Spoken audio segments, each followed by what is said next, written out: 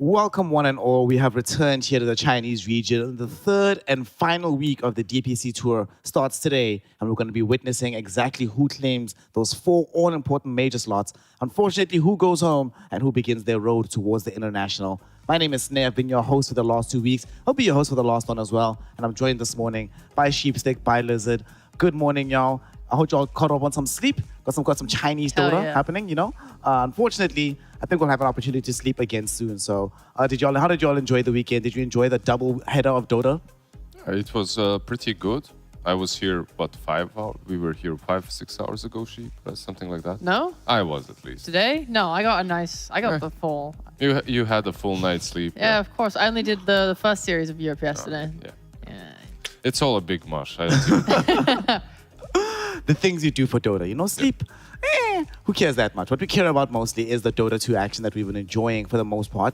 And if you've missed out on what we've been cooking here in the studio, the last weekend we had a whole lot of Dota happening. And of course on Sunday, we had the triple header, 3 series back to back to back.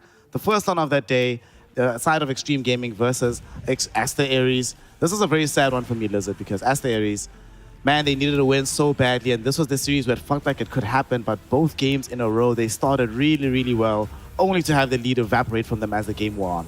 Yeah, you can start off the game well, you need to finish it well as well. They didn't manage to. They got countered quite hard by the Grimstroke pick. It was somewhat of a perfect pick into the Pango, into Diaba. Just made illusions of that stupid dead guy on a horse, and he couldn't really do a lot. The Radiance was burning, the AC as well, so yeah, he literally turned them against themselves. And this is just like, it feels exactly the same as Tour 1. How many games did we watch Aster Aries and go like, oh, all the games are so competitive, like they're not that bad, and then they get relegated, or quote unquote relegated bans, because they just suck at ending games. Yeah, and unfortunately, it was a happy occurrence to see the Abaddon emerge finally in China. We've seen it here and there in a couple of other regions. Of course, instantly counterpicked by the Grimstroke, and we get to see why Kaka's in the team. He was probably the one that made the call. That's like, yo, give me Grimstroke, I'm gonna wreck this entire game. Rushes the Aghanim Scepter. In the second game, yet again, Kaka pulling through with the Kaka Lion, a young classic. I feel really bad for White Album because the game didn't start necessarily that well for him, and it only gets worse and worse playing up against a hyper-aggressive Kaka Lion. Yeah, it's not only Kaka Lion that was hyper-aggressive. Like, this whole game was them just playing way too fast. They turned it up a notch from game 1, and they just quickly ended Aster Aries. Like, as you can see, this is what minute? I see a 4 there. I can't recall having 40 minutes in this one, but okay, sure. To be fair, the game was kind of over well in advance of that. All the fights that were taking from Aries weren't going well, and we saw Extreme Gaming able to notch a 2-0 there. The next series we had that day, Vici Gaming versus IG, the cat meta. Turns out the cat buff is a real thing here, Sheep, because if you have it in the room, suddenly IG looking like a very, very solid team. Why didn't they have the cat stuck in the curtains on day 1? Dude, you're so right. That cat was the highlight of the entire series, to be honest. Nothing else was worth watching. No, I'm just kidding. IG played pretty nicely, especially in this game 1. We were kind of debating in the draft of like, oh yeah, they have like aggressive heroes in VG. They can fight here. They have ideas. But IG were playing around with this Marcy, like putting it onto support, and for the next game, they were kind of playing with the mind games a little bit in the drafting, and making it just hard to play into. I think they had really good ideas and they executed them really well.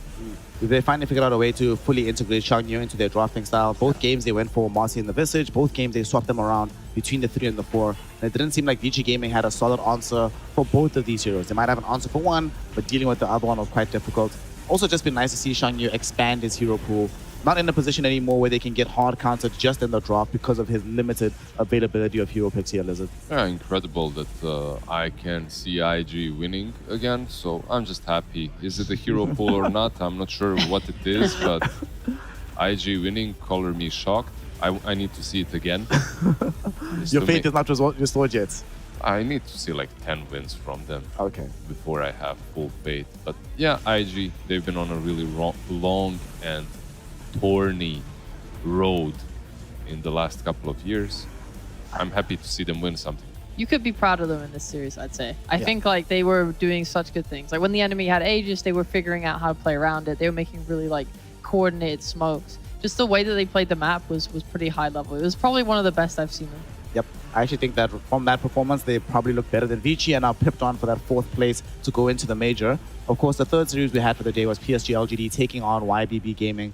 There is cause to be proud of YBB as well because we did see them genuinely and truly playing into PSG LGD. And LGD, I don't know what to do about this team. They can pick whatever they want, look very solid. Even if they're playing from extreme disadvantages, they still find a way to come up back on top. It must be very frustrating to be in this position, especially for a team like YBB who are not just in need of a win to keep like hopes of going to the major alive, keep the hopes of staying in Tour 1 alive, but just for them as a roster, they kind of need to build momentum and know that they're a Div 1 team and not just a stack that's good in Div 2, but then gets immediately bounced back in from Div 1.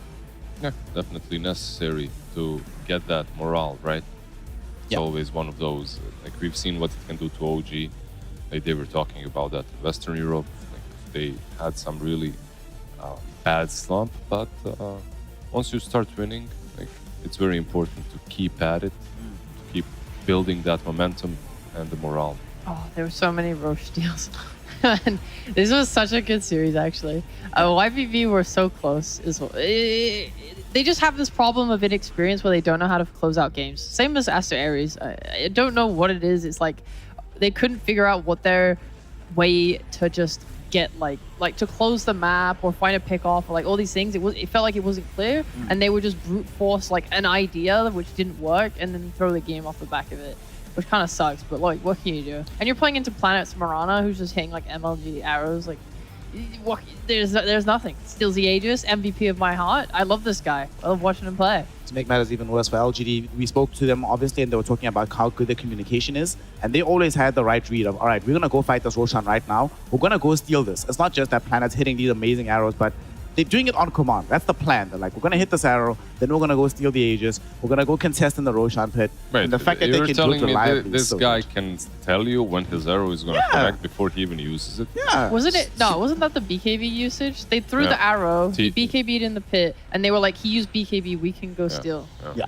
I But believe. interesting snare. Like I'll talk to Planet. I want to learn about this new particular skill of 100% arrow connection when you call for it. Yeah, he's like, guys, don't worry, I'm gonna hit this arrow. Some of the arrows in that game looked like, I don't even know how it's possible to be able to land those reliably, but the fact that he could do so is just incredible. So PSG LGD sitting at the top of the leaderboard, quite pretty, with 8 wins in a row, 4 overall series being won for themselves. The same for Team Aster, Extreme Gaming coming in right behind them, 4-1. They know for a fact that no matter what, they cannot take #1 seed in this particular leaderboard. We'll see what happens, of course, as time goes on. And then leading up the pack, we have IG, we have VG, YBB, Aster Aries, and outsiders from China at the very, very bottom. Of course, Team Aster will be playing up against YBB Gaming later on today. And interestingly enough here, Sheep, if they win this game, guaranteed major, no matter what.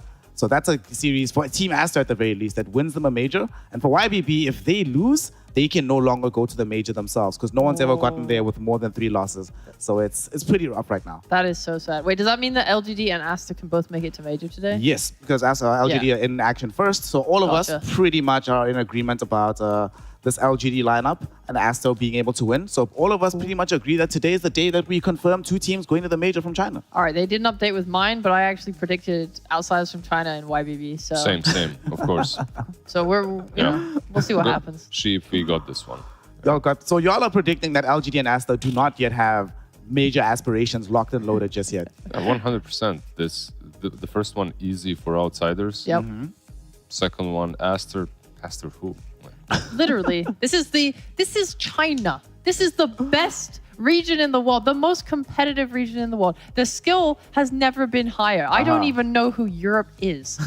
I am so excited for a day of upsets. And by upsets, I mean equal skill, because obviously outsiders from China deserve to be in Div 1. They deserve not just to be in Div 1, they deserve to be at the major, the best team in the world. So true. We'll see if they're able to live up to the billing of my panel right now because they're going to be in action here against PSG LGD. The first draft is underway between these 2 squads. PSG LGD, they have an option to try and expand their hero and drafting pool because what we saw from them yesterday, they had a lot of weird and bombastic ideas, just throwing them towards the wall, seeing what sticks. Outside of China, they have to be the ones that sort of draft a lot better, try play a lot better. It's gotten more interesting because they go for this first pick Enchantress.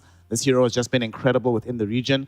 And Lizard, you have a chance to see the planet Marana again because LGD respond with the Marana Primal Beast. Snare, if he doesn't land every single arrow, me and you, we're gonna have a long talk. Oh gosh. It is. I've been promised some great things. Yes, sir. I want to see that arrow. I want to see that /AA 100%. All right, I'm The done. creeps count as well, obviously. Enchantress's creeps.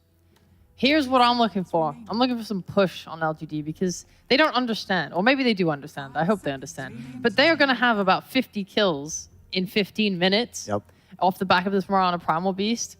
And they're going to need to find ways to transform that into objectives. These other players on the other teams, they understand. They've been taking tier 2 towers at 9 minutes multiple times now against outsiders from China. So you know you have the capability to do it. So you got to make sure you have the heroes that allow that. Okay? No, I mean, or they could just get 100 kills and then feel like ending the game. I really don't know what angle LGD are going for. I like their drafts in their YBB series. They were playing with the Wraith King, the Dazzle, the Bloodseekers. We saw some Clinkses, some Axes.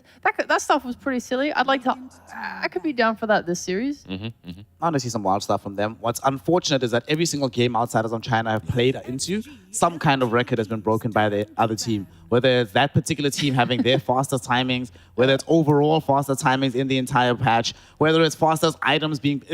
Something will always happen that's particularly special. And unfortunately, outsiders of China are always on the receiving end of it. And talk to me about this hero here, Lizard. This 8th pick Ember Spirit.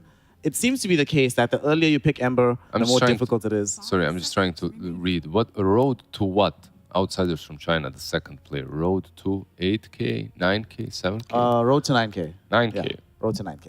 Okay, so that means he's 8K. It's not that bad. Yeah. Like, overall, outsiders from China obviously were a different squad, right? Before they qualified for Division 1.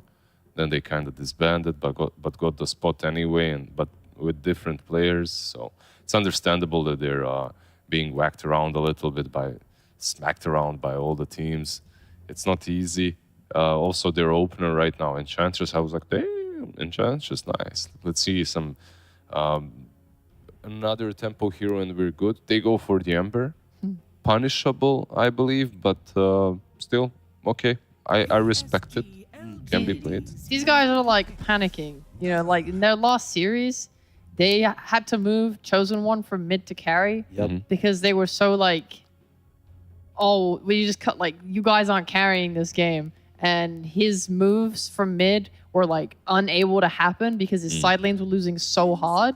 So they shoved like Cry mid. They're like, okay, you just take that. And then they look, you know, at like 8 minutes or something. And their mid-player Cry is just like chasing after a Rubik with Tranquil Boots, trying to kill him until he eventually just runs into 4 heroes and dies. And you have to realize there's nothing that's going to help you, Chosen One. You're going to have to 1v9 from one lane. So pick where you feel most comfortable and try your goddamn best. You know what's crazy good against Ember mid? Like, Huskar. literally broken. Like, it's actually already picked Dazzle. Yeah. If you're that, like, if you want to have some fun and also just crush his lane, you put that Dazzle mid. Like, Ember literally cannot play into the hero. So. Bro, you should have seen Setsu's Oracle mid against this That was team. really That cool. was awesome. Yeah. There you go. It was so good that they forced Bad Rider to end up playing 4 in that game. Go like, we don't have any faith in this hero anymore. It was really, really rough series there for the side of outsiders of China. So far, though, with this Ember Spirit, it's still, well, there's a Dazzle, right? It could go mid. There's a possibility of it. And with a PSG LGD, you have a player like Nothing to Say who can play anything in the mid lane pretty much. So they have that option. Yep. I like the fact that PSG LGD have shown this Dazzle beforehand, so they've shown that they have the capability of playing this. They have some faith in it. They went Dazzle Wraith King last time around. I don't know if that's necessarily the option here. That was into Doom, so probably not going to pick that again. Yeah. At the same time, like, you're playing versus a team that's in Division 1, I think some respect is required, even though they're not really performing well. They're losing 15, 16-minute games. It feels really bad to be on a team and to see that someone is picking random stuff against you. Has happened, by the way, have felt it. not a great There's sensation. so many sad stories about But, just having as a player. it fills you with like a will to win even harder. So maybe we see an upset from Did the lowest. Did the will to win help you when Yeah, that it did, happened? it did. Holy Hey, shit! there we go. That's good. Nice. Yeah, it was like back in the day when teams were still building their names and stuff, and you match up against some secret 1.0, right? Like it happened. But let's see, outsiders right now, they need some offlane and some carry. Yeah. Round it up, boys. Let's go. So Death Prophet has gone from them. I would have preferred if they picked the Death Prophet earlier. Some of their better games have come with the Zero. The Tiny, of course, has been their best game where they had that in the mid lane for Chosen One. Even ended up winning a couple of laning phases with that hero. Yeah. So if they can't go back for that because Ember's already in the pool, they go Morphling. Yikes! They did this again. Yeah, they did this the other day. It didn't really work out for them. Okay, so that Morphling lane, I think it went okay for them. Like, I don't think he hardcore fed or anything. But the problem is you're still playing Morphling. You need your team to give you the space of at least 20 minutes. It's like you can even try and get involved and play with your 6 and whatever. I don't know, get into some team fights. But Morphling is just not. He does need some space. Yeah. And your off lane is definitely losing their lane really bad. Your mid seems like a bit of a clown from last series, from what I saw. So I do not think you can rely on them and pick something like a Morphling. I think you either need to pick something that like shits on its lane, like, you know, say you pick some Huskar from safe lane, and you own so hard you can snowball that into something else, or like just some hero that can 1v9, you know, kind of around like 20 to 25 minutes. Not like this Morphling that wants to get to 30 minutes. We haven't even seen a 30-minute outsider from China game. Here comes the Axe. Yeah. Okay, so Axe and Primal, both of these should be cores, right? Most likely Axe offlane and Primal mid. You put the Primal into the Ember. By the way, Morphling as well does make some sense why they're picking it. Perhaps it won't be the best performance from them, right? Like as history has taught us so far. But you have an Ember. PSG LGD could easily pick up the Morph and just dominate that lane and the game. So you're stealing that away from them as well. It does make sense why they picked it, but overall, yeah. If you guys are saying it's going to be rough, I haven't witnessed any outsiders he so doesn't far. know Pepe left. To be fair, I don't one know. of the few games that we saw Cry not completely lose the laning phase, right? It went okay Yeah. when he was playing in the safe lane, was when he was playing Morph. That particular game, he was not necessarily the issue. They just got dominated elsewhere. Also, Shiro is... I think he's regarded as the best Morphling in the region right now. Right now, of all the players that are left, yeah. Yeah. Even before, like when all the players were still playing, when Ame was still in, even back then, when Shiro was playing for some lesser tier teams, like even back then, everyone would call him Morph God. Yeah, his So- Morphling has always been very good. Yeah. He's really, really strong at this Morphling. Like you say, he steals it away. He has to play a different hero now. Now it's all about which option is good for the Morphling, or into the Morphling matchup, rather, for PSG LGD. Outsiders of China, of course, have to reveal their hand first. So, Sheep, you have not been very hot on our intrepid offlaner Leng Yao. So what would make sense for you to pick here for him that will make the laning phase a little bit easier so he doesn't get bodied in the game? Well, he doesn't get the choice because he's getting counterpicked. Unlucky. The problem with outsiders is they never really play around the lane pulling and shenanigans like that. They always try and play lane straight up, and then they just get like owned. Because they're just not as good at like lossing and stuff. You know, these pro teams, they'll hit the creeps together with both heroes, you know, and deny things, and they'll punish anytime you step out of position. Whereas outsiders, they just kind of like wander around, try and find things that they want to do, feed a few times. I didn't. Like him. All right. Okay. There's some catch on LGD already. You have the Axe, the Primal Beast as well for all the minions, the Nirvana for, let's say, a Helm of Dominator at the same time. Maybe they needed something different on outsiders. I was thinking more of control, frontliner, right? But they go with the Lycan. It's still okay if they can play the tempo, if they can play fast enough, like 4+ Morphling. Look, I'm coming from a place. Listen, everything I'm saying, I didn't watch them before, right? Okay. So chat. Which is a good thing. You know, you're coming fresh It's fine, into you're this, coming right? fresh. You're I'm allowed still to not have hope until you watch this game. It's fine. I have hope. I can see them play the draft out. Like the draft isn't unplayable. Yeah. The only issue is that because they have the counter pick, we go for the Terrorblade at the very end here. So we haven't actually seen TB be that successful in the region. I don't think he's notched up a win just yet. He's gonna get one today. Let's go. No. So TV for Shiro, I mean, this is one of these heroes that you can often play into the Morphling, right? If you play fast enough, you don't really care about his Aghanim's timing on the Morph. You just sort of rinse the game. You're controlling the entire map. They have some Roshan taking objectives right now. They have a big ultimate they can play around. Well, meta is kind of an ultimate with this hero. When you look at this drop sheep, firstly, what does the lane look like for you? Is this going to be another situation where the off lane goes really, really poorly? Can I ask a question first? Like into TP doesn't seem that bad. No, you should look at who's playing the heroes. Let's see. NT has Primal Beast, Planet Marana. No, I'm talking about outsiders. Oh, dummy. It's oh. Chosen One Lycan. Chosen One Lycan? Lycan? Cry Ember Spirit. So who the hell is the offlaner?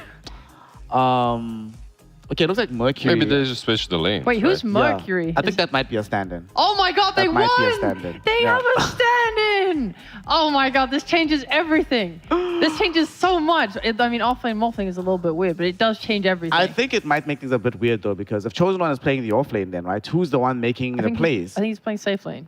And it's a... Safe lane Lycan? While Oh. Morphling's in the team? Yeah, I would assume so.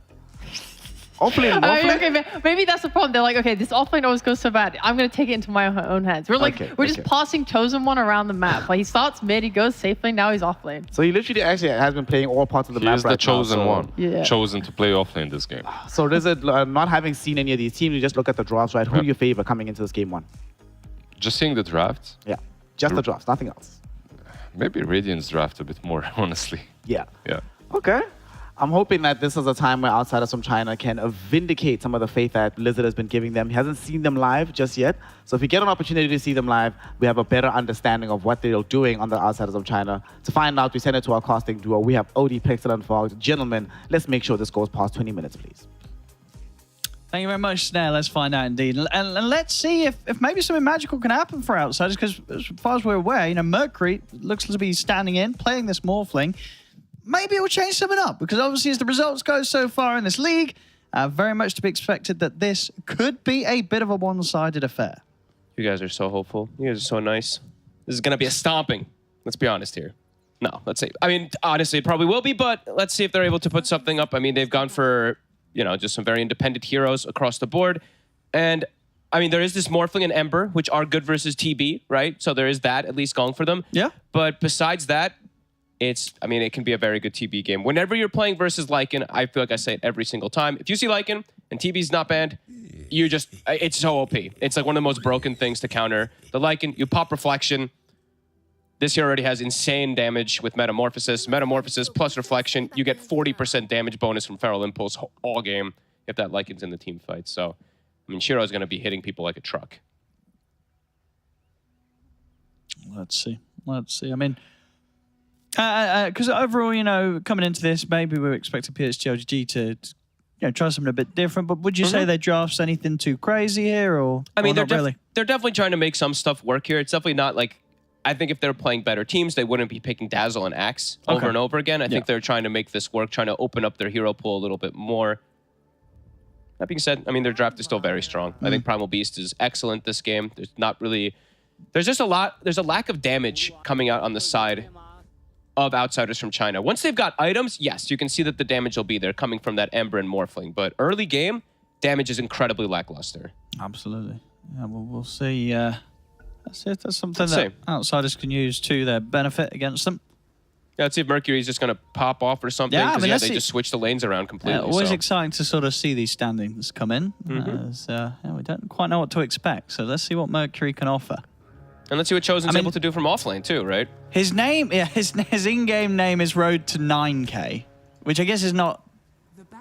Is Not that the highest MMR. What do you think? Is it like an ironic name? Like, is he going down in MMR? Oh, no, Lycan. Goodbye. It's going to be your first blood. And we'll go to Why You Smile. The poison touch actually got the last hit when the 2 heroes are hitting him. Okay. I don't know, right? Is that an ironic road? I was going to say, is he losing MMR is he or like gaining? 10K and he's losing, so Yeah. he's like Road to 9K? That's Or what is I'm that like thinking. a serious name? He's 8K and he's like grinding up. Because if he's 8K to 9K, that nowadays, that what rank would that be on the board? So that's like. It's pretty low, especially in like the China So region. I think and stuff he's like got to be around kind of the high 9K MMR. Or no, yeah, he probably is in the 10K bracket, and it's an ironic name about losing games. Let me see if I can find anything about him. In the meantime, mid, we see nothing to say. Got 3 denies on the first wave. Pretty impressive. Ember has been seen a bit as a counter pick for Primal Beast inside the laning phase. And even in the game, you have always good ways to be able to stop the charge. But, I mean, nothing to say super comfortable on this hero. And, I mean, honestly, let's be real. He's one of the best mid laners in the world. Yeah. So Cry always is going to be able to have to struggle in this matchup, no matter what heroes it was. Oh, Dude, you jinxed him. You said the best mid lane in the God. world. He just missed 3 CS under tower. Well, he got 3 denies, so good for him. All right, there you go. There we go. The classic caster curse there. Whoopsie. Top. Big damage. This is a tough lane. The Lycan lane is already going to be very difficult playing versus the Terrorblade in general. He has a Rubik backing him up, which isn't the strongest laner overall. Sure, it's been buffed and people are looking at it as a very strong laner, but playing versus Dazzle, it's not easy. Dazzle, TB, these two are definitely going to be able to bring the pressure. And constant kill pressure. Like, Metamorphosis is up, Reflection's up in a second, too. They could just go again. I can't believe this Rubik is stepping up. He's insane.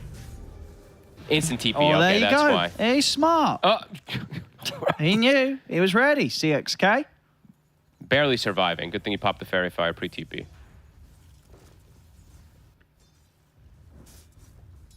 And bottom should be a bit of a slower start, I would say, for Zeal, though. Playing versus the Morphling and Enchantress, so this is a pretty strong lane.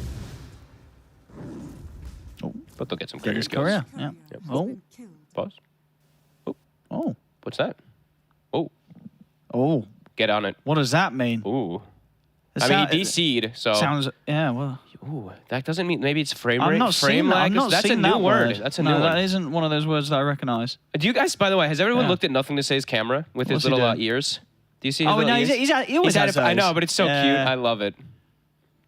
Oh, no. This is not translating, so I'm afraid. Oh, that's a different build, too. Nothing to Say is Yeah. actually put 2 points in Onslaught instead of the second point in the Trample. I usually just see the 1-2 build. Cool. I guess he's just going to use it to secure last hits. Yeah, I can't get a translation on this. So You can't? No. It might be sort of, maybe he spelt it in like a casual way or something. It's not Let's see. exactly. Yeah, give it a Google. Oh, my God, Mike. You know who's so using something does come up. Someone was... You know what? Kezu was using this computer before. It's in German again. Kezu. Every time I go up on the computer and Kezu used it. Damn it. Okay, well, no, I found it. It's the name of like an online shopping brand. It's some sort of website. I don't know.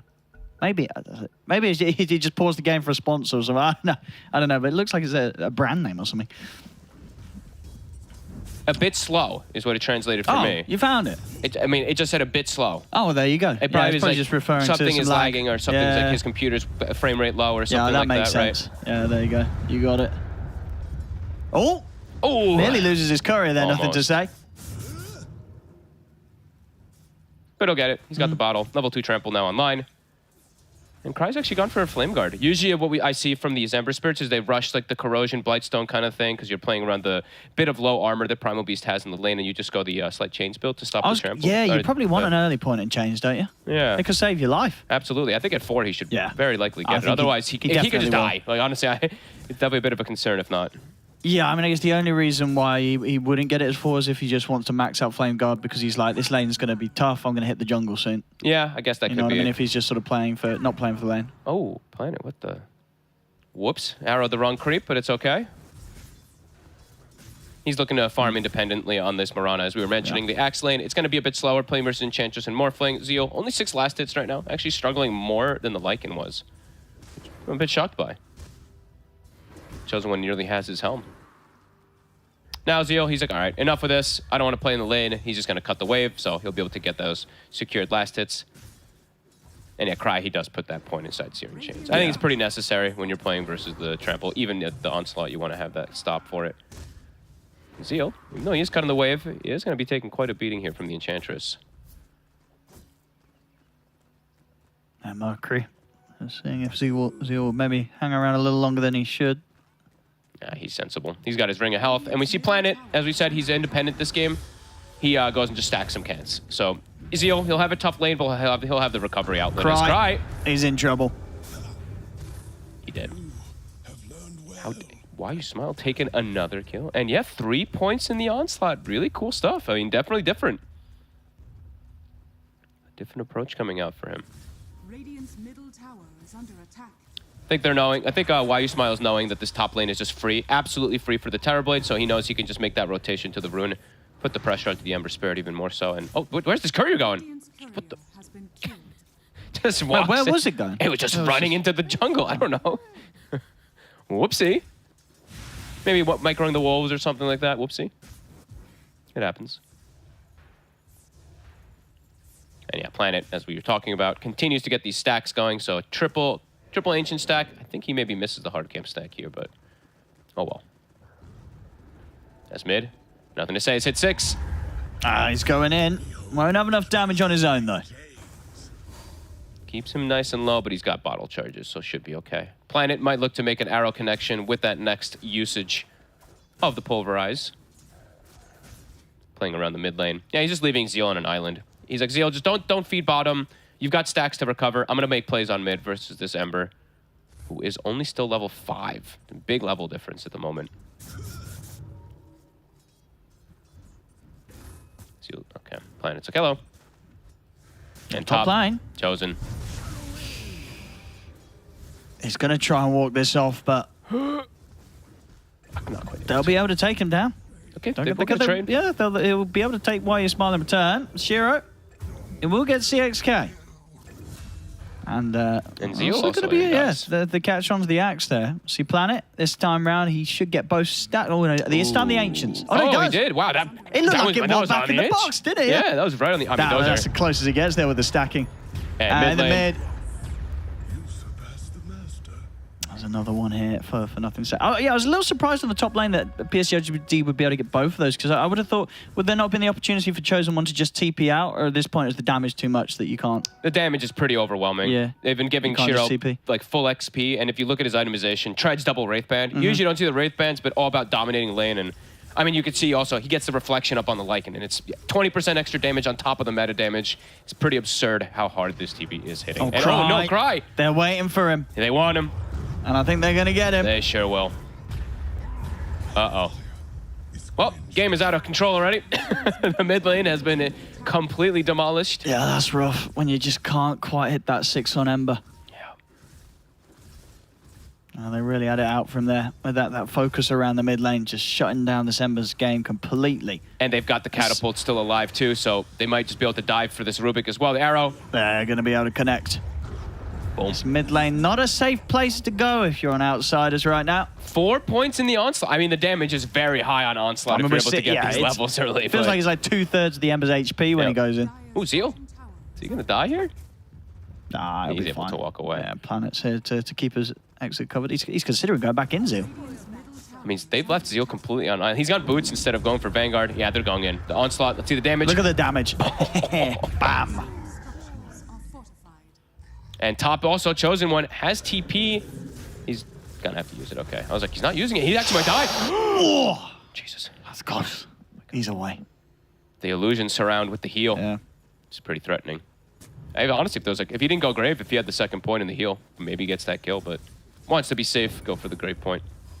It's a sensible man. Middle tower is under attack. And a tremendous, I mean, these stacks, oh, and these are absolutely massive.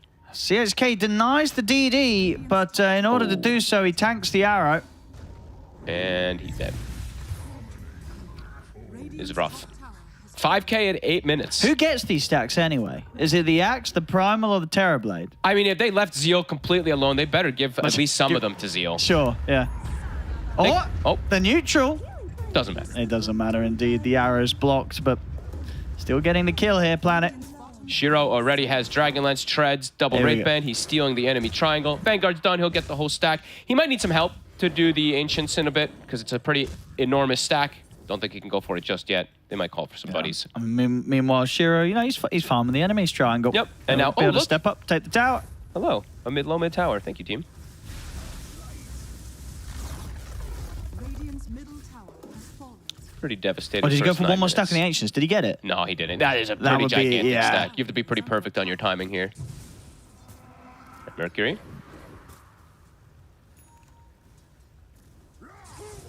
Get him with the call. He knows they don't have the damage. But now there's a I rotation. mean, Primal Beast could go in on him. Yeah, they definitely will have the damage when the Primal's there.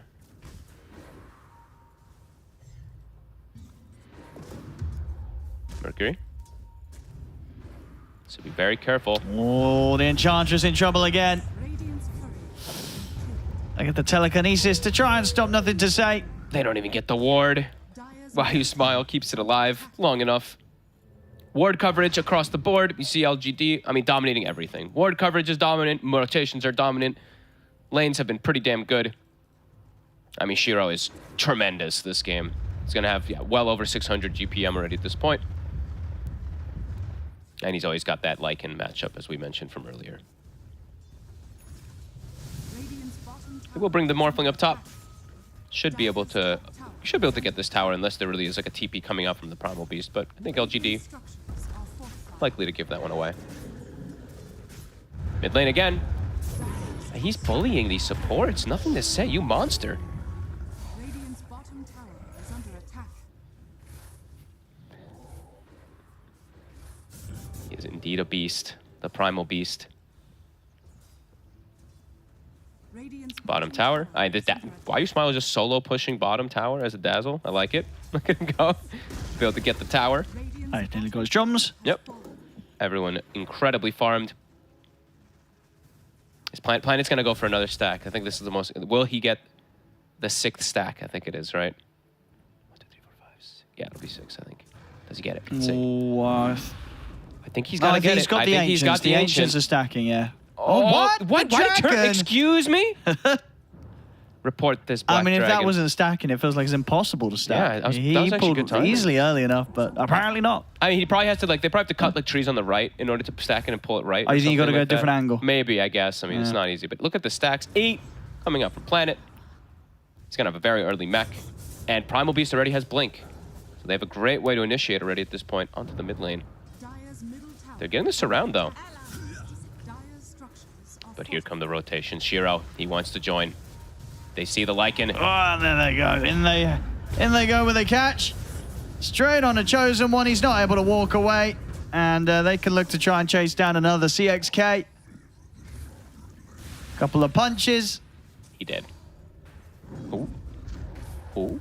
Oh, Okay, he did. that blinks back up. Dire's middle tower has been denied. Tried to go for this push, but yeah, even the Tower Blade shows up. They'll get the tower deny. TB pops the reflection onto that Lycan instantly, and 11th. I mean, yeah, it's the usual that we've expected. 11,000 at 12 minutes. Continuing to take Ancients as well, too. Applying pressure on every single front of the map. Cry is about to be surpassed by the Mirana. And speaking of Cry, the Blinks. Got the catch onto him. And following up with the ult. There's nowhere to jump to. Zeal with the dunk. And Planet, here we go. Planet has now surpassed the Ember Spirit. This Mirana, with all those stacks, that gold that he's been able to get. 207 as well. The usual devastation that we've seen. Radiant's bottom tower is under attack. Nothing to say. It's just, he's just, Gonna try for more. it's a free game for Oh, NTS. no. We see the shard already queued up for the axe. A little bit of fun. Zeal wants to change it up a bit, try some stuff out. All right, look at this. They're just so quick on their rotations. Look at Mercury top. Oh, no. See ya. Morphling. Oh, Under attack. Is he I gonna, guess. he's Arrow is. out. Oh, Arrow is cooldown still. He's gonna live. They're killing too fast. Arrow is still cooldown from earlier. Dire's bottom tower is under I'm attack. surprised he actually survives there, though. No space for them to farm on the map, though. He goes to look at the triangle for a second on this Morphling, and he's just like, oh, God. 3 heroes instantly there. Radiant's bottom 17 to 2. tower is under attack. Almost a Manta finished up for Shiro. Supports are still level 5. They can't even do anything to help out these cores that are struggling, because they're struggling even more so. I can't believe the Rubik still hasn't even hit 6. They're gonna smoke, they're gonna look for something, but LGD is just, they're right there waiting for it. Dire's bottom tower is under attack. And very lackluster in damage, as we've said What? for a while. Whoop, They're hello. gonna find the Primal Beast hiding in the trees. He's more than happy to fight them. He's gonna be able to grab the Morphling. Mercury having to waveform out of this. Zeal, 2 seconds on call. Under attack. They'll get this poor Enchantress. They the don't dunk. even need the call, just the dunk from the Moonlight Shadow. Zeal. Oh, the stolen dunk. They have get, it. they get the call on a Cry. End of the arrow. Coming crashing across here. The Primal Beast. Nothing to say. Able to make sure they take down the Ember once again. Nothing to say once more. He's got Arcane Rune. Radiant's Blink in 2 seconds. They're going in the base. I mean, they will dive They this. do not Yeah, care. they absolutely have nothing to fear right now. Godlike here at 14 minutes. He's literally killing everything. 9-0 and 8. Radiant's middle Even cutting the top wave. They're going high ground at 14 minutes. I mean, there's no way that they can even stop this push. Radiant structure. A glyph, perhaps. That's their biggest thing to be able to do it. And the jump forward, though. Oh, he's in again. That's under tier 4s. They'll still get it done. Yeah, he's fine. Speed running the game. Pass off a salve even to nothing to say. He'll cut the top wave again. So even the Morphling's pressure can't even touch the tier 2 top. And yeah, there's a Rax to fall already. GG. They'll call it. There we go. 15-minute GG here in game 1. 21-2. It was expected. It sure It was was. going to be a tough day in the office here for outsiders from China.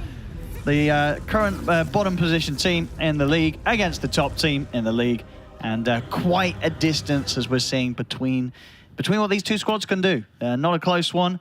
And I guess we can kind of hope the game 2 will be a little closer, but there's a high chance that it may just look the same as this. Yeah, I mean, nothing to say. Feels like he's like almost like 1v5ing kind of in a way. Gets a little bit of help from some rotations and stuff like that, but this is the Primal Beast show. He just literally killed everybody in every single lane over and over again. TB gets the free farm in the top lane, makes easy rotations, gets towers, they stack perfectly. It's an easy game for LGD. It is. And, well, maybe we'll get to see at least something fun for PSG LGD in game 2? Or you think they might just run like this Axe Dazzle again? They seem to like... You feel that they're like doing it in these matchups where they feel that they've got the upper hand? I mean, maybe Bit of fun. maybe Zio is also saying like, Yeah. guys, can I get involved? I want to play the game a little bit. I'm just some Okay. axe that's sitting there like struggling, and then I'm just stacking some camps and Sure. killing them, and then I'm like, what's happening? So yeah, probably easy 2-0, but let's see if they do go for some more fun heroes. Yeah, let's see. Let's see what outsiders want to try instead. Of course, you know, we're getting Mercury playing, standing in. Didn't really get a chance to play his game of how quickly this one collapsed on the Morphling. Maybe they'll be able to put him on something that's able to be a bit more active earlier. So might have a bit of a better shot of maybe holding back LGD a little longer than the 15 minutes that they were able to take them down this game. As game 1, it's PSG LGDs. Game 1 belongs to PSG LGD. Yet again, outsiders from China find themselves on the receiving end of broken records. Fastest game right now, not just in China, but throughout the entire region. Within our region, fewest kills picked up in a map. And for PSG LGD, just sheer and utter domination. They made it look too easy, Lizard. No, were they just chilling. didn't. Come on. Like, I don't know what you got. By the way, if I stand here, I look like I have wings. Nice talker. Nice. Hey. Paste. Anyways, yeah, like it wasn't. Look, it was the fastest game, but it was the fastest because they GG'd out. Like they could have continued playing, defended the base. They It could have was defended the base. defended the This base. guy just said they could have defended the base. They could have defended the Lamau. base, the high ground. They had Rubik, they had Ange. Those two heroes were dead because they tried to defend the base. The high ground could have been defended. I stand behind that. Just like they could have stood their ground on the high ground, but they didn't. They decided to GG out, which is also respectful. Go next, you know, see how it goes. I can see why you guys are 100% certain. Look, I was 100% certain that OFC are going to lose as well, but... Not like this. He didn't know. No. It's I okay. actually thought the way you guys painted it, I thought it was going to be way worse. It was was. worse. No, How hold is on, this hold on. good? It's not. I'm not It saying was a it's. 15-minute GG. I'm not saying it's amazing. It's bad, but it's not like everyone is 0-6 in the laning stage, like every single hero, you know. I see. Because I remember playing qualifiers versus teams like I don't know. You play open qualifier and Sheepo gets to play against you, you know, Nom, like nom. with her team. And then there's nothing you can do. You just Game's nom over. nom every Yeah. single lane. You just go nom. To be fair about this team, right? This was a very harsh game for them here, Sheep. But there were some improvements based on what we've seen from them normally, right? Cry didn't do too terribly in the mid lane up against nothing to say, at least up until the level 5, level 6 mark. They took 2 tier 1 towers, which matches their record that they set up against VG Gaming, which they were only able to do once beforehand. So there were towers taken. They weren't like completely getting dumpstered in the lanes. The offlane for Chosen One did not go 0-4. That was the one big weakness beforehand. We saw Liang Now often getting completely demolished on that side of the map. So although they lost the game very quickly, although they got very few kills, there were actually some improvements for this team. Okay. fine. If you want me to cope this hard, okay, fine. I'll do it. Hold on. Let me just role play as an idiot. Yes, outsiders from China, they've really improved now. I think that with the stand-in, they really stand a shot of making it out of laning stage if they keep improving. You know, they picked some strong laners between Rubik and Enchantress that really enabled their cores to actually hit a couple of creeps. This Lycan took his tier 1 tower, which was very impressive. I like the way that he summoned his wolves to take the tower. And yeah, Mercury, a big step up from the player that he replaced, who was, you know, this guy maybe road to 9k MMR. I think that guy was like road to 7k or something. He was pretty, I mean, you know, he was bad. So this is, he didn't die on Morphling. That's pretty good. If he can not die next game, maybe they stand a chance of winning. Wow, that was an impassioned performance. Well done. I could see you had to dig deep for that one. Like, you had to find some parts of yourself. Like, where's that inner goodness? I gotta just drag realized it out. both of you Feel have it. necklaces. I need a necklace as well. Oh, necklace. It looks pretty cool. Yeah. Thanks, it's from Naruto. Did you get that I necklace? hate back, it. Take that back. Suddenly it's just like, oh, well, we're going to take it back. What do we make of the draw from LGD, though? Obviously, we know they won, right? Yeah. Do we actually have confidence in what they're doing with this Dazzle plus Hero with summons and then Axe from the off lane? Because this is now the second time that they've done it. When they did it yesterday, we were like, well, or the last day out, sorry. There was some conversation about whether or not they legitimately believe this is good or are they trying out new stuff. It seems to be that we still can't answer that yet, right? Because of the skill gap between them and outsiders. But what do you make of it, Lizard? Overall, if this was a Can't- normal game, how would you feel? Like you just said, you can't really read anything out of the first game that we just saw because it's just anything would work versus outsiders. So Dazzle and Axe, like historically, it has been a good combo. It has worked. Then you combo it with an illusion-based hero, sure. At the same time, he's out of the meta for a reason. He only gets picked up here and there because of his shard when you need that hex. But well, we'll see. Maybe when they play against someone strong. It was okay against YBB. I kind of liked it in the game because it was with like some Wraith King, and you let him live for longer. Like between all of his respawns and stuff, your carry is like living for an extraordinary amount of time. It's like the ideas are there. It's cool. I would prefer if they just like ran some new random shit in this series because you're not testing your strats here. Pick Meepo. Yes. Can we see Meepo, please? Yes. Yes. Maybe what they're going to do is just say, hey, NCS, what do you want to play? You want to play Primal Beast Light, man? First they- pick Primal Beast. There you go. Take it. If they ask him, what do you want to play? He's going to pick Tinker. Like that's happening. Dude, that would be fun for him. I'm sure. Oh, now I'm wondering, would they be able to win, and how fast would it be if they first pick Tinker? Overall pick. That's what I want to see. He takes a bit of time, though, right?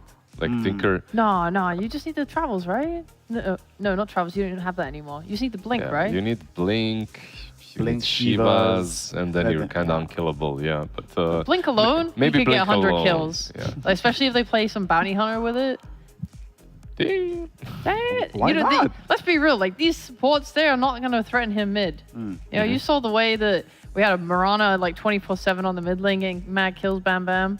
They're not going to do that on outsiders from China. You can do whatever your heart desires. By the way, I didn't see 100% arrow accuracy. Did you by see the an way. arrow miss? I did see a couple of arrows missed. Which ones? When?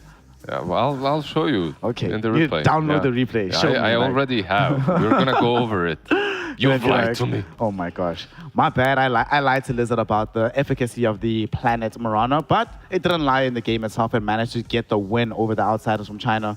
Now the ball is in their court for the outsiders, but for PSG LGD, they are one game away from guaranteeing a slot at the Berlin Major. Should they win this game, they'll be 5-0 in the group, 100% chance of going to the Major. We'll find out if they have what it takes.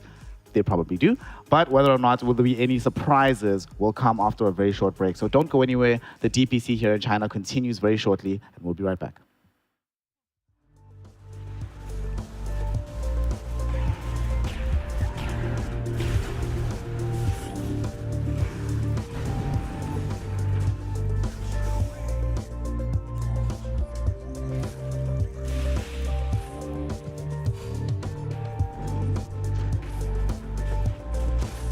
Dire's middle tower is being shut down.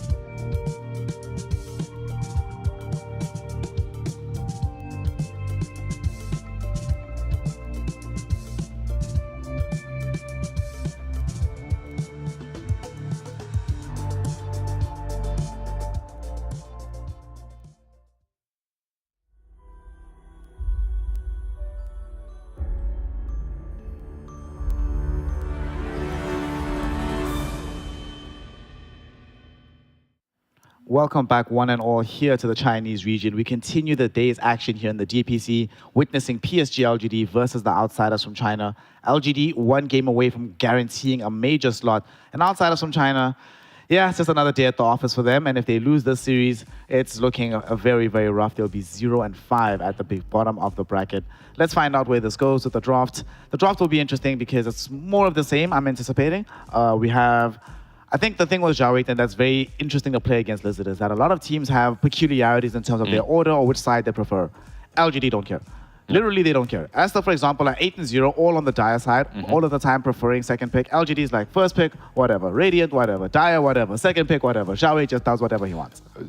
He should actually like use a series like this one to pick some random stuff, like for sure. I feel like why would you pick the same things that you always are picking when this series it's a gift? It's like pick a meepo, pick an Arc Warden, Yeah. pick something disgusting, Yeah. so that teams that will play against you in the future, you know, while they're preparing, they see, oh, they played meepo, oh, they played Tinker. Gotta think about that, you know. Like, Yeah, I'm sure they're going to think about it. They're not going to click on the actual hero and see what the game was for any level of context. no. They're just going to ban it straight up. Look. When you're preparing and you're going through like 20, 30 games, Yep. You're not going to click on all But of them. that- you're not gonna click You're on not all of going to them, click yeah. on your Wraith King, maybe, Yeah. or your like Clockwork, but you're going to click on the Meepo. Probably. That's Yeah. pretty yeah, but you're right. They should pick it. I mean, you were saying that you want them to do something exciting, right? All the teams that Yes. we've seen come up against them have either gone for a very fast lineup or done something different. Yeah. Well, this is something different from PSG LGD. They have not gone in for this Abaddon before. And because it's LGD, they could be playing Probably this in gonna the be 5 core. position, or it could be a core. Yeah. They can do whatever with this. They are playing on Radiant side with the first pick, and Outsiders have Dire's second pick here. Oh, I have a point on that when you were asking Lizard about it.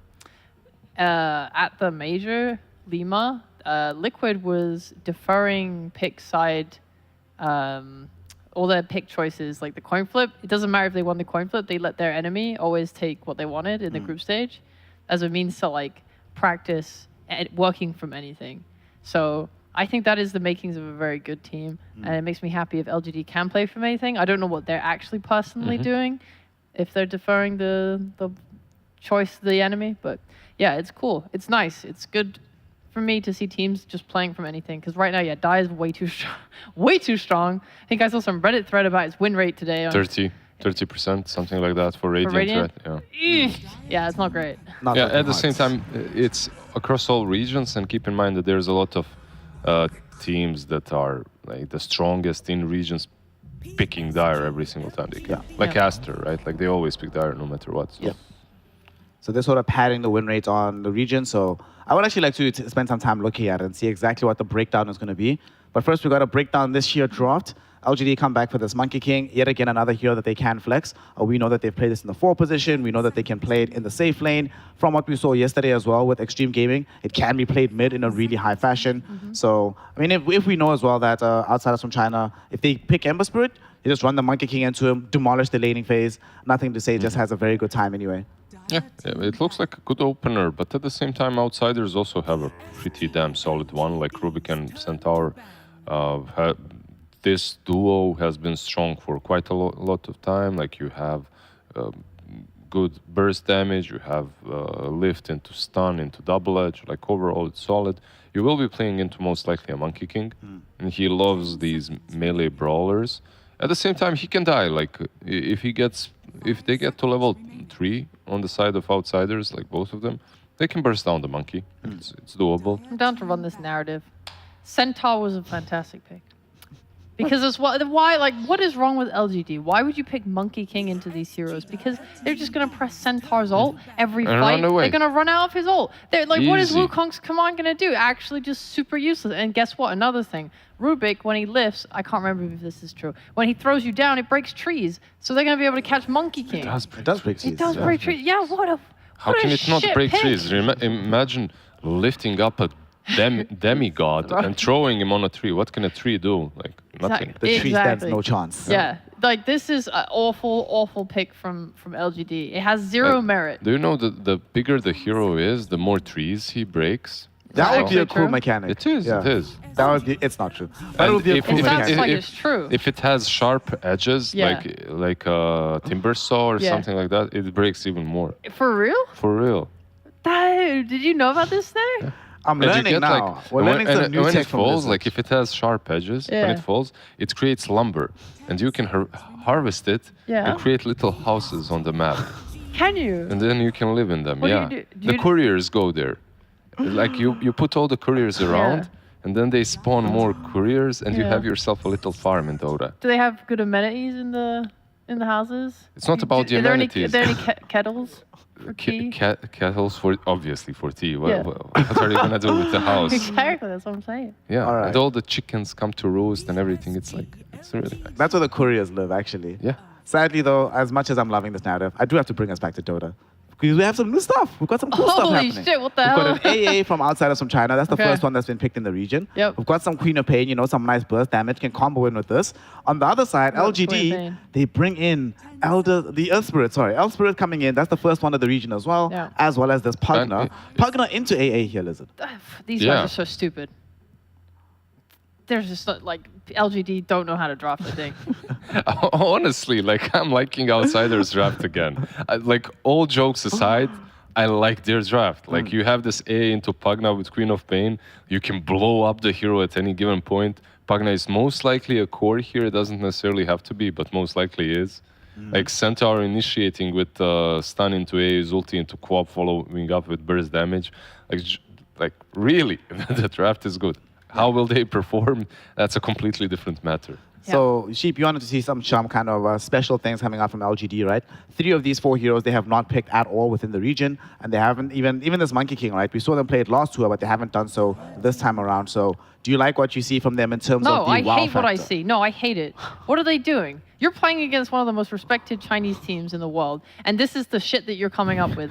Pugna into AA. Like, what the actual hell? Not only that, you're playing into a Rubik's. You're giving him the heal when you yourselves didn't pick AA. Like, if you're going to pick Pugna, you have to pick AA with it so that your enemy can't take it. You can't pick it in this situation. It's Right? Yeah. so bad. And then you pick Earth Spirit, one of the lowest win rate pos 4s in the game. Like, bro, you have Clockwork, you have Tiny, you have Tusk, and you choose Earth Spirit? What on God's green earth are you doing with your So draft? we're going to game 3 then, right? Of course Game we're three going to guaranteed. game 3. Nice, It's nice. impossible to win. You know what's going to happen? He's going to roll on Quap. She's just going to blink away. And you're going to be like, oh, nice one, dumbass. Nice rotation. God, go back to your side lane and lose there instead. Or they'll press R on Centaur and they all just run away from this Earth Spirit, right? So true, exactly. Like, it's just a terrible, terrible draft. To be fair, though, How Lizard, exactly are they laning this, to be fair now? Plus one, 3 melee heroes? What are they doing?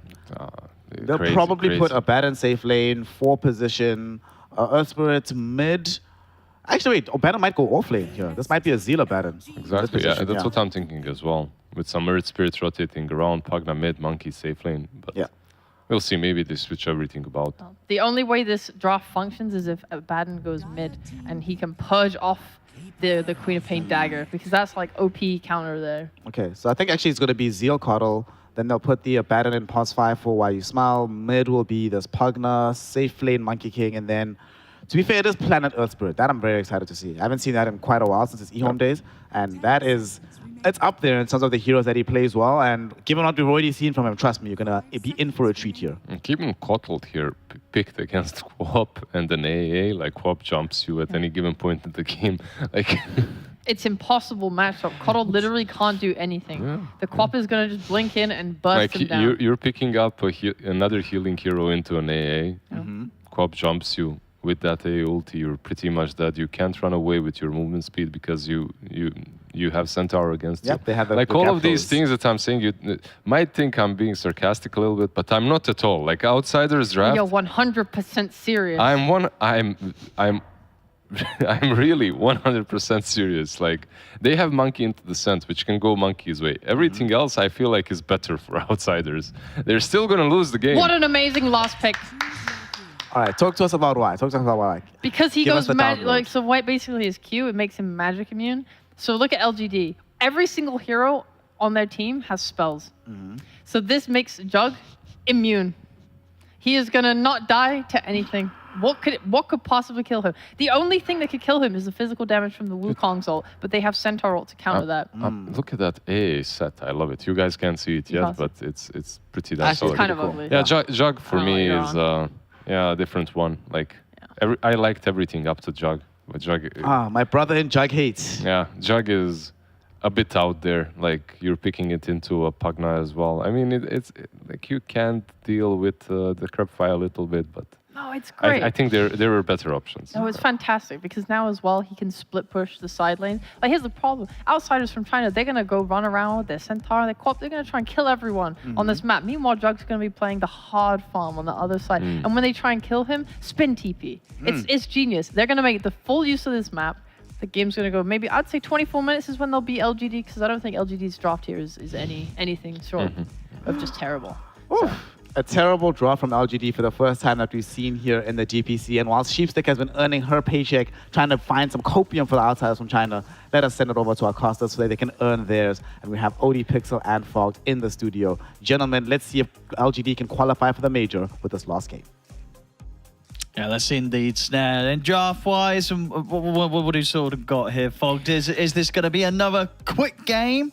Yep, I think the Coddle, we got the double blast, Chakra blast. They're trying to speed run this one. They've got a lot of heals. AA can only blast one target. Yes, first Pugna, great, but there's going to be lots of other heals and stuff like that. So, I mean, I think both teams kind of went, all right, guys, what do you want to play? Okay, here you go. You get your Queen of Pain. You want to pick Jug? Okay, you get Jug. Nothing to say. What do you want to play, Pugna? Let's go.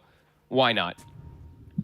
I think I was kind of okay with like some of the picks from outsiders. I think AA is just a bait most of the time, though. In pretty much like every single situation. And I absolutely detest the Rubik AA duo. It's one of my least favorite support duos. But the lanes, Rubik Centaur, very strong one. In particular, however, they are playing into the Monkey King and Abaddon.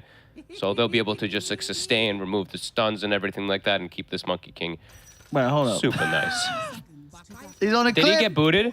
Oh my god, Planet kicked He's him. on a cliff, and I mean, he will be able to TP down, but Yeah, about 30 seconds. I mean, he's, oh, yeah, Do they he'll be there for the creep wave, but he won't I be mean, there they for the could just kill bounties. him. Honestly, just kill him. Can they? Yeah, just kill him. Oh, he dodged wrong. He spun late, too. He even takes the damage. I mean, they can't stop him TPing, right? So he'll be fine. Yeah, fine. Fine, But fair still. enough. Fair enough. Won't be around for the bounties. 3 runes. Yep. Put it aside of PSG, LG. You get another blast in? Sure, why not? I mean, he doesn't have spin. I mean, yeah, just keep going on him. They're probably going to be able to kill him. No, he can just TP. He's mean- fine. Does he want to? He's not fine. Planet, give him the boot. Bah! Oh. Maybe, is Planet going to die in return? He's got boots. Nah, he's fine. He's Yeah, chilling. she is. He's totally fine. Well, there you go. First blood. Sometimes you end up on a cliff. Yep, sometimes you pick Jug. Yeah. Oh, boy. Looks like they got a D-ward at least in the mid lane. So Cry, gonna be off to a much better start, at the least. Problem with the Queen of Pain, yes, you have the burst damage always for Pugna, right? Problem is, even as the game progresses, you're gonna kill yourself on Netherward the entire game. It's one of the more devastating ones, especially when you're playing versus Quap. Very high mana cost once you get that ult. So yeah, you just kind of kill yourself when you do pop it. Yeah, and I guess, you know, whilst it's nice to look for the side lanes, especially when you hit the 6 to go for a play, you're just going to lose your tower, right? As soon as you leave this lane. Yeah, definitely problematic. But Cry should have a good lane overall. What about this bottom lane? Anything good going on here for outsiders, or is it pretty easy for LGD? I mean, outsiders can definitely get kills Yep. constantly. I think Shiro should be able to farm just fine, though. They have tons of sustain that's going to come for him. But I do think that the Rubik plus Centaur, it's been a tried and tested combo to be able to put pressure on. And yeah, if they're not careful, they could just get burst. Either one of them. But they've come with a ton of regen, so they're understanding that. They bring us Tangos and Salve actually on both heroes to be able to offset the damage that's coming from Rubik Centaur. And we see here with the odds provided to us by a partner, esportsbet.io. Very much indicating how difficult of a game this is for outsiders. And mid is actually starting to get pretty difficult already. Well, I mean, last hit-wise, he's doing just fine, but he gets blasted a couple times in those extra last hits. We'll see. He has got the extra right bottle clicks. coming out. Mm-hmm. And we'll definitely be able to get one of the water in, so he'll be able to heal up. Both of them should, in theory, free farm. In theory. But nothing to say is a very dominant player Very aggressive. Up top, Planet. He actually goes down. I'll get him. That was a solo kill by an AA. Wait, what? He just auto-attacked him to death. Whoopsie. Oh, I guess the neutrals. Yeah, Did the he get... neutrals joined in. Oh, no. Did he get pulled in? He probably did. He It was got the wild hurricaned. wing. Yeah. Oh, my God. I hate when that happens. It always happens onto the hero that it should, too. It's like, oh, this guy's going to die. Got him.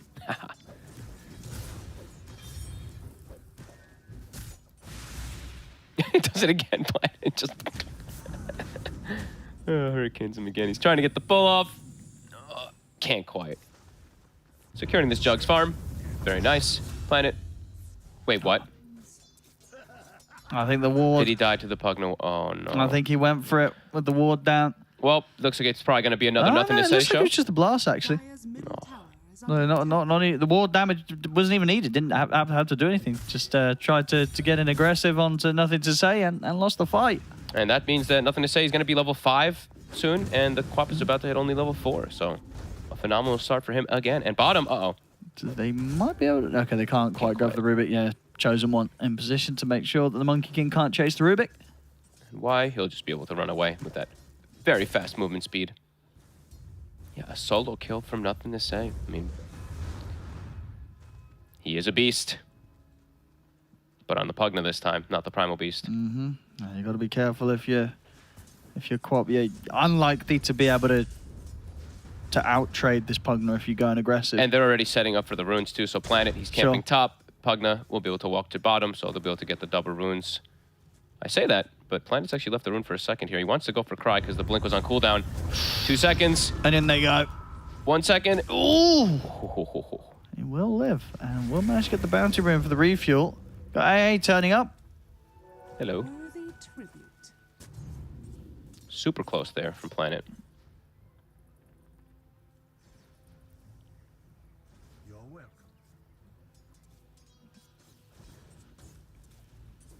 And they've got extra regen for him too. So they pass him some more tangles. He'll be able to hold his ground. But level 5, soon 6 on the Pugna. He just can push this Queen of Pain completely out of the lane soon. Bottom. Do they have enough? Turn to Shiro. Nope, the shield's there.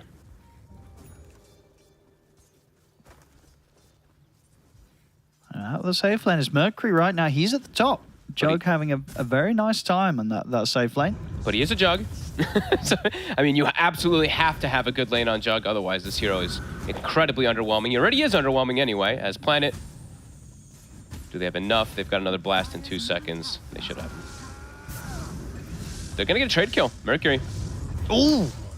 Not quite have a roll away in time. That Planet was close, but indeed, yeah, still things Bottom. continue to look up for Mercury. Do they have enough? Have they got Shiro? They sure do. All right. Not a bad start here for Outsiders, considering some of the starts that they have been having. This ain't too bad at all. 5 minutes in. For the side lanes, but look at the mid lane. It's level Okay, 6, true, nothing to say. Level true. 4 Mid on lane. Cry. So. Yeah, that is true. Although things are going decent in those side lanes, mid, I mean, nothing to say, has the definite potential to just absolutely take over the map as this Pugna. And they're going to shocker him. So it's the double blast that are going to come out constantly to be able to pressure those early towers. And Cry Dire's middle has to be super careful if he steps up again. Planet is in the area. Let's go for the Rubik. Illusion Rune. Will get taken, but it'll cost his life. Oh. They got him.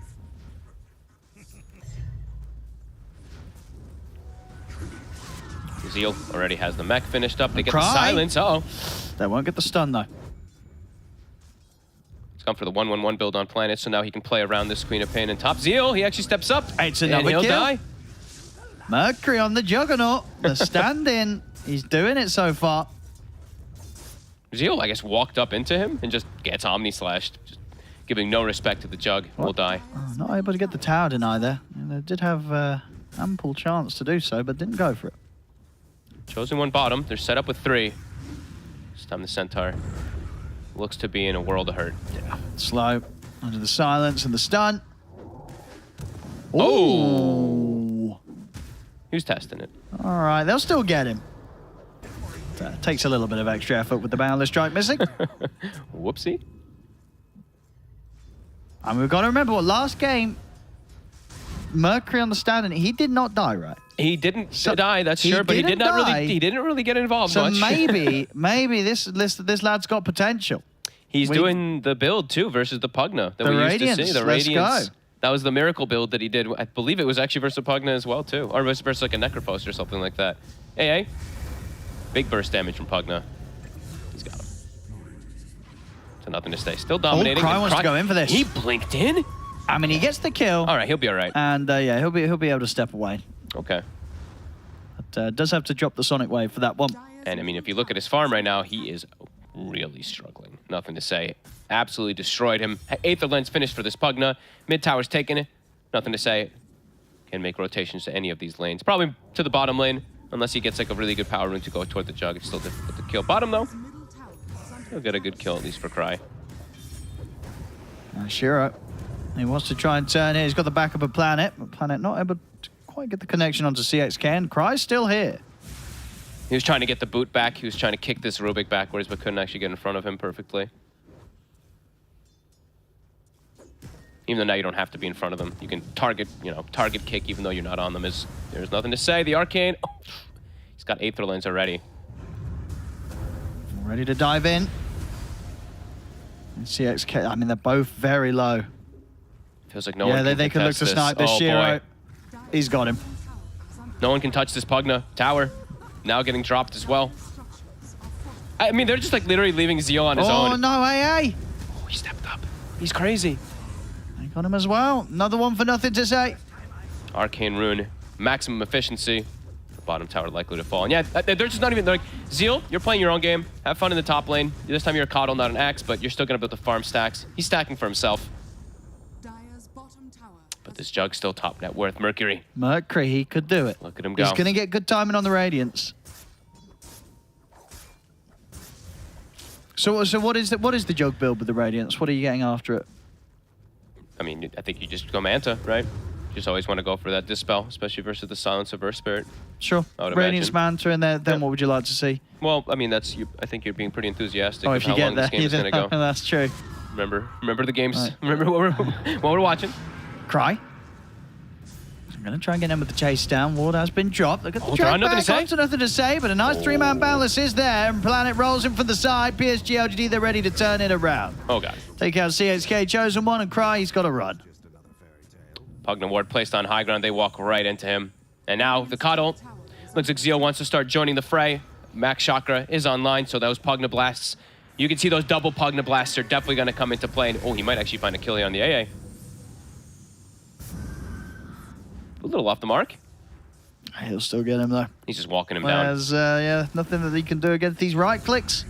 I don't think I've seen that too often. A mid-cry. Oh, no. He's got Blink. Anything else to throw out at him? Not at the moment. Oh, he's going to try and stand his ground. That's not going to work. Good effort. 4K lead, 12-6. All three cores looking good. And I mean, Cry, they really just know how to put the hurt onto this mid lane. Nothing to say, level 9. Nearly double the net worth again of his opposing counterpart. Dire's top But the Relic's online, Owen. He's getting a good timing. He's getting good He's farm. getting a really good timing in Mercury. His teammates not so much, but he's having a good time. That's why I wanted the Jug.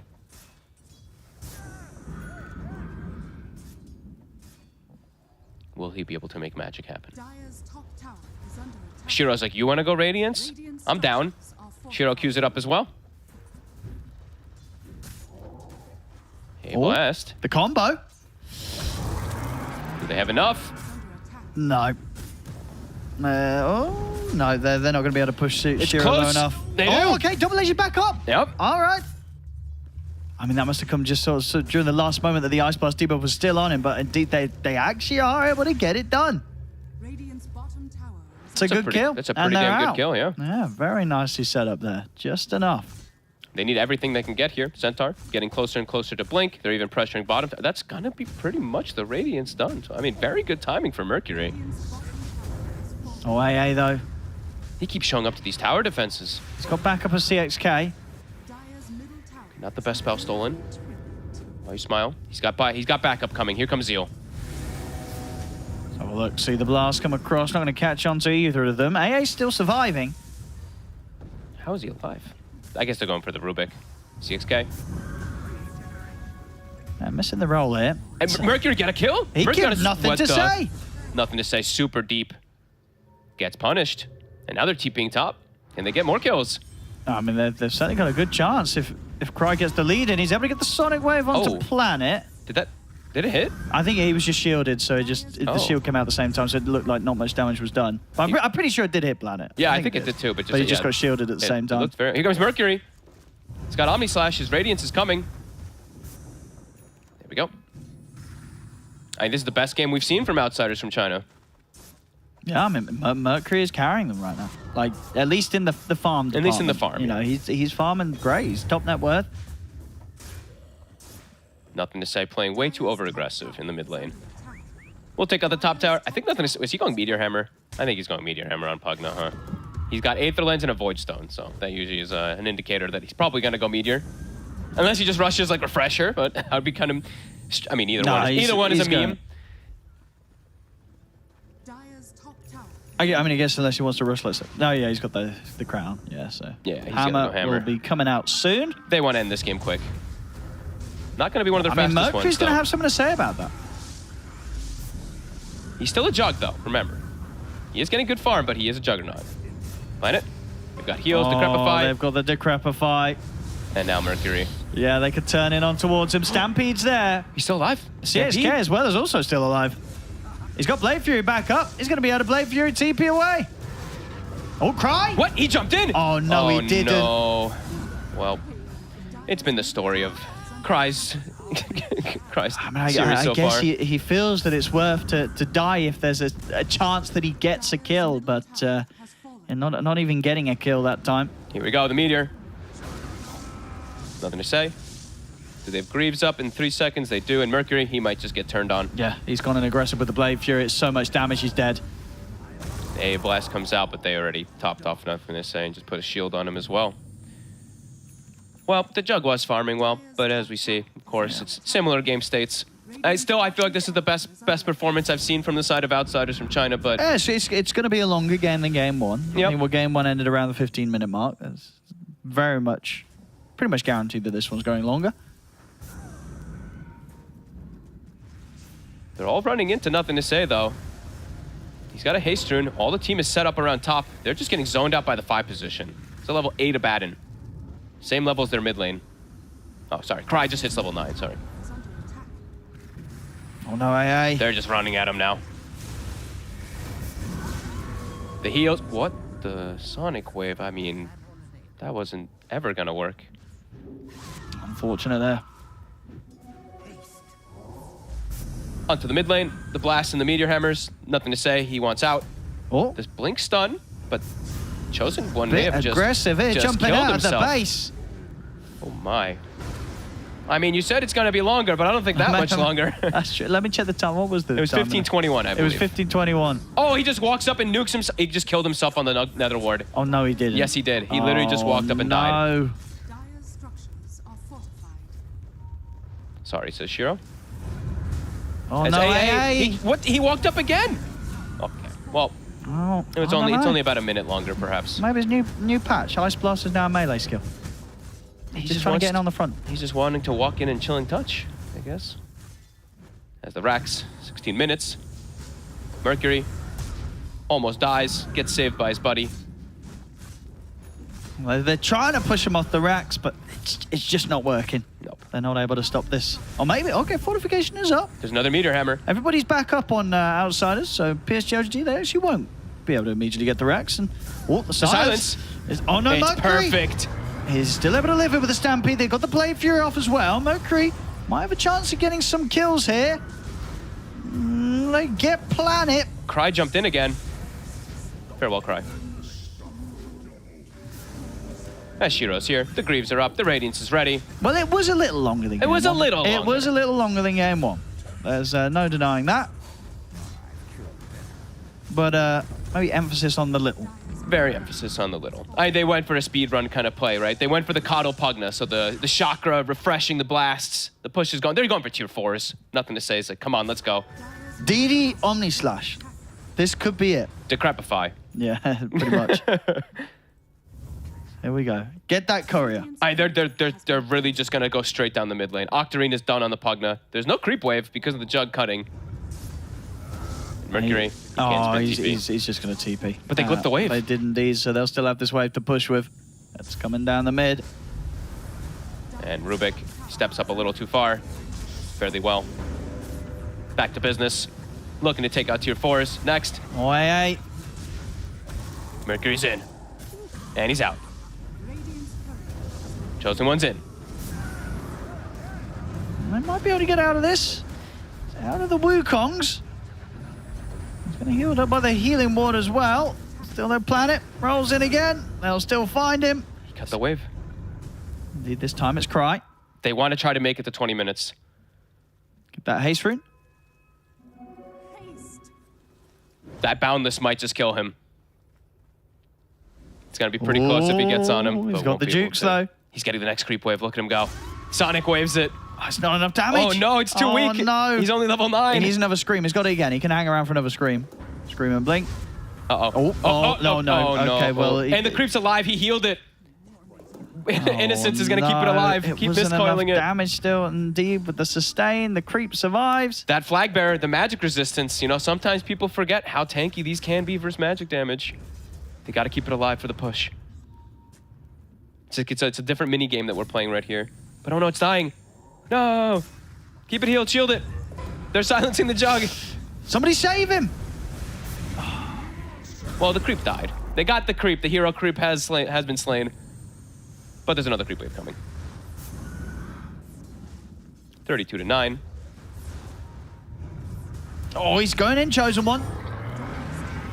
They're trying to do it here without their Juggernaut. And then, well, look at the planet. Oh, that was a lot of damage. He's got buyback.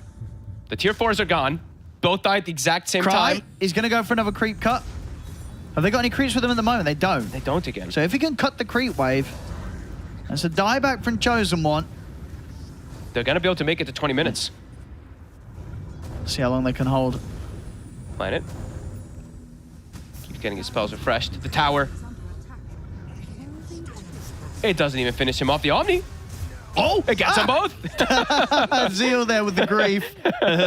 He just brings Mercury over the planet. He did not need to do that, but he did. Look at the smiles on them. Like, even YU Smile's got a little grin, nothing to say too. He's just like, oh, another free kill. I mean, the game has been very over for a long time. Tier 4 is dead, as we were mentioning. Back to business. I'll say, we're going to be able to see Mercury get his next diamond. He just got a couple of kills. What's he getting? His... Okay. So indeed, they're trying to end it. On to the Ancient. Cry, farewell. He's got buyback, though. Uh-oh, Mercury. Let's have a look. He's going to try and stand his ground. Cry blinked in. Oh. He's got the Sonic Wave. Oh, but he's, oh God. Ice Blast is going to be passing over.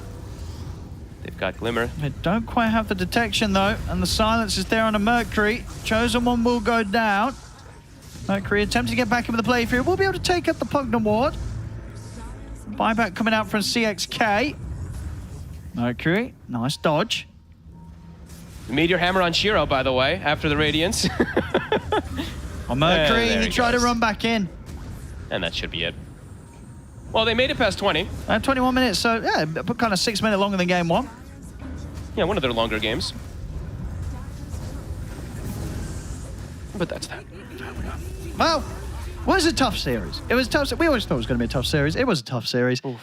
They don't even GG back. Oh my goodness. Zeal even gives the aggressive GG, but no one even said, oh my God, whoops. You're not even standing in it. Sorry, Come on, what the heck? I was reading the chat. I was reading to see if there was professional. anything else. I'm sorry, I was taking a look Fogged. at it. Come on, man. I was like checking to see if there's any fun banter going on, but no funny business, LGD. Straight to work. I mean, this Pugna pick, it's all about ending the game fast. Same thing with the Coddle. Yeah.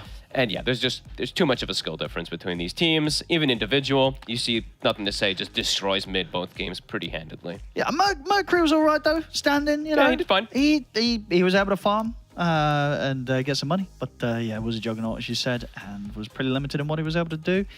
Yeah, I mean, for PSG LGD, they well, congratulations to them. I guess because Yeah, they made it. with this, they're guaranteed the major. I don't think they expected anything less, and I don't think this is the kind of series that they'll be massively celebrating the win. I think this was business as usual. Yep. PSG LGD. It was just have fun, enjoy your game, just have a good time. I think that's what Joey told his players. What do you want to play? Just what you want to play? Cool. Just don't lose. And they didn't. They crushed it. As expected. They did indeed. A fast and expected 2-0 for PSG LGD today against outsiders from China. As expected, PSG LGD get themselves the W here up against the outsiders from China in 2-0 fashion. We could expect nothing less, and they have now confirmed themselves as the first team in China to guarantee a slot at the Berlin Major. This particular game, though, some interesting things did end up happening. We spoke about records, and it's not an LGD record. How could they lose? Juggernauts. I can't believe I have to praise the Juggernauts. Cry got the fastest radiance ever on this hero. It wasn't Cry. It was Mercury. Oh, Mercury, my bad. Cry was playing you? Queen of Pain, my How bad. Not could bad. you attribute Not bad. their good things to any of the actual team members? My man Mercury on the stand-in comes in on the most important series, the LGD, to make this competitive for a solid 5 minutes. My God, he was crushing his lane. He was getting kills left and right. And then he showed up mid and died to a cuddle. And then lost his rags. What can you do? And what can you do? Very rough day at the office for them, Lizard, but as your first viewing of the outsiders from China, you actually got to see the best of them. Trust me, this is the best we've seen them play. They got almost matched their kill tally that they've made against Vichy as the highest that they've ever had. They didn't look too terrible on the map. 20 They took the minutes versus tower. PSG LGD. Right? That's pretty damn solid. Yeah. I want to see other tier 2, like not tier 2, division 2 teams and how well they would fare. I think kind of similarly. Maybe it wouldn't be as convincing, but okay. Like outsiders from China, what can you do? Not much, apparently. In this particular situation, everybody, sort of like what Fox said, hey, what do you want to play? What do you just feel like whipping out that you don't feel you have the latitude to do in a real game? Sheep was mentioning earlier that this Earth Spirit, not necessarily He in a died great 5 place. times. Right? Worthless hero. It's like he died. Look, 3-5. 5 times. He died 5 times. Look, PSG LGD, they did win, but they didn't win deathless. They still have every single one of them died at least once. So overall, that's a success for outsiders. Yeah. They did get kills. They got killed here and there. They got to stop this Monkey King from getting the fastest rats all time. He's third, only behind Monet and 23 Savage. Sadly, Monet did it against them as well. But, improvement is what we want to see from this squad. NTS gets himself the MVP, this Octarine meme hammer build. Very annoying. But if they were in Div 2, Sheep, Okay. let's assume that outsiders from China. Alright. His GPM was BZZ. Pagna with a 633 Holy baby. GPM. This is, I don't know, something's gonna happen today. I know that you're an old school player to remember BZZ as perfect. What a guy. No, BZZ Pagna set. That's all I remember, nothing else. I don't care about the player. But the Pagna set was legendary. Everyone has it, literally. I have So, like 5 of them. at least 5, least. yeah. They're the best ones. If they were in Div 2, Sheep, Yep. because they're going to go there, guaranteed from the side of outsiders from China. The Promo Div 2 squad was a stack that was made specifically to try and win that region in Div 2, get themselves into Div 1, and they should be the ones, they thought they'd be the ones playing here today.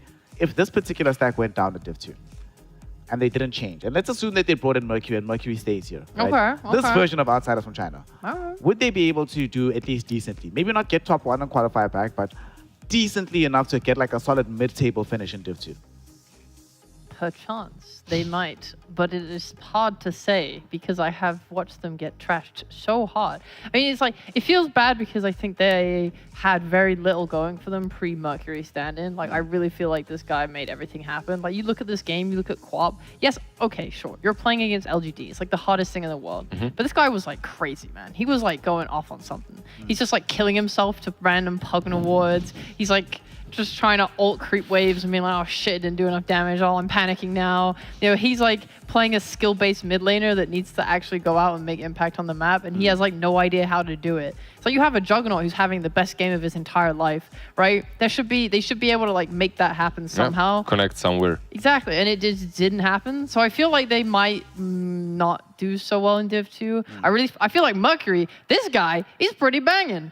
The rest of them, I'm not convinced. So we see some silver lining. Sadly, unfortunately for them, it's the stand-in. Yes. Yeah, that's not a good look. And unfortunately for them with this look, they are down at the bottom, 0-5. Of course, congratulations to LGD. They're going to the major now. Yay! Woo! First team in China to be able to do so. They did it in record fashion here, dominating outsiders from China, breaking a couple records themselves. Once they get to the major, right, we've been seeing this team steadily improve, build some synergy. Clearly, the communication is increasing, game in, game out. They also just look a lot more relaxed and happy. Last tour, we'd see them, and every now and then you look at their player crams and was fairly Tense. robotic at times. Well, tense, I think, probably the better They were word. very tense. Now they seem loose lizard. They're relaxed. Nothing to say is busy laughing. When people are dying on the random side of the map where they shouldn't be dying, everyone's just having a giggle, having a good time. It feels like this is the kind of team you want to see going into an international LAN. Yeah, definitely. A lot of them are fresh, like new faces to international lands. So if you go to a major, your first major, and you don't really perform to what's expected from you, I think that's understandable. Like, just continue playing, continue screaming, preparing, deal with the mental issues first when it comes to the international lands, because I think that's where all the problems stem from, right? Like, you just choke a little bit, which is understandable. Like, stage fright, especially in somewhere like Peru, it can get to you. Yeah. To be fair to them, when they were in Peru, Sheep, they also had Old 11 standing in for Shang Yu, right, who wasn't there. There were already problems with Shang Yu and the team chemistry as a whole. Drafting was a little bit difficult for them because Old 11 has a particular way of playing and you have to accommodate that in the draft. Now that they've spent all this time together, right, the couple of weeks here, they're going to end up, before even going to Berlin, they have a couple of weeks playing in the ESL League, so that's more time for them to build synergy. By the time they reach Berlin, by the time they reach the major, 9th, 12th was the last finish at Lima. I feel like that's the bare minimum for this team right now should be top 8. How do you feel about this? I think that top 8 is a easy to reach goal for them. Personally, I think they have so many good things going for them. I think the ESL League, especially more important than the league itself, is the fact that they'll have all that time to scrim on top of that with other regions, because China gets a little locked away and they play with mostly Southeast Asian teams and other Chinese teams. I don't think that's like the best practice in the world, because China's not as strong right now and Southeast Asia is like the opposite of consistent. These teams are so weird. It's like they're my favorite region to watch by far because they're so crazy and fun. Yeah. But it's like on one day you'll see these guys play out of their minds and the next day they'll Boom is getting relegated to Div 2 and it's like, what the hell happened? I feel like SCA is still fundamental original Dota, Yeah. Like, there is things haven't been kind of ironed out. Everything is still crazy. Everyone can do whatever the hell they want to if they're good enough. Like, it can work. Meanwhile, everywhere else we were kind of calm, collected. Like in Europe, you already know what heroes you're getting more or less. NA is NA, but SCA original Dota. And you know what? That's actually kind of funny though, is because NA, we shit on them, but they actually have the access to scrim with Europe, and yet, they're in the last major at least they got beat out by Southeast Asia. I mean, maybe it's C diff. Maybe it is the right way. I take it all back. I mean, it's because it's pure Dota, it's variance, right? That means that on the high end, the ceiling is incredibly high. Anything can happen. It can be the purest expression of Dota.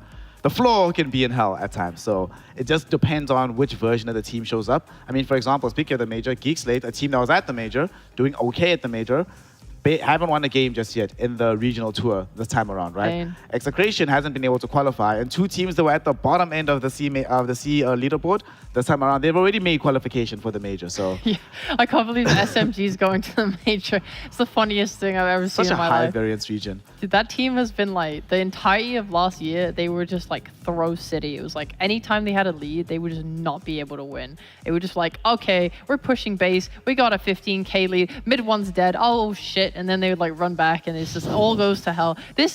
Now he's moved to like off lane in the team this year. And it seems like Tour 1, they were figuring this stuff out. And Tour 2, okay, it worked. Finally, this team's online. I'm so happy to see like Moon make it to a major. It's going to be fun seeing Moon and Chidori and them at a major. Speaking of the major, Lizard, what's your read on the situation? We agree top 8 is where LGD should be looking towards. What's the ceiling, do you think? Where do you think that they can, if they really, really think about it, versus some of the best teams in the world? You spend a lot of time doing Europe.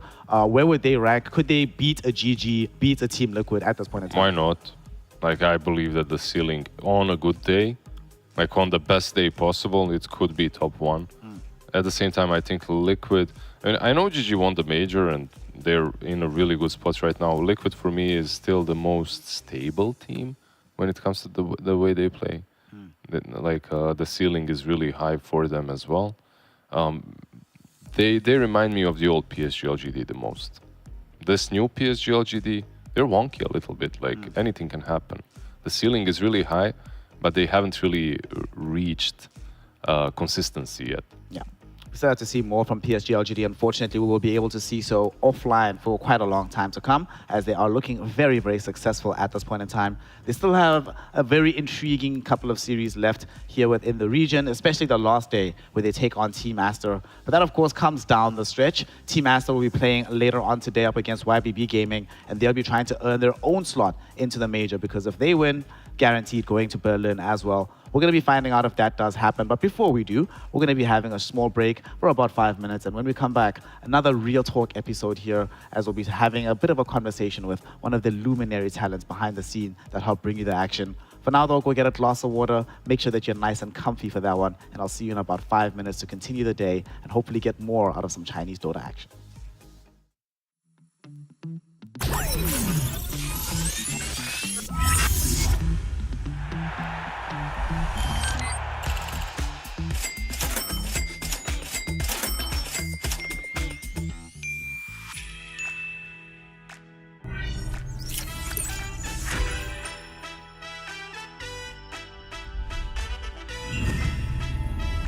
Watch more. Earn more. Full TV.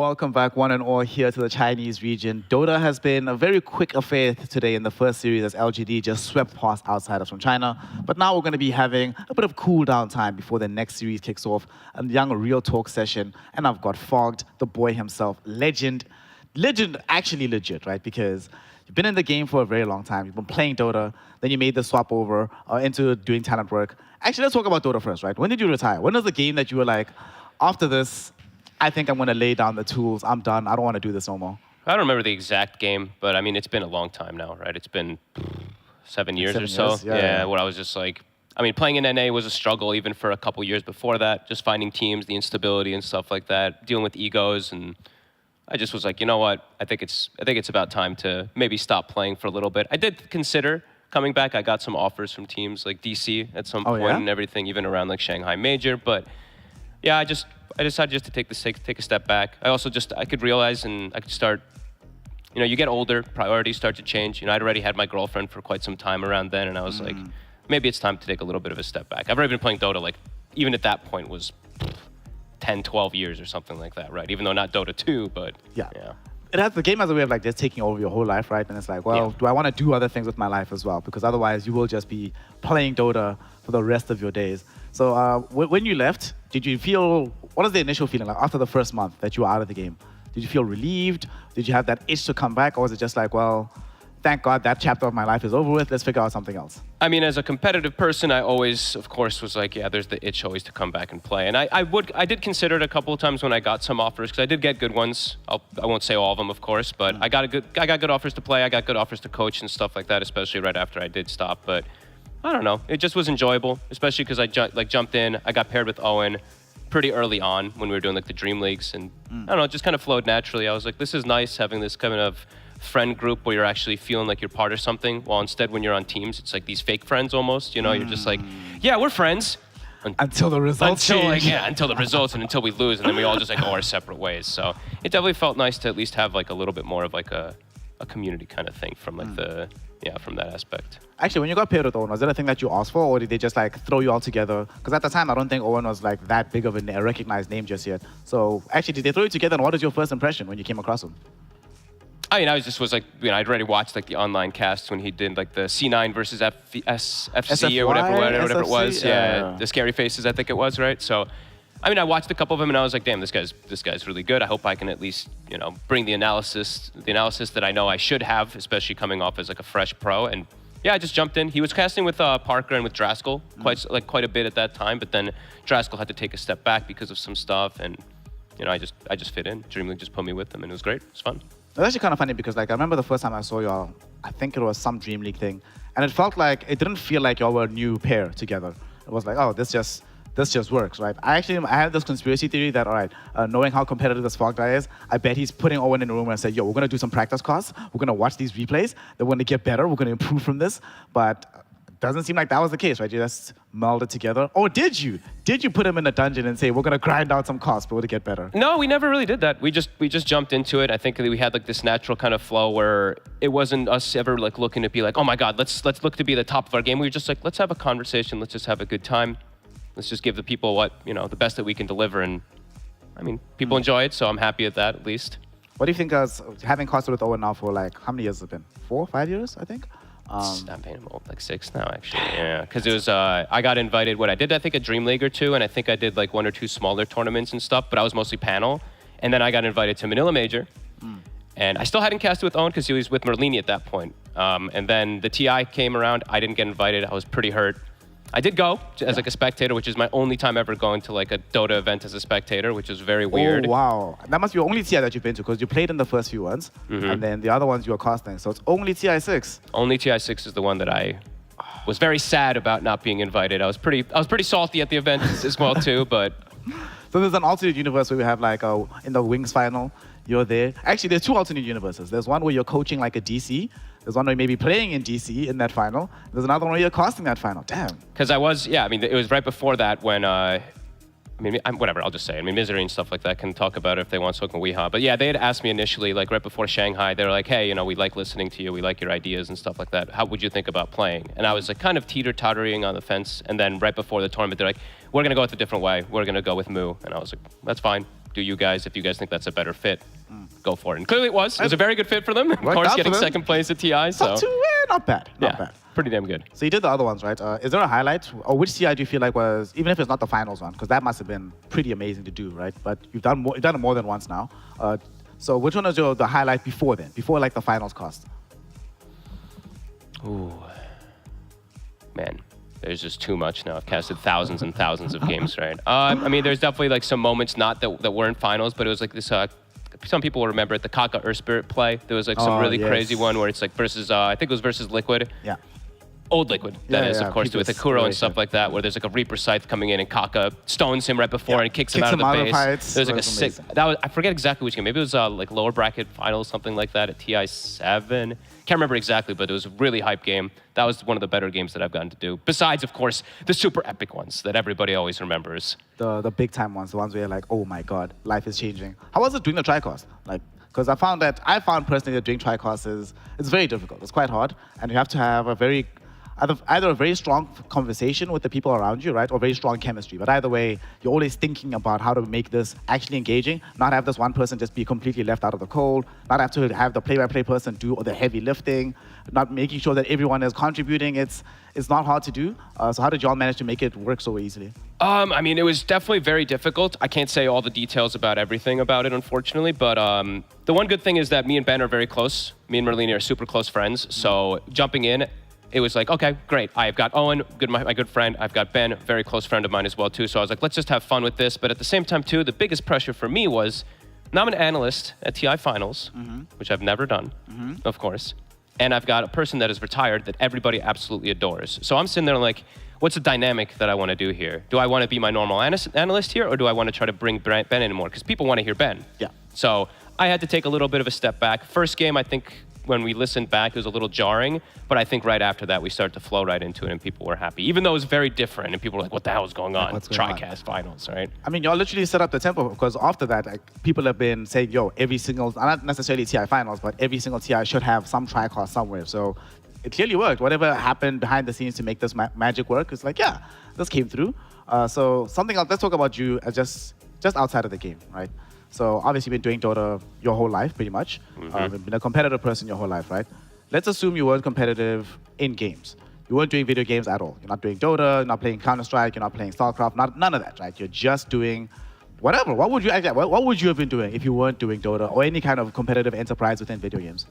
I honestly don't know, because it happened very early on where I took the step into gaming and stuff like that. I always was gaming influenced. My brothers and everything always gamed. We had computers. I was very fortunate growing up having, like, you know, especially in like the 90s in the States, having like multiple computers wasn't something that too many people had. So we did have that luxury. So I'm not too sure. I quickly went into gaming. I have a little bit of a similar and a like heartfelt thing with Dendi. If you've ever watched like all the interviews with him, it's like, you hit a really hard sadness in your life. You know, both me and him lost our father pretty early on in our lives, so have to find something to replace that. So I quickly went into gaming and immersed myself completely, right? That's the same quote with Dendi, is like, you go all in because that's all that you believe in. So I don't know where I would have gone. I really don't. Maybe I would have followed in like my father's footsteps a little bit, because he became like a CEO of like this oil business and stuff like that, and I was looking to perhaps go down that line, but I don't know. Gaming's just been in my blood forever, so. What is the first game that you were like, was Dota your first competitive game, or did it come like later on after you'd already established yourself in this realm? I played the RTSs, but I was pretty bad at multiple, like macro. Macro game is just way too hard, honestly. Like microing is also just difficult too, and that involves both. I went into FPS. I played some competitive Counter-Strike for a little bit when I was very young, like 12 years old, 11 years old, stuff like that. I played CS 1.1, 1.2 and stuff like that. Played on some good teams. I think people would recognize the team DOA from back in the day. Played some like Cal-I, Cal-IM. I was pretty good for a little kid, but quickly I realized like playing this close to a monitor is gonna really hurt Probably my eyes. not good for you in the long stretch. I already had glasses too, so I'm like, this is gonna kill me. Like little fog there, giant glasses, right close to the screen, and you're like, this is not working. What role did you play? Like when you're playing in CS, were you entry fragger? But this is back in the That day. didn't I'm sure. exist. Yeah, I was None about of to say, that like, existed. oh my god, that's such a long time ago. Woo. It was Time more has just passed. like, I was mostly like the sniper. Like I usually got given the op or something like that. So I got priority of money, Hey. if that existed even back then. So Doesn't that normally come like 1.3, 1.4? I think it was 1.3. I can't remember exactly. That's a long, long time ago. I used to play CS back in the day, but I was not good. Like, but I mean, I it was probably not wasn't good. either. I think we were all bad. We were all bad back then, but It kind of feels that way about a lot of games, even with Dota, right? If I go watch like the old replays back, like TI3, TI4, it's like you're like, wow, the average team today seems really, really good in retrospect, in hindsight. But you kind of have to like you build off of the success of everybody else, right? Everybody Yeah. just gets better with time. games were also different. People start to figure things out very quickly and stuff like that too. So yeah, no, it was a fun experience, but you know, I had my like 4-digit Steam ID back then too. So people were like, four "Oh digits. damn, look at this guy! Either real he's OG. cheating or he's got a low-digit Steam ID, right?" That was always the call in Counter-Strike back in the day. So it was kind of cool to have that. So right now in Dota, obviously people have been complaining about people were complaining, I think a lot more, just before the patch came out, about the staleness of this meta. We wanted like a pretty drastic change. The map's been the same for a while, which kind of sucks. Especially now that we're seeing Dire have such a gargantuan advantage just in general. Do you think let's assume there's no map changes that come with the new patch, right? I know. Don't say that. I've Be heard that careful they here. are, but I'm not going to believe it until I personally see it, right? So let's just say it's just going to be, is there any way to try and even out how Dire and Radiant work right now without making some pretty drastic map changes? I mean, yeah, there's been some, even like this iteration, there was around like TI, like it was teeter-tottering back and forth toward Radiant and Dire. No, I mean, I think you just need map changes. I don't know. I feel like it's been so long that it's been like Dire advantage. It's been like years now. Years, yeah. In the beginning, though, it was always Radiant advantage, though, right? Because people were like, "Oh, it feels good to play from the bottom left. It's just natural." But very quickly, I think we've realized that yeah, we just need changes in order to rebalance things because teams are getting better and better, and they did change Dire to make it more farm efficient. And Dota's about efficiency 90% of the time. So I think they just need to change some stuff up. Hopefully they do change the map, and hopefully they change some heroes as well, because I'll admit I'm not really a fan of, I wasn't a fan, especially at the Lima Major, of the int core every single game as your primary carry, whether it be Leshrac from the mid lane, whether it's this Lina Nature's Prophet from the safe lane. That was not the most exciting and fun Dota. And I miss also these offlaners buying, man, I miss offlaners that buy Blink Dagger. I was so happy today seeing Axe buy Blink. It's like, yay, doesn't have to go Guardian Greaves. I like Grease Pipe. I mean, my it's. God, dude, it's The so only reason I good. like it because it's the old school. It's like, okay, my sacked offlaner, all he's gonna really do is come in and heal me, and that's it. Like, this is your job, my friend. You're the team fighter. That's all you're gonna be bringing. Because back in the day when we used to play, it was like Darkseer, 99% of the games, I right? was literally thinking about like YYF Darkseer, being like, well, buddy, enjoy life. I'll see you at 20 minutes. I hope you have some items on you. Before then, you're just getting tri-lane every single game. Yeah, it was either you played Darkseer or you picked like Wind Ranger, and then they go and hit Ancients with a Quelling Blade, and then or like some Marana, and they just throw arrows and power shots to mid. And it was, thank God that whole, thank God people have figured stuff out a lot better because those days were grim. I mean, Watching you the came poor up in the days offlaner. of tri-lanes. Jeez. The back in the day when you used to have to actually, when we used to play, you'd have to practice tri-lanes all the time in like little private lobbies. So like when we were playing around like TI3, TI4 eras, it's like, okay, Alliance, they would look at the best team, really good team at laning. Same thing for Liquid back then when it was like Hannah Montana, IX Mike, and like, crazy stuff, right? We used to play tons of 3v3 practice just to know how to play those lanes because it was every single game. So very important. There's nothing else that you could do. Speaking of, how do you feel like the landscape of Dota has changed from a professional standpoint for the players? So does it feel like it's become a much more professional enterprise in general? Because back then, there was always this feeling that like, well, it's just people who really enjoy doing this, have been doing this for so long. It just so happens to be who's the most obsessed with this game right now. But now it starts, or at least from my perspective, it feels a bit more professionalized. People don't randomly talk to each other about ideas anymore at the tournament, right? People don't spend as much time playing. No one's just gonna say, hey, let's just go play some random pub on a game day because we can. It's like, no. We're playing with much more intentionality. Everybody's also holding back like parts of themselves as well, because like you're saying, people know fake friends, people aren't necessarily there for you. They're there to just try and succeed in the game. Do you get the same perception on the other end? Yeah, I mean, everybody's, like, for the most part, there's still, of course, there's newer players coming in. Not that many, but this year, I think in the last 2 years, we've had the most influx of newer players. But everyone's getting older. People are realizing they're like, we got to keep to ourselves a little bit more on that. People are getting more mature rather than just being like, yo, let's go get out, get wasted, let me just talk about some Dota. And then you're like, wait, I just gave up like half our strategies. Boba. No, like people have like learned to prioritize and realize like, this is our livelihood.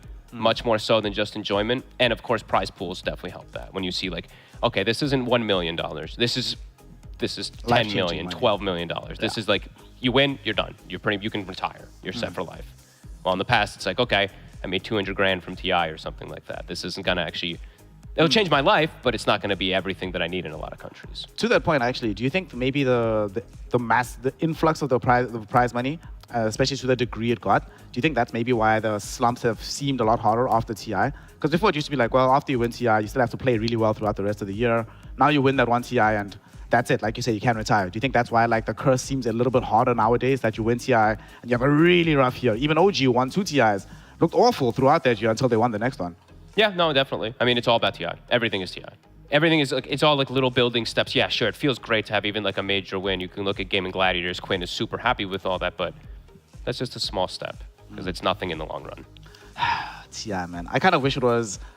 I'm in two minds about it because I like the fact that it's this massive spectacle. It's pretty great when it's built up that way, but at the same time, it's like, I would like someone to be able to feel very successful in their career without having ever won a TI, without even a podium Same. finish. No, I like agree. you just keep winning all these tournaments and you're like, I'm actually one of the GOATs. What's the issue? I think most of us in the community can say that we do miss like the 3 majors, those like $3 million majors and stuff like that. That extra hype that it did bring. I think we all do miss that, but at the same time too, it is a bit of a prestige when you look at other games and we all look at it ourselves and we're like, yeah, Dota's, look at Dota prize. Yeah, that's true.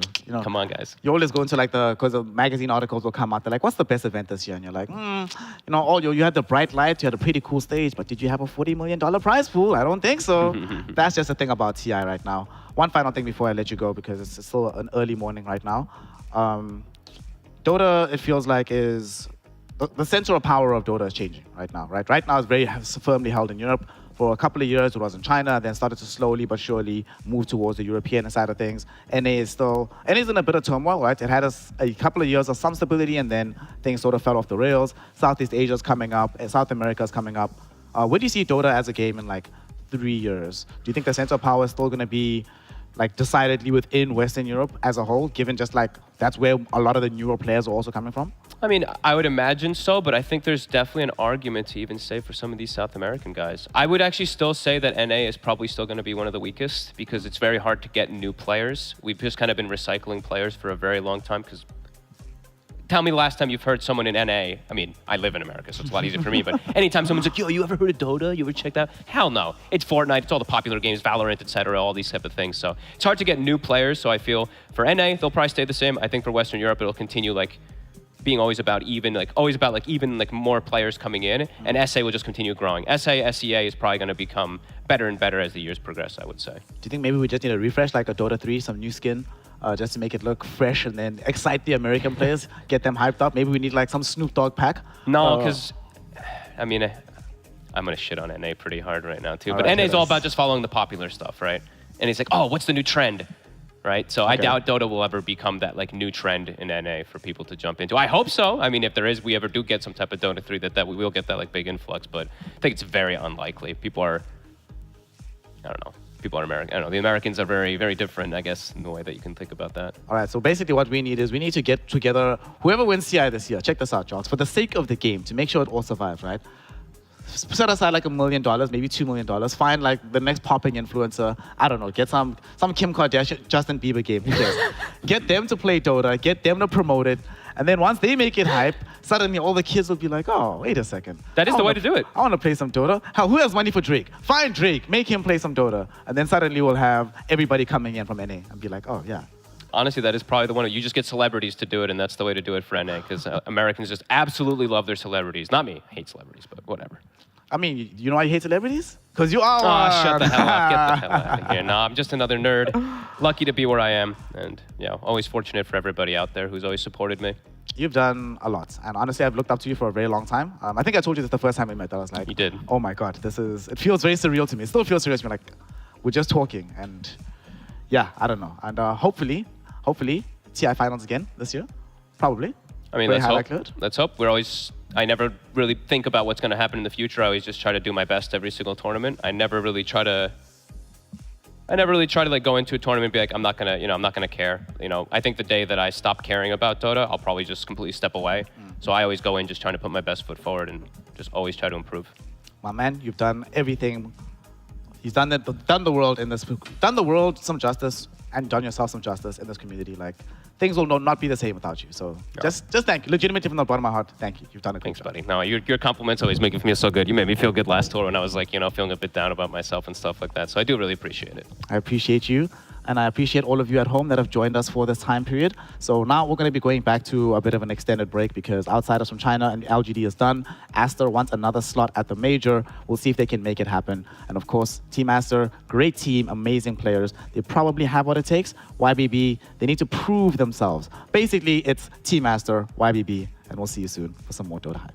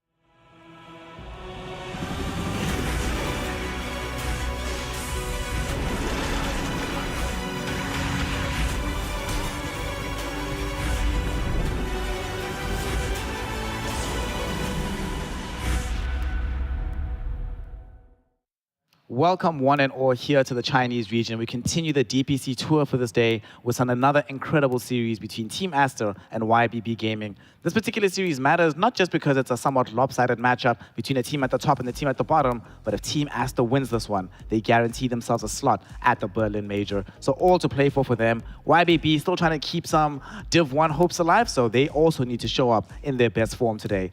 My name is Sneh, and I'm joined on panel today. I've got Sheepstick, and I have got Cinderin. Cinderin, welcome back to China, or actually Short-Sticked rather than Sheepstick Hello. today. Short-sticked. Hi. I like that. That's good. Oh, I don't like that.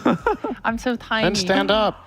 It's funny. Hey, I'm not oh, actually she that just small. grew. Wow. Whoa. That's some magic. Are you tiny? Did you just get grow level 6? A Nice. little bit, yeah. I hit I my- was only pretending to be short. In XP. reality, I am short. In reality, he's still taller than me. So Cinderin, how have you been doing? Have you been able to catch any of these games here in the region? I have to be honest, I haven't watched that much of China. I mean, I've kept up to date with how things are going, but it's hard to follow everything all the time. But yeah, I can't say I'm too surprised with how things have been going. When you think about the power levels of these teams going into the season, there's no real surprises. I guess actually one of the biggest surprises positively is one of the teams we're going to be seeing today, YBB, have probably been looking better than most people expected.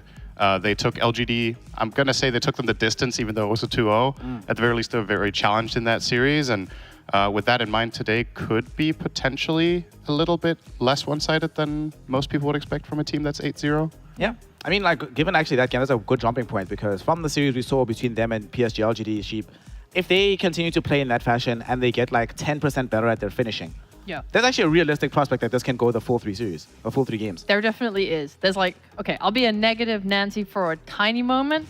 I think LGD's drafts were mildly experimental to the point where I'm not sure if Aster, if Aster brings out the full force of like their full comfort and meta, will they look as strong as they did against LGD? Because there was an element of like, oh, the Clinks kind of sucked early and our heroes are like good against it and we're going to take advantage of that. That was there that gave them that advantage. At the same time, yeah, they were playing really well. I think their like movements on the map, at least in the first 15 minutes, seem to be very, very good. Yeah. Which you can, translate to most series. I think one of the things about the squad here, about Team Aster in particular, is the fact that because their drafts are so clean, what they've been doing is so reliable. They've been allowed here, Cinderin, to not just play. Firstly, they play the same way every time, right, on the map, but they also draft the exact same way. They like to draft in the exact same order. They're normally on the dire side. They normally have second pick. The fact that teams, so firstly, 2 things, right? Why haven't teams stopped them from doing this? And do you think it's good practice to just do the same thing over and over again, even though you know that you're already probably guaranteed a major, and this might be time to experiment a bit more so you're ready for tougher opposition? I think if you, excuse me, I think if you experiment as Aster, it's after you go to the major, probably. Like if you're 5-0 and you're like, okay, we're locked in, then if you want to try something, you can do that. But I see absolutely nothing wrong with just sticking to your guns, and keep on running your strategies. So yeah, them prioritizing Dire when I believe they won the coin toss here, right? Or No, they lost the coin They toss. lost the coin YBB toss. Actually, chose- YBB chose second pick Yeah, over YBB chose side. second pick, yeah. Yeah, I find that a little bit surprising in this particular matchup just because I actually think Aster being first pick against them is really good for them. Aster have played, I think, Ench in 6 out of 8 games, and they generally couple it with either Beastmaster or Enigma. So if you're overall first pick against YBB, you're just going to first pick that Ench and get whatever offlane summon hero you want, whatever's in the pool. And considering YBB themselves also play Ench, I believe. They've played it a couple of games, if I looked at that correctly. They dragged it out. Then, basically, LGD started this Ench meta. Everyone did I started miss? playing Did it. I They remember have not. correctly? They have not played. I remember it incorrectly. As It the was another Aries team. started playing Ench as well. As the Aries and Vici started picking it up after Oh, no, LGD. they played it on Play Plus 4, sorry. I'm Oh, they so have sorry. played. Okay. Yes, they have. Not their 5. Duh. So we have the draft here, and surprise, surprise, like you said, Team Aster on first pick, they're going to obviously open with Ench, with Beastmaster being gone, and this is normally where they pick up the Enigma for XXX. For YBB Gaming, the response being Doom Disruptor. This is the successful response we've seen Sheep to this particular strategy has been Pangolier in the first phase. How do you think about Doom overall as a response to these edge drafts, even though it's not Enigma, it's going to be Nature's Prophet today?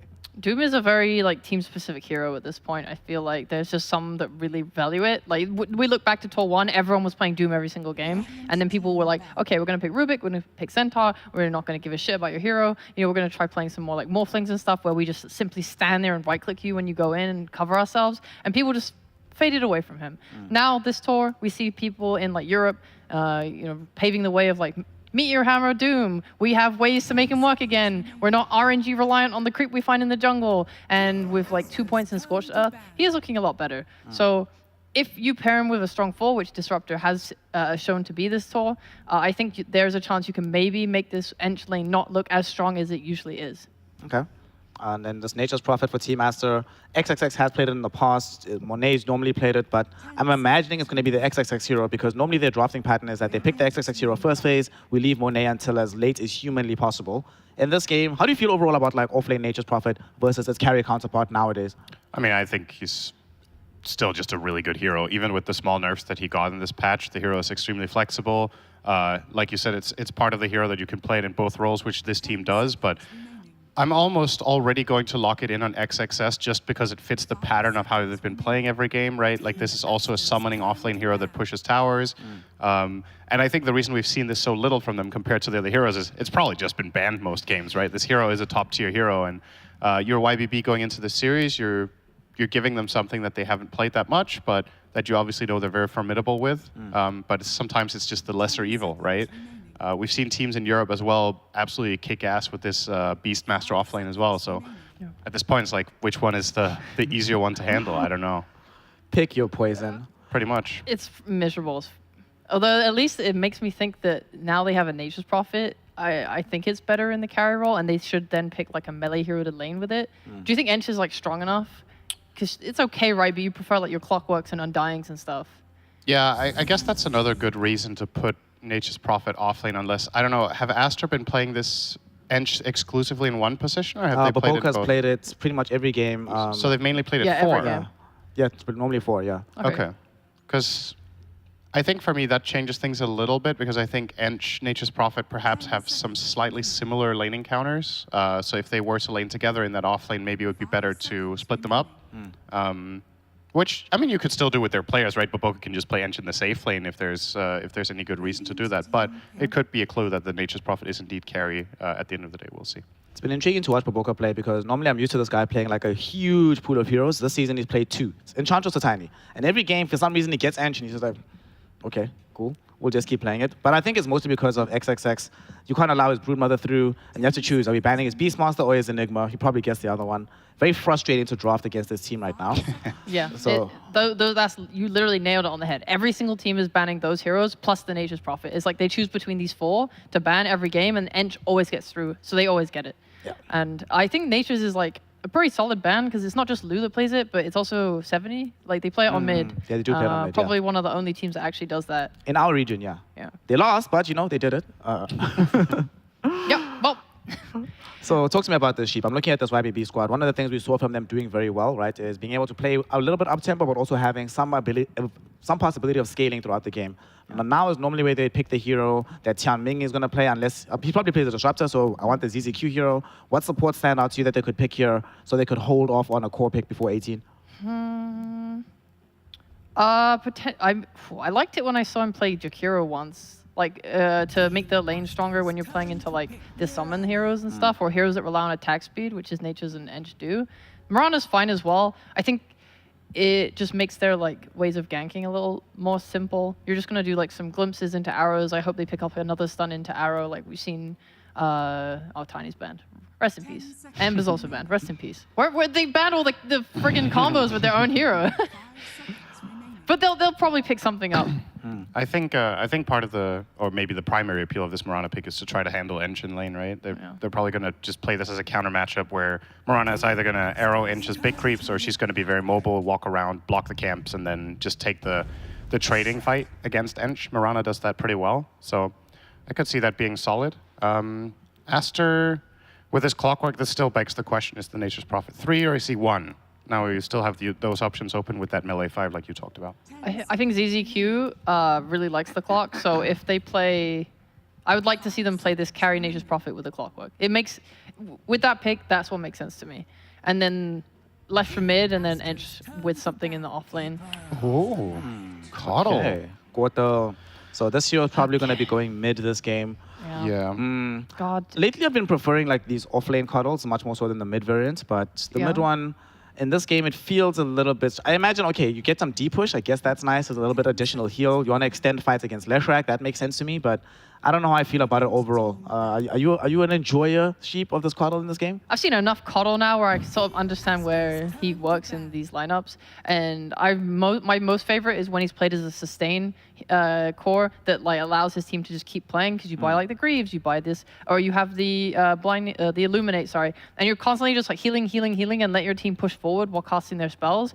But YBB don't seem to have a hero that benefits from that right now. So it's more like, okay, you're just playing to like nuke with magic, but in that case you're playing with two supports who also like to sort of play from long range magic nukes. I need something more, something that is your man in front that gives you the vision like for that glimpse and stuff. Doom, he can do it when he hits like BKB blink and stuff, but he's going to be farming for a bit.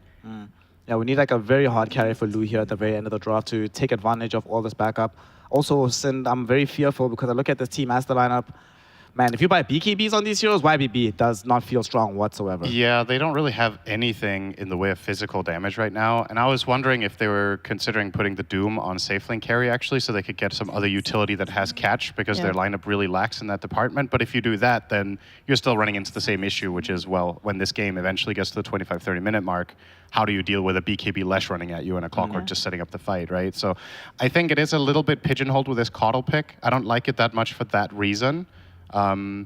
Maybe one way of trying to salvage this is to play some sort of hyper tempo, if you will, and like really go all in with like Lycan or Dragon Knight or something and just try to really press the issue.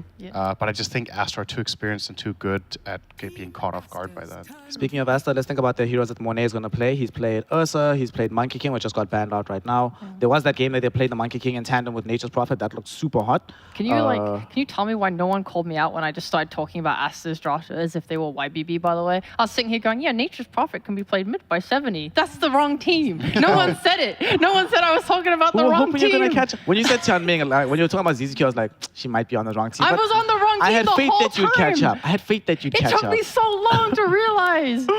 You know, we had faith in you, so next time we shouldn't have faith in you, basically. Dude, just tell me. Say, what the fuck are you talking about, Jane? I wasn't sure if I misunderstood, so I just gave you No, the I benefit of was the just- doubt. Oh, look at that. All right, Raid King. Literally dead hero. So this is now the third Raid King game, I believe, within the region, right? We Okay. saw Erika do it. We saw Shiro do it yesterday for LGD. Yeah. We see it here. It was paired with the Dazzle yesterday, which made it look a lot stronger.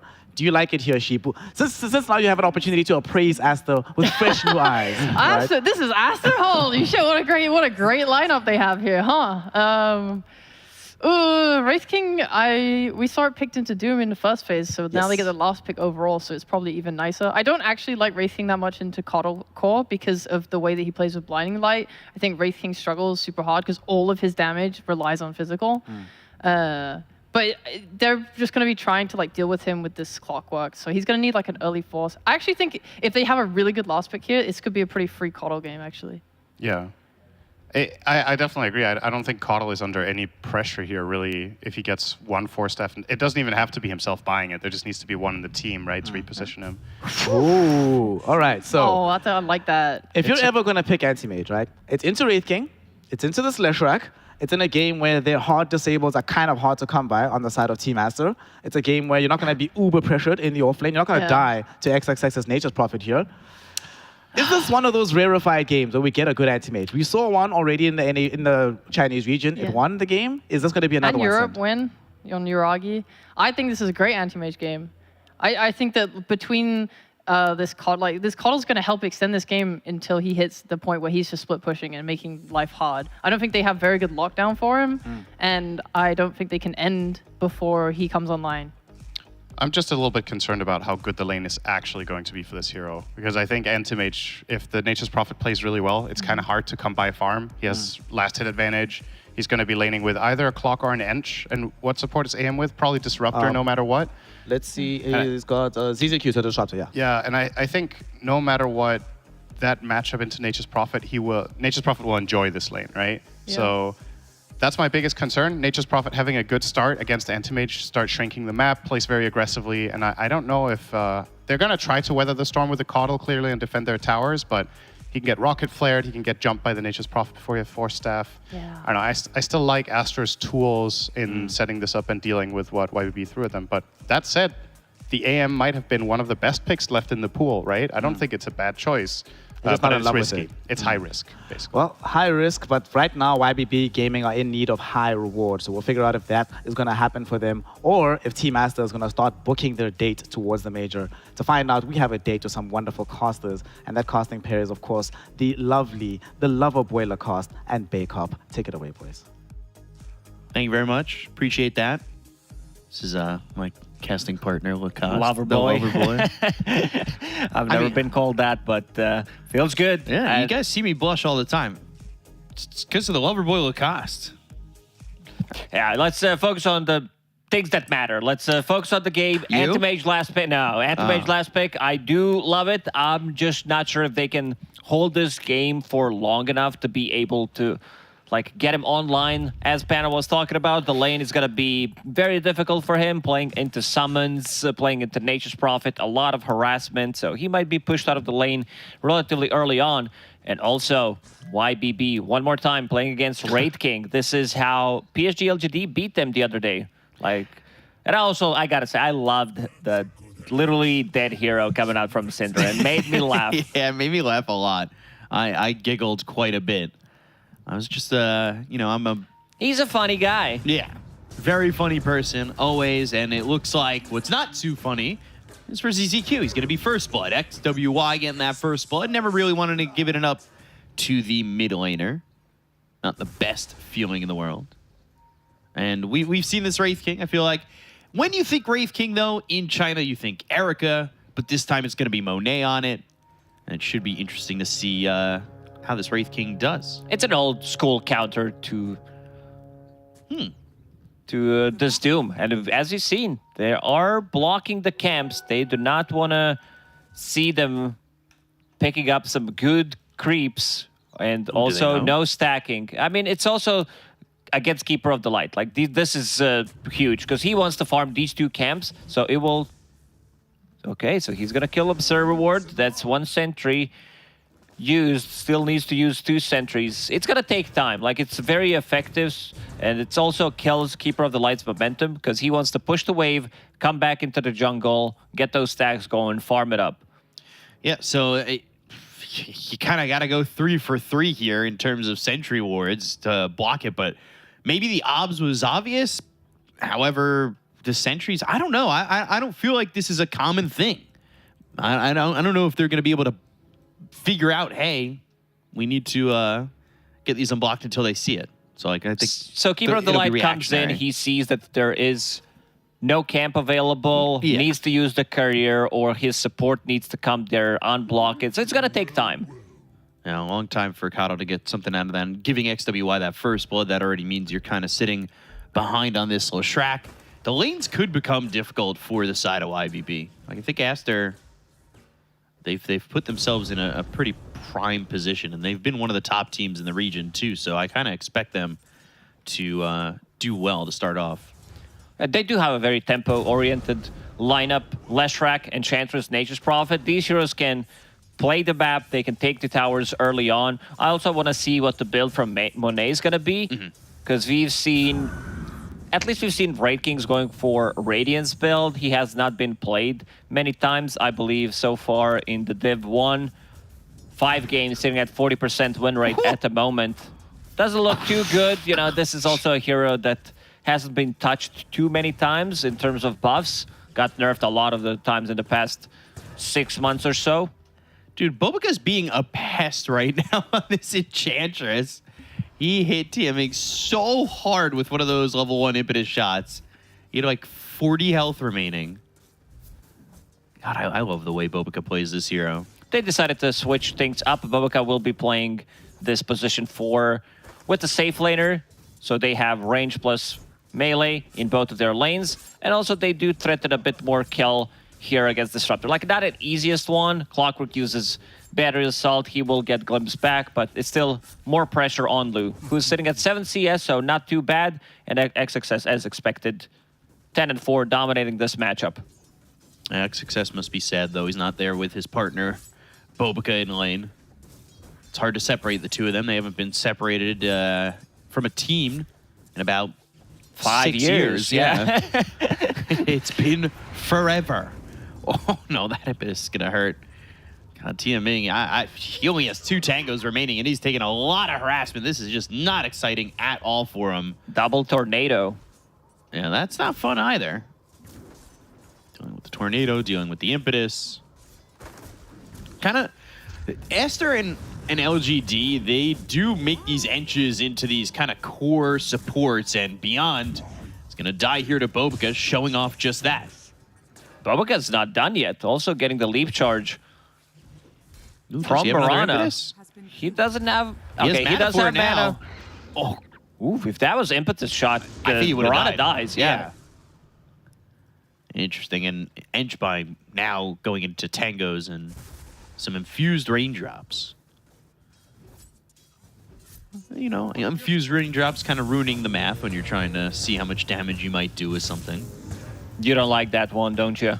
It really annoyed me the other day. I was playing mid as Zeus, and I was up against Huskar.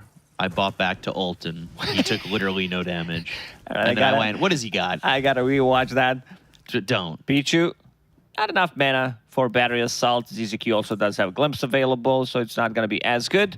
Anti-Mage now on top of CS, 17-4.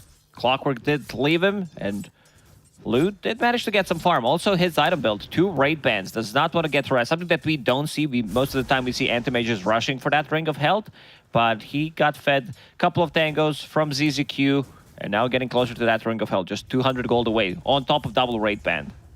He's farming way better in this lane than I kind of expected, but he's not getting pressured at all from the Clockwork. Like, XXS is just focusing on his own CS, right? And I think that's fine. Pichu doesn't have much mana to work with. He gets hit a couple of times by Anti-Mage. He also used his mana to try to zone out Disruptor. Yeah, kind of successful in zoning out ZZQ for a second, but he's right back in the lane, so it hasn't exactly been, like, all success for him right now, and that allows Lou to just continue doing his thing. XWY over mid against the Coddle has been pretty even. And then top lane again, Bobica just being a nuisance. He's got this Wolf. If that was impetus, that could have been a kill once more, and He's going for it. Yeah, he wants to search, but he can't exactly find Tia Ming. So he's just keeping the lane open for Monet at the moment, and eventually this Wolf will spot him. Impetus, steps forward just to survive with 15 health. This is why China first pick Enchantress whenever it's available. This hero is completely zoning out both heroes. Beyond needs a TP. I don't think he gets out. Oh my god, this is a disaster. Now you've got the long walk of shame coming back. Extra damage from Pack Leader's Aura. That extra 30% damage.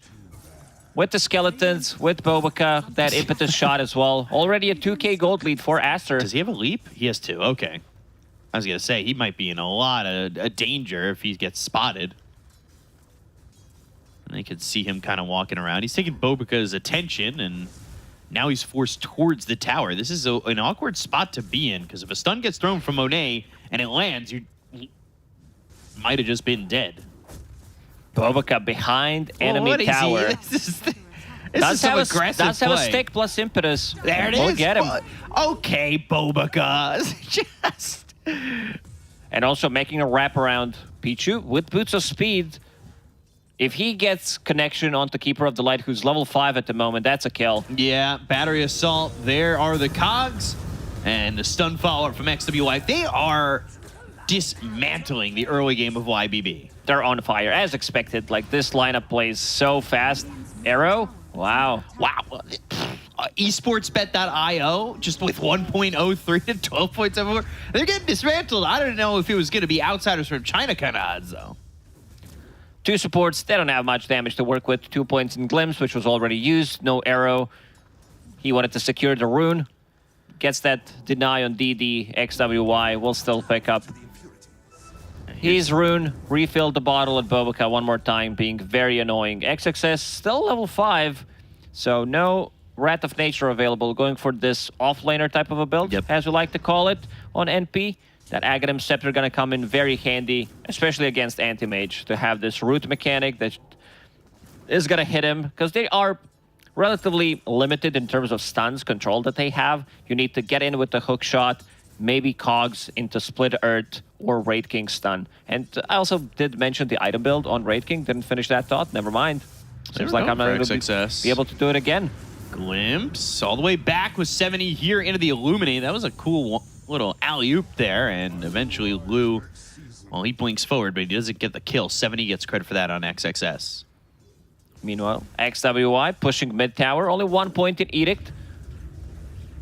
Yeah, but getting a lot of time to just kind of put all the damage onto this tower, right? Like this tower, this tower's dead unless they bring Keeper of the Light. 70 is coming, but he's going to be underneath the vision. They do have 2 observer wards scouting things out.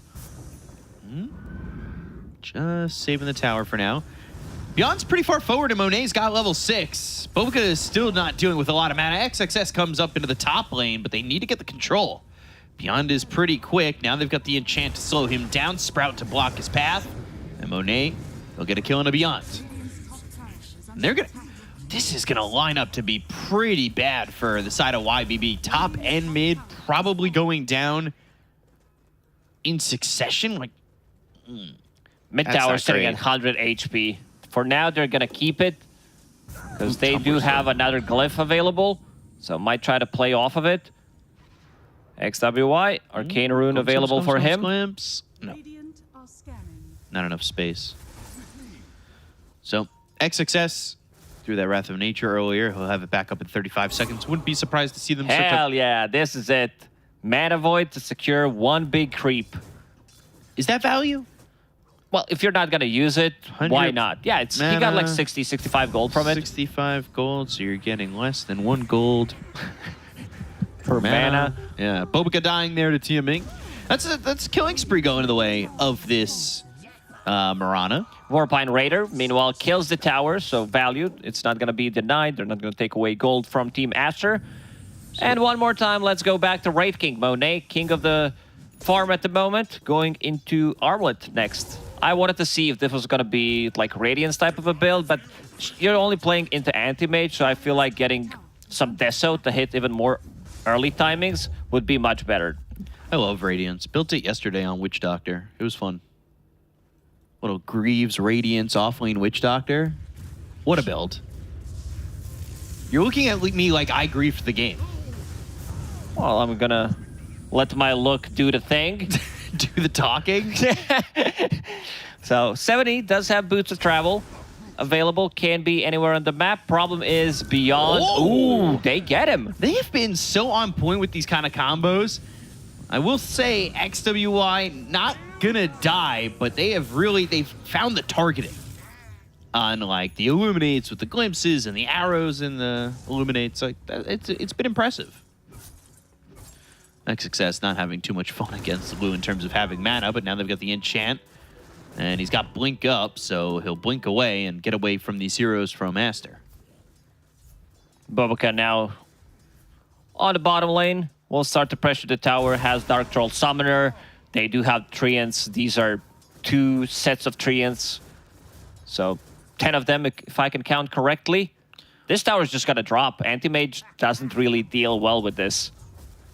With no Battle Fury at the moment, he can't exactly deal with all these units. Plus 15 damage on Treants. And Wraith King's even here. Yeah, they're rotating. They want to go for this, so let's see. Kinetic Field, Monet is holding on to Reincarnation, but he doesn't have the mana for it anymore now that he threw out that Wraithfire Blast. He does have 18 wand charges. Now 19 and 20. He's going to hold on to that. The Wrath of Nature flies in, and now he'll pop the wand. They've got the hookshot on the back lines to get the kill there on Alu and 7E. And now looking to get the kill on a ZZQ. Kinetic Field holds him close as the right click is there to get the finish on a ZZQ. He is just blowing all these heroes away. I love that Monet ran in and did not give a damn about what's going to happen. Has that magic wand, as you said, 18 wand charges. How much damage is that? That's 3.3k damage with just Armlet on Wraith King. So he survives, toggles it nicely, doesn't even use ulti. They were too afraid to commit to him. They're scared of this Wraith King by a lot. He's the unstoppable force. Didn't even have to use Reincarnation. Like, that is... Yeah. I mean, this is why people have talked about Monet for a long time. I think there was even the conversation for the last few years or so that Monet greater than Ame. I don't know if I'd go that far, but he definitely always makes a case for it. Yeah, Monet has been stable as a carry. You know that you can rely on him to carry the games, that he's going to get the farm. doesn't, like, the thing about Monet is he doesn't throw. He doesn't have these weird places that he goes for, doesn't overextend. It's just been pretty straightforward, played by the book, pretty much. Yeah, the only time I think I've ever seen him get, like, even tilted was against LGD. It was Jin-Q playing the techies. I think you were there, and he called GG in 13 minutes. He died like 5 times in We've lane. all been there playing against techies. he was like, all right, I'm out. This courier's going to go down, so that is actually going to hold Lou back a little bit. Nice in try terms for of Bobica. Getting that Void Stone. Use Centaur Conqueror, try to push it forward, predict where Anti-Mage is going to blink. Monet was fake pumping that stun. And now Lou, he is getting closer to his Battle Fury. Courier died. It's a very slow draft from YBB. Keeper of the Light got shut down. Those early camps that he could not farm. Doom also shut down in the lane. Just a casual Ring of Health. Probably was thinking about getting the Meteor Hammer. Didn't happen in the end. Decided to get Hand of Midas instead. And now going into BKB. Yeah, it's been a little bit of the build that we've seen from Dooms is Bobica's just standing tall against these heroes. Now has some help from Monet. The Wrath of Nature on a 4, and that's the upgraded one with the Axe. So they blow up 70, they take out ZZQ, TM being forced to leap away, and Lou wanting to help gets rooted immediately and can't do anything. Acer does have very limited amount of stuns, so they walk in, either with Monet, this time it was Bobica, and Wrath of Nature, as you said, the upgraded one, hits 1.3k damage coming out from that ability. Now has Javelin, just from one fight. He just finished it off. 13 minutes into the game, 14 minutes, you have Javelin, an extra 300 gold. Max success. Both him and Monet have a lot of farm. That Golem gonna hurt Lou a little bit. So, dealing with the Mud Golem. They've got that Hurl Boulder, which is kind of a nuisance. So, Bobica just continuing to farm. This is no surprise. Like, we've seen this kind of build from him and LGD as well. Like, they love this Enchantress that kind of shifts into this core, and he's going into the Dragonlance, so he'll be able to throw these impetus shots from a distance, start to output a lot of damage, and kind of be that fourth core. Fourth damage dealer. They do have Dust just landed available. onto Team Ming. 2 leap charges, that's 1. Oh, Cogs. Now a second leap, but they've got the Lightning Storm, and this is a dead Mirana. Nowhere for you to leap to, and Pulse Nova's going to do a lot of damage and just take you out. They lost vision, but XWY knew exactly where he's going to go. Like you can see with Diabolic Edict, if it hits, but there were also creeps around it, so very nice read from him. An 8k net worth lead here for Aster. IBB just moving a little bit too slow at the moment, and they still want to get this Battle Fury on Lou. Not a awful timing, truthfully, with 2 Wraith Bands and Power Treads. I still think that this is decent, right? Yeah, it's okay. They didn't take a single tower, so no extra gold for him. He was not involved in it. Like, sure, he got like 1 kill, 1 assist. That's it. So it's been a little bit tough, but overall, I don't think that's the worst. Denying that Wolf, making sure that Beyond gets nothing. Beyond does have Thunderclap and Death Throw power, so maybe the plan is he runs in, thinks some damage, dies, gets this tomato creep aura. Hook shot, and the stun follow-up from XWY. They've got the glimpse, the leap, ooh, and the kinetic field. That means this Mirana is just gonna eke out a survival leap. Did have another leap charge available, did not want to commit to it. He's having a really rough time. Tian Ming. Ooh, they smoked. They're gonna spot ZZQ. He's only level 6, level 9 for Tian Ming. Or sorry, for Pichu. Boca and Monet down bottom are just gonna take a tier 2 tower. Like, there's nothing here that can stop them. They just aren't progressing too quickly. 16-minute Deso, Edict running, plus Catapult, extra creeps, extra units. Very difficult to defend. And Azure, they keep increasing the net worth lead. Next on the menu should be Roche. There really isn't anything stopping them, right? No, I think they can run in. Sure, you're playing into Keeper of the Light. In terms of sustain, you don't have as much. There is no point in Nature Attendance. Your offlaner is not building into Greaves or Pipe. So maybe they want to take a fight before, get a pick-off. And speaking of pick-off, here we go. Yeah, hook shot into the stun, the same combo that they put on the Mirana just a second ago. So Pichu will get that kill. This Kato all he's got is an empty spirit vessel. Boots travel. Yeah, that's a rough one. Also, he is kind of forced to build into Force Staff to be able to push himself out of the trouble. Mirana is getting one. Same goes for Disruptor, but it's going to take time until they get those. Battle Fury is finished. Got to be careful. No hook shot, though. So, as was talked about on the panel, the lockdown a little bit limited. We can call it lockdown. Oh. They don't have enough. And YBB will drop. This is Okay. 350 pure damage. Just Bobica. Hashtag Bobica things. I really love it. I don't know why I get so excited for these Enchantress games, but maybe it's because the support feels like the carry in these games. It really does. And now they are underneath the ward. Bobica will try to get out of the trouble. There are 3 heroes nearby. Yeah, Static Storm committed. Thunderstrike is on him. They might need to doom him. And yeah, they might, because if he gets Nature's Attendance off, he'll start to heal up. But it's only level 1, so Illuminate will hit. Okay, they body blocked him. It's okay. 4 heroes from Bobica. He gets a return kill. 70 finally getting that Spirit Vessel charge. So that's going to help out against Nature's Prophet, against Leshrac Bloodstone as well. Same goes for Wraith King. Monet did pick up his Blink Dagger, so will be a bit more maneuverable. And into the Roche Pit he goes. He's farming so fast. You just said a second ago, Deso. And now you're like, oh, all right, he's got Blink Dagger too. Sure. I said XXS also 4 minutes ago. Aghanim Scepter, now it's Maelstrom, Mythril Yeah. Hammer on top of that. So very fast. They're like getting the most out of the map. Lou is trying to get the most out of the map, trying to creep skip. Oh, no, he got stunned by Ogre Bruiser. Oh, no, the Bruiser! And the Wrath of Nature immediately hit him, so he's got the root. Lou? Where's the hook? Where's the hook shot? They need a rocket. They see him. He blinks. Oh, hook shot. Anything. Oh. Maybe the play there was... Oh, speaking of hook shot, here he comes, and we'll get the kill on ZZQ. Maybe if Pichu, like, TP to the tier 3 tower top, they could have gotten him, but yeah, Ogre Bruiser, you don't see this often. Esports athletes getting stunned by Ogre Bruiser. Yeah, that kind of takes a long time, too. It's just this long... Because he went for the courier. That's why. XWY still farming up. Not a lot of mana to work with at the moment, but he does have an Aegis, so going for this kill is kind of risky. He might just turn on you on the second life and...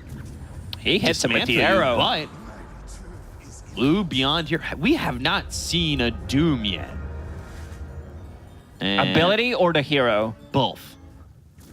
We've seen him feed a couple of times in the laning stage. He does have his things, right? You know, Blink Dagger, BKB, doesn't have War Stomp. Does have Hurricane. Maybe that's a good saving tool against Clockwork, I guess. Maybe. But I would still prefer if that's a War Stomp, just to have a little bit more control. So I will say they at least quickly got the Aegis out of the hands of Aster. Couldn't follow it up with another kill, though. And now Aster are the ones on the search, but they're on the opposite side of the map from where YBB are. We're looking for XXS. Just about has that BKB. Oh, where's the Doom. follow-up? They need Glimpse. Oh, the TP. All right, that's going to be TP coming through as well as the hook shot. So XWI is going to be nearby. Static Storm dropped on the Leshrac. But Beyond trying to fight here and hurricanes himself out of the cogs. They've got the glimpse. It's on a Bobica. The impetus shot is going to hurt. They'll land the stun on a Beyond. And then they'll TP out ZZQ. That was way too deep. Doom getting in, getting that ulti off on Leshrac, but not close enough for Disruptor to get the glimpse off. Tian Ming also used Force Staff on Disruptor, try to push him slightly forward. It was still not enough. And now they've got Monet getting the shard, which means he's much more free to throw stuns out, use his mana, and not be so reliant on a wand having enough charges for him to respawn. Doesn't care about getting his mana burned anymore. And look, Glyph, even though it was buffed in the previous patch, extra target from 4 to 5, it's still not enough to deal with all these summons, Treants, Skeletons, creeps that Enchantress takes. And they're not done, it seems. I don't really know what they do to Monet here. Blinding Light, impetus shots on a TM Ming. They get the first life out of his hands. But can they get both lives out of his hands? As that impetus shot takes out this Mirana, Bobica continues to just do so much damage. And, you know, while they're losing their mid-setter acts, they are just having Lu farm bottom and get a tier 1 tower. But trade-wise, I don't know if that's the greatest. You see the power of this Keeper of the Light using Solar Bind, Spirit Vessel Charge into Illuminate, cuts him down to half HP. Maybe Monet decides to switch things around.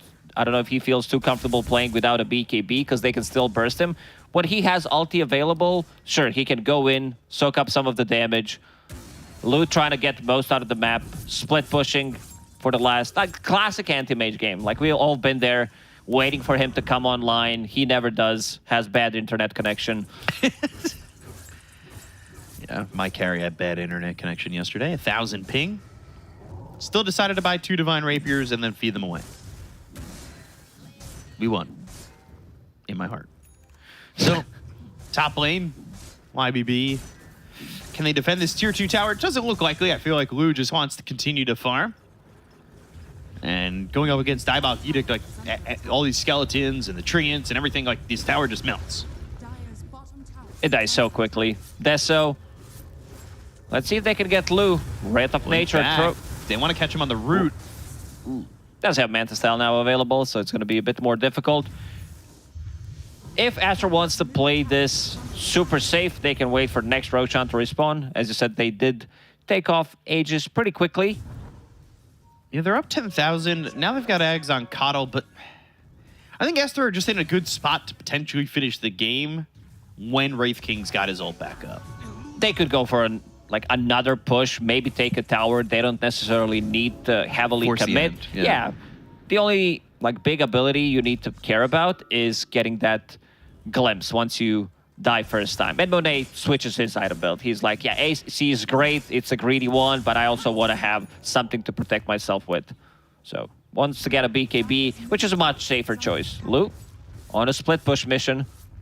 He's got Mirana behind him. Moonlight Shadow will blink up towards the jungle. Is he going to put pressure on the tier 2? That seems risky now, especially seeing XWY. But Lu, with the Moonlight Shadow going towards the triangle to farm, and he'll find himself XXS. So some right clicks, but he's going to eventually need to get out of here. Hook shot. Now they've got the root. This is problematic. They'll land the stun and dead. the Wraithfire Blast. So really well done by Aster to manipulate his movements, right? And make sure, oh, if he's blinking back, we know we've got hook shot, then we've got the follow-up stuns. And now ZZQ in trouble. By in trouble, I mean very dead. This is solo kill. It was only Sprout from XXS didn't deal any damage. Yeah, he didn't want to help. He's online. Hurricane Pike done. He's almost, almost as farmed as Keeper of the Light that has been played from the mid lane. Bobica, this is how he plays. Very active early on, then he tends to take the lane for himself, get the farm. Just enjoys right-clicking with this hero. I still want Sprink. We might get it this time. Get the eggs. Please. Just so many impetus shots, so much damage. Potential. So, with that Pike, 1,200 gold. Oof. He is just super farmed. And you can see the comparison between him and the Mirana. And obviously Mirana has Arrow to farm with, but only 4-step fail at the moment. Disruptor is the one who's really kind of suffering in this game. ZZQ, only 4K on that net worth. Not really a game where he's going to, especially without the Philly Stone, get nags or find himself in a situation where he can grab something like that. Needs another 20 minutes without Philosopher's Stone for him to maybe get that Axe going, but so far it's been only pain for him. 0, 8, and 2. We haven't seen I think I've seen 1 Static Storm, maybe 2 being used. Yeah, it's been a rough game for both him and Beyond of the Doom. So they are top. They don't have XWY, so they just don't have the Diabolic Edict damage to put the push in onto the tier 3 tower yet, and the XXS could be there in a moment.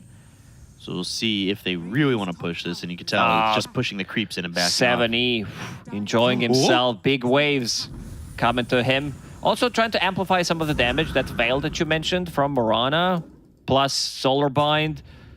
Illuminates are gonna hurt. So I don't know if you caught that, but Hobbs pointed out the point booster. Oh, Here it comes. we might get it. Little sproink action. I'm here for it. Oh, and they're gonna give him the gem as well. He feels pretty unkillable. And yeah, with that gem, casual cloak, having that level 10 talent, magic resistance as well, holding on to Pupil's Gift. Sitting at 2.2k HP at the moment. Roshan, was that immediate respawn? I believe it was. And Enchantress, like, if you start with damage and enchant where you're just slowing down these heroes and throwing out impetus, it's like, yeah, you've got damage. Then all of a sudden you're growing and it's like, now I've got level 4 in the Nature's Attendants. I heal so crazily, and I've also got Untouchable with no break in your arsenal. How do you even deal with Enchantress holding a gem or making sure you can get the kill on a Bobica at some point? They know exactly where Anti-Mage is. And he's got to get out. This time will not be caught. They decided to give Aegis to Monet, so he's got to be the one sieging. Decides to go for AC in the end. Level 18 now, so Reincarnation. Level 3 down to 60 seconds. Plus also Shard was picked up by Leshrac from that Roche. So the way they're going to siege, use Split Earth on top of Wraith King, and then he just right-clicks the tower. Hook shot. That lands onto the Mirana. Ooh, Cogs trapped him instead of pushing him back. Yeah, and then he's able to leap away from the Wraith Fire Blast, so get some distance. They look at bottom once again. They've got XWI pushing it in. Both teams finding a Psychic Headband. We'll see who ends up holding that. Dire's top tower And here they are, bottom lane, ready to go for the tier 3 tower. is under attack. They're going to need to try and defend this. I don't know if Lou really has the ability to just go and farm, but I say that, and already the first life out of the hands of Monet, they blew him up. That was really quick. Veil plus Solar Bind immediately disappears. I want to see how much damage was Yeah, that. that was insane. 1,500 damage from Keeper of the Light and 1,000 damage from Doom. And again, Arrow hits a creep this time. Just trying to throw these stuns to keep him back, and Blinding Light, as well as the hook shot missing, and now Starstorm Monet is going to lose the Aegis. They have somehow managed to kill him twice, while Lou is now taking the top tier 3. Ooh, ZZQ unfortunately did not have kinetic field for another second and a half, 2 seconds. And Lou did some decent damage. Half damage done to tier 3 tower on the top lane. Did not want to commit, understanding that he needs to play this type of a game. Scotty is finished, going into Butterfly next. Maybe he decides to get a Basher before that, just to have a bit more control during the BKB. It's still potentially a comeback from YBB, even though it's 11. Like, this game could either end relatively quickly, where they go in, they take one bad fight, Anti-Mage dies, they lock him down. I think Astra will not try to go for one more push before they get a pick-off or before Wraith King finishes off his VKB. Bobica farming the mid lane, and they want to go on to this Enchantress. They just don't know what lies behind him, and he's already into the Nature's Attendants. He's going to pop that preemptively and make sure if they jump, he just heals through it all. Talking about that bottom fight, though, when they took out the Wraith King, the second time around, Coddle did 2,200 damage. So it went from 1,500 to 22, and like, I'm surprised with how far behind they are. It's just an instant kill on Monet. He died so quickly. Yeah. He looked like summoned skeleton rather than the king. Oh, no. Oh, Hook shot on a ZZQ, and they've got the Will-O-Wisp, so ZZQ's still going to die. They've got the sleep, though, onto the Clockwork. They'll buy back, and while this is all going on, Lou's going to take the top tier 3 tower. Glimpse, jetpack, can't fly over to the kinetic field, even though you look like you're taller than it. They're going to lose the racks. They've glyphed themselves, so Lou, he's working on it. They'll throw the Doom into XXS, and now he can't get out. They're going to get a kill here on the Nature's Prophet, and they're also potentially going to find themselves another one in Pichu. he hits him with the arrow. Arrow lands, and that is going to be 2 heroes dead. They do end up losing half the racks, but so do Aster. These are good trades for YBB. I don't mind it too much. They did, trade melee barracks for range ones, but they also lost the tier 3 tower on the top lane, which does open up things up for Lou, because he is going for that butterfly in the end, wants to be able to reduce damage from impetus shots, Nature's Prophet, Wraith King. It's probably the best item you can get at this point, because you're relatively tanky, holding on to Pupil's Gift, extra 300 HP from that. Scotty, all the stats. And now with the level 20 talent and Blink cast range, what will increase his farm and also will be much more difficult to kill. Lou, I'm trying to see. I'm envisioning, seeing if he can do it in my mind. And I've had confidence in Lou in the past. Now he's got a double damage. You kill like 1 or 2 heroes, all of a sudden Lou, he might just take another set. Push out mid if you're not too careful. Going Butterfly, Abyssal. Ooh, boy. Boboka drawing on a minimap, knows exactly where they are. It seems like Morana, Tianming also doing the same thing. Showing exactly how they're gonna enter. Lou? Ooh, scan hits. There's the Butterfly. I can't seem to find him. Lou is 0-2-1. Yeah, that 1 assist from the laning stage. 2 deaths, and that's about it. Classic anti-mage didn't really contribute much, but now all it takes is 1, maybe 2 bad fights, and YBB, they're back into the game. You can see that Team Asher slowed things down. I did mention BKB on Monet that they need to wait it out. Finally, he does have it. So let's see his next item. Going into MKB, wants to be able to pierce through that evasion. Yeah, so it'll be a while till he gets that. Hex next for XWY. They want to have that extra bit of control, and as well as the sheeping ability. Make sure they can catch the sheep. And it's going to be Silver Edge and Hex for XXS. So some more damage, more control as well from him.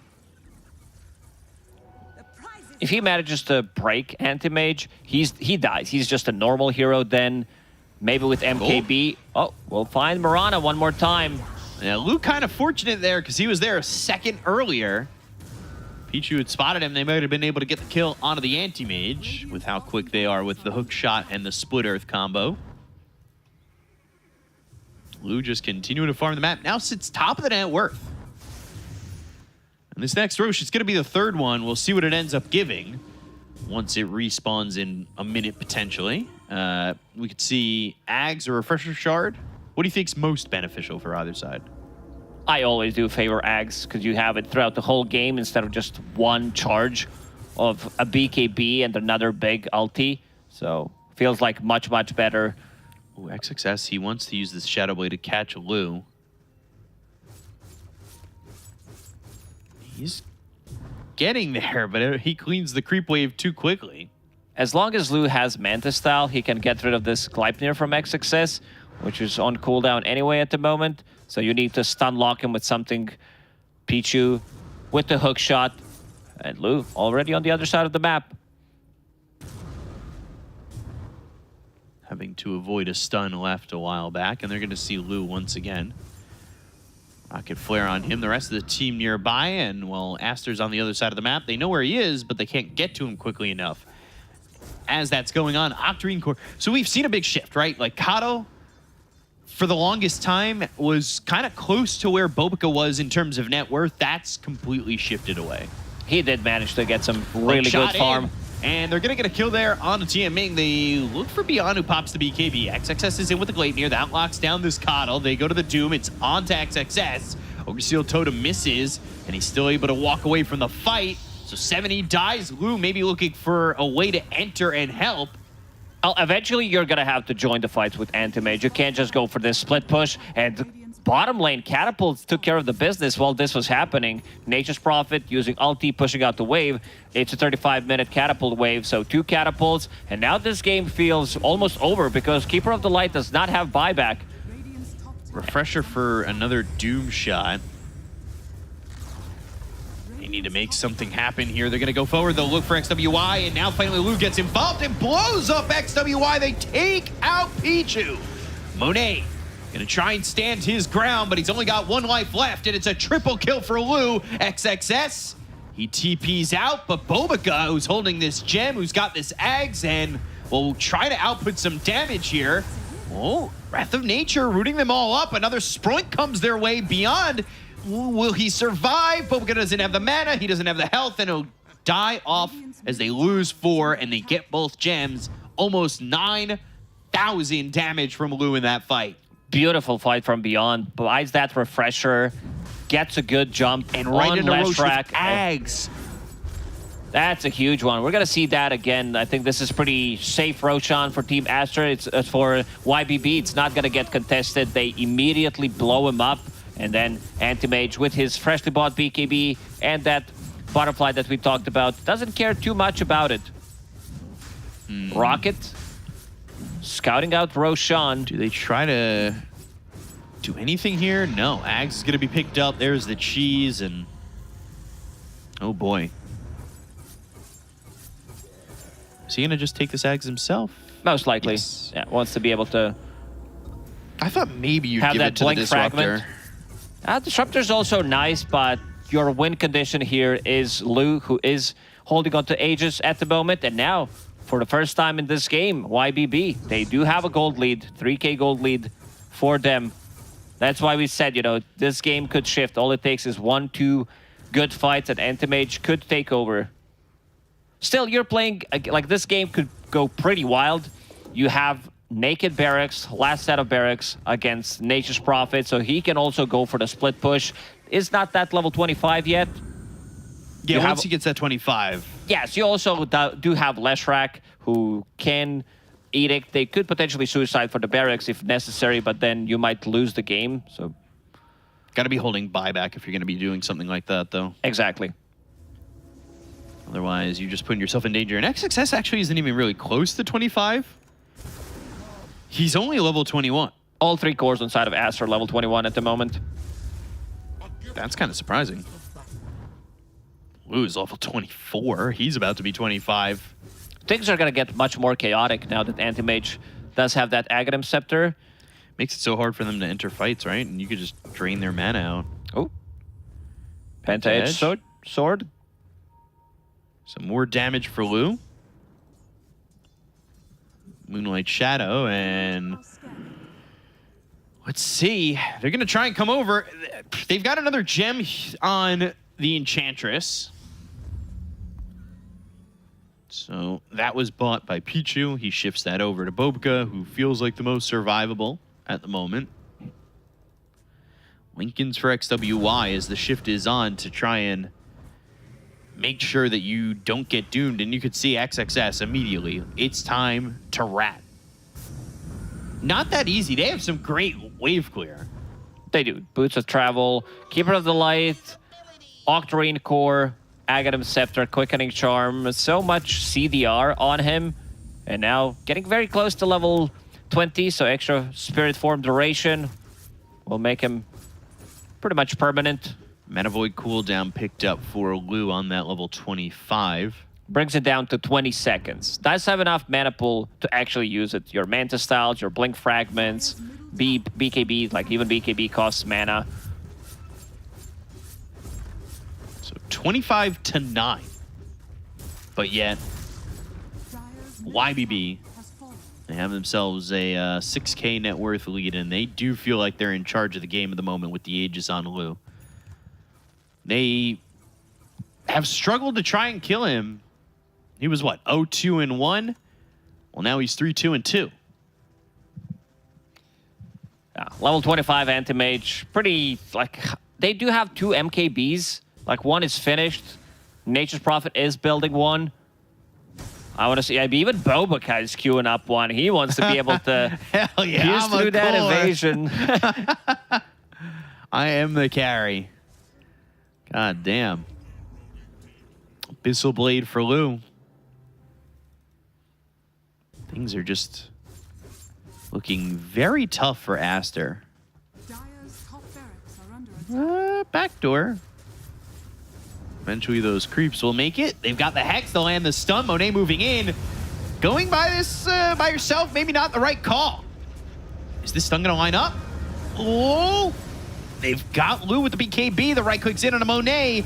Looks like they're going to take out his first life. He actually focuses his attention on the XWY after getting Monet low. He'll get doomed, probably. Yeah, they're going to throw the Doom on a Monet, but he's going to run it back as Pichu gets in their faces and they'll refresh. So Beyond Now with another Doom available, hits the arrow on Abobica. These creeps are pushing in. You need to be careful about your base. Big team fight. No one died. It was Reincarnation plus Aegis, but they showed that once they break Anti-Mage with that Silver Edge, he dies so quickly. First, second usage of the BKB on AM. Does Keeper of the Light have Shard? He does not. Maybe eventually he's going to need to get it just to be able to recall people, set things up on the side lanes, be more annoying with Anti-Mage. Doom, he gets like Boots of Travel too. They set things up. But first you want to build that Hex, which is understandable. You want to have a bit more control. Those Lincoln Spheres also on side of Aster. You mentioned one on XWY. Still far away from it. And nobody has one at all, actually. Trying to go to the Lotus Orb on Clockwork. So he'll try to help out as well. Pichu doesn't get farm priority. Like, it's going to take a lot of time or like 2 good fights for him to be able to buy it.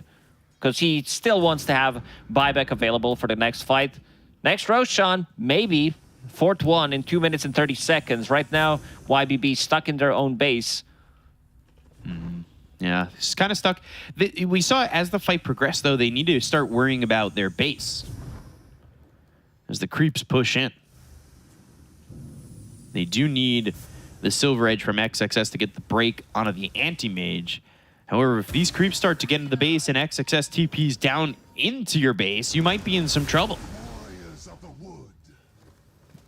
You have 2 seconds downtime on Spirit form with all CDR. So pretty much up always. If he had gotten a Spell Prism, it would have been always up, right? Math-wise. Yes. Well, you know, that's just a guess. I didn't really do the math in between. Show your work. Added 2 extra % from Spell Prism compared to Quickening Charm. You're gonna have to show us your work, otherwise you don't get full credit for the answer. Ooh. Smoke and Moonlight Shadow. Double damage on AM. They definitely want to take the fight right now. Oh, boy. Bobica up front shows that he can see him and Blink Fragment. And then the right-click damage and the Wrath of Nature. Wrath of Nature, I think, hit all 5 heroes. Kept them in place. They did not want to commit with the BKBs. Double damage was not dispelled by Enchantress. Blink Fragments making too much confusion for Bobica. Yeah, just a moment there. That's just a Blink Fragment in time. And almost going for the Ags on Disruptor. Or almost having the Ags on Disruptor. 1,500 gold. We'll see where he gets it. Swap things around. I like it. He was trying to get the Glimmer Cape for a very long time. Understands that Glimmer Cape is not what's going to bring you like extra lockdown, no BKBs, muting items. It's just too powerful of an upgrade. So needs to find some farm somewhere. A bit of a difficult task as a Disruptor. And at this stage of the game as well. Yeah, it's unfortunate for him he didn't get the Philly Stone because we said that he's going to need like 20 minutes to get the Ags. He ultimately ends up needing more. But if he had the Philly Stone, like, he probably has this item at this point. Yeah, it would definitely be Ags already. You could, like, if you're lacking farm, you can sell your magic wand, sell your cloak. It's extra gold. Push you forward. Because cloak, magic wand's not going to save you. It's not going to change how the fight's going to go. This casual cloak gives you extra 15 magic resistance. But if you get jumped, if you get hit by any of the spells, pretty much you're dead as a Disruptor. Yeah, I don't know if it's like entirely necessary that ZZQ gets this Ags, but you can push it. I feel like Lou's just in such a good spot. The Static Storms, as long as they're down, are more than enough. Bobica. His MKB is very close. Needs another 200 gold to finish it. Hook Hook shot. shot misses. Will-O-Wisp and the Kinetic Field. Blink Fragment. Goes into the Jetpack again. Gets pulled in by the Will-O-Wisp once more. And now a 3rd time. Monet's jumping in. He needs to be careful. The Will-O-Wisp has another charge on it with the BKB being popped here by Monet. But he's caught in a Sprout. Lou in the backlines goes into the Mana Void. And XXS is going to die here with Pichu. They've lost 2 heroes. They don't have buyback on XXS. That's massive. They're going to look over at XWY, and they will find themselves the damage on Monet, and he doesn't have buyback either. What are they doing? I think that's game. Oh my God, YBB have team wiped, They don't have... and nobody on Aster has buyback. No buyback. He's also buying into AC, so that's going to be extra attack speed, extra minus armor. They could poke it. They could see what happens. If they're not buying back, they could go for tier 4 towers and just end the game. Anti-mage, what was that? 10,000 damage one more time coming out from Lu. And also, I love that Beyond did not want to take a risk, so he dooms Raid King while still has ulti available, refreshes, and holds it for another one. Oh, Pichu. He's trying to split push. I don't think this is going to work out. Yeah, this is a last-ditch effort, stormcrafting and trying to run. They now have a sentry down. They are taking some of the attention away, and they have backed off from the base. Wait, what are they doing? Why are they not finishing the game? 30 seconds. They could take mega creeps. Instead, they decide to go for Roche. I still feel that they could have taken the barracks and went for Roche. But seems like YBB wants to play it super safe. Another Aegis, another Cheese, another Aghanim Scepter upgrade. I just don't think they believe that They Aster don't have won't buybacks, have yeah. like, this is the top team Aster. They lead the DPC. They would definitely hold buyback, right? No, Guys? that's not what the case here is. Doom picks up that Ag, so AoE Doom will be available. So double Ags upgrade, because as Beyond gets one from Roche, Disruptor finishes his with a purchase. So now you have 2 big upgrades. Suddenly 30,000 net worth lead for YBB. Blink Fragment, Hex, Lu, he's alone. He is all alone. Can they gonna land get there in another time? stun? There is no clockwork. Maybe if stun connects at the same time. Start, Never mind. Lu, BKB, the Willis is going to be down. Lu's going to go for Bobica, throws the Abyssal Blade, has the Refresher, and with the Doom on Beyond on himself, they'll get the kill Another there. Abyssal. On the Enchantress. Gleipnir's not going to do anything. They've got the Mana Void again. They take out XWY. Monet and XXS to hold. I feel like Monet's damage in the last 15 minutes has been sub 5k. Like he just was not able to lock onto a target, to do anything. These blinding lights are causing a lot of issues as well. These are blinding lights on lower cooldown. Now Doom does have Refresher available in 5 seconds. He's going for XXS. Yeah. I don't think XXS has the damage to deal with Beyond by himself. They're bottom. They're looking for the tier 3 XWY. He is still dead for 45 seconds. This is mega creeps at least. XXS, break, BKB, right clicks. He's doing some damage, but he doesn't have the vision. Now forced to TP out and just gets away. But it is mega creeps here for YBB. Aster couldn't finish off the game quick enough. Anti-Mage came online, and now it's all suffering and pain. The only thing you can do is pretty much watch him. With the 4 staffs, they have one fight. This is it. Like, they have one try. Yeah, step 1, lay on the ground. Step 2, curl Cry. into a ball. Step 3, cry. AM Zin, that's the fake one with the Blink Fragment. Ancient. You do have Counterspell as well. Now exposed, but they do have 5 heroes. There are 2 cheeses. They've got choices from Gouda to Swiss. On the side of YBB, that's the Gouda, that's the Swiss. And a 32,000 net worth lead. It's not looking good for Team Acer at the moment. No buybacks. Monet does not have one. He invested everything in this overwhelming Blink.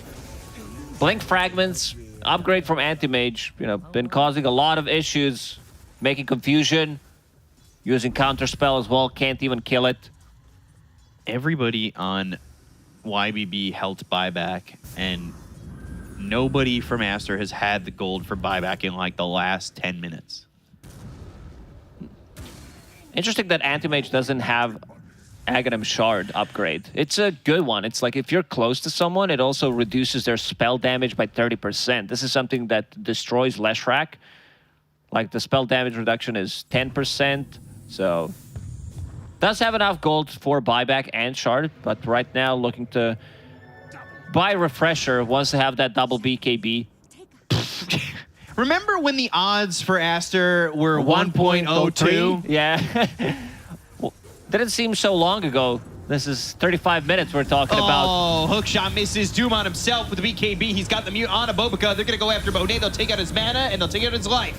Static Storm placed on top. That's with the Axe upgrade. They're going to get a second kill here out of the Skeleton King, and they will not have Monet. It looks like they won't have Bobica either. But with the Nature's Attendant, still can't survive. Beyond gets the kill. Lou with the Abyssal Blade. They've got the arrow, and they'll call GG after blunder as YBB take game 1. Man, what a performance. Like, they lost the laning stage so hard. They were almost 10k gold lead down, 2 set of barracks, and Aster was unable to finish off the game. I'm just trying to think of a point where things went really bad for Team Aster. I think maybe, like, that one push when they had Aegis and Breaking just disappeared. First time, second time he gets killed off immediately. One more time. I think maybe instead of going for AC, like this BKB on Wraith King does sound like a much better idea now, where you can actually siege, do it like you land this split earth on top of him, you siege, you pop a BKB, you kill the barracks off, you go back, you repeat it one more time with not too heavy commitment. Then they would need to play against Mega Creeps. But yeah, YBB, Lou, 0-2-1 on Anti-Mage for like 30-35 minutes. And still manages to like get the split push going. He kills the top barracks. He kills the top tier 3 tower. And it opens up the map so much. He's been like, they try to go for him multiple times. They only caught him once. And yeah, Anti-Mage, standard AM game. No contribution for the first 40 minutes, but does carry the game by himself after 40-minute mark. Yeah, that was insane. Lou doing it and doing the heavy lifting. That was quite the performance from him. YBB, they take game number 1 over Aster. Let's see what the panel has to say, because I'm flabbergasted. Take it away. We are all flabbergasted because we finally see Team Aster losing under conditions where they normally win. Dire side Aster, they have the Baboka Enchantress, they have this Leshrac through the mid lane, they have lots of farm on Monet, but ultimately they cannot get the W at the end.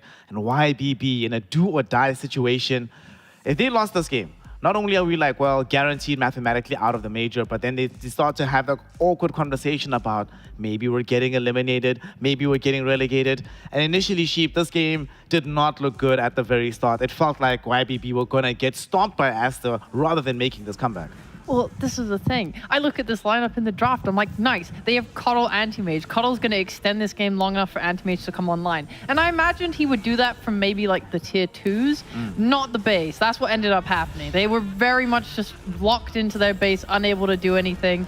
I think it's just really hard when your side lanes don't go super well, you know, and your Coddle doesn't really have anyone to play with. You know, you do a bit with Mirana, but then Aster start to group up really hard, and at that point, yeah, you are running an Anti-Mage Doom lineup, so... It took a while, and one of the things we were talking about watching this game, Sindrin, is this is characteristic of some of these anti-mage games when some of the other lanes don't go well. The AEM is farming well, but Coddle has lowest net worth at early portion of the game in the laning phase. Doom isn't progressing that well on the map.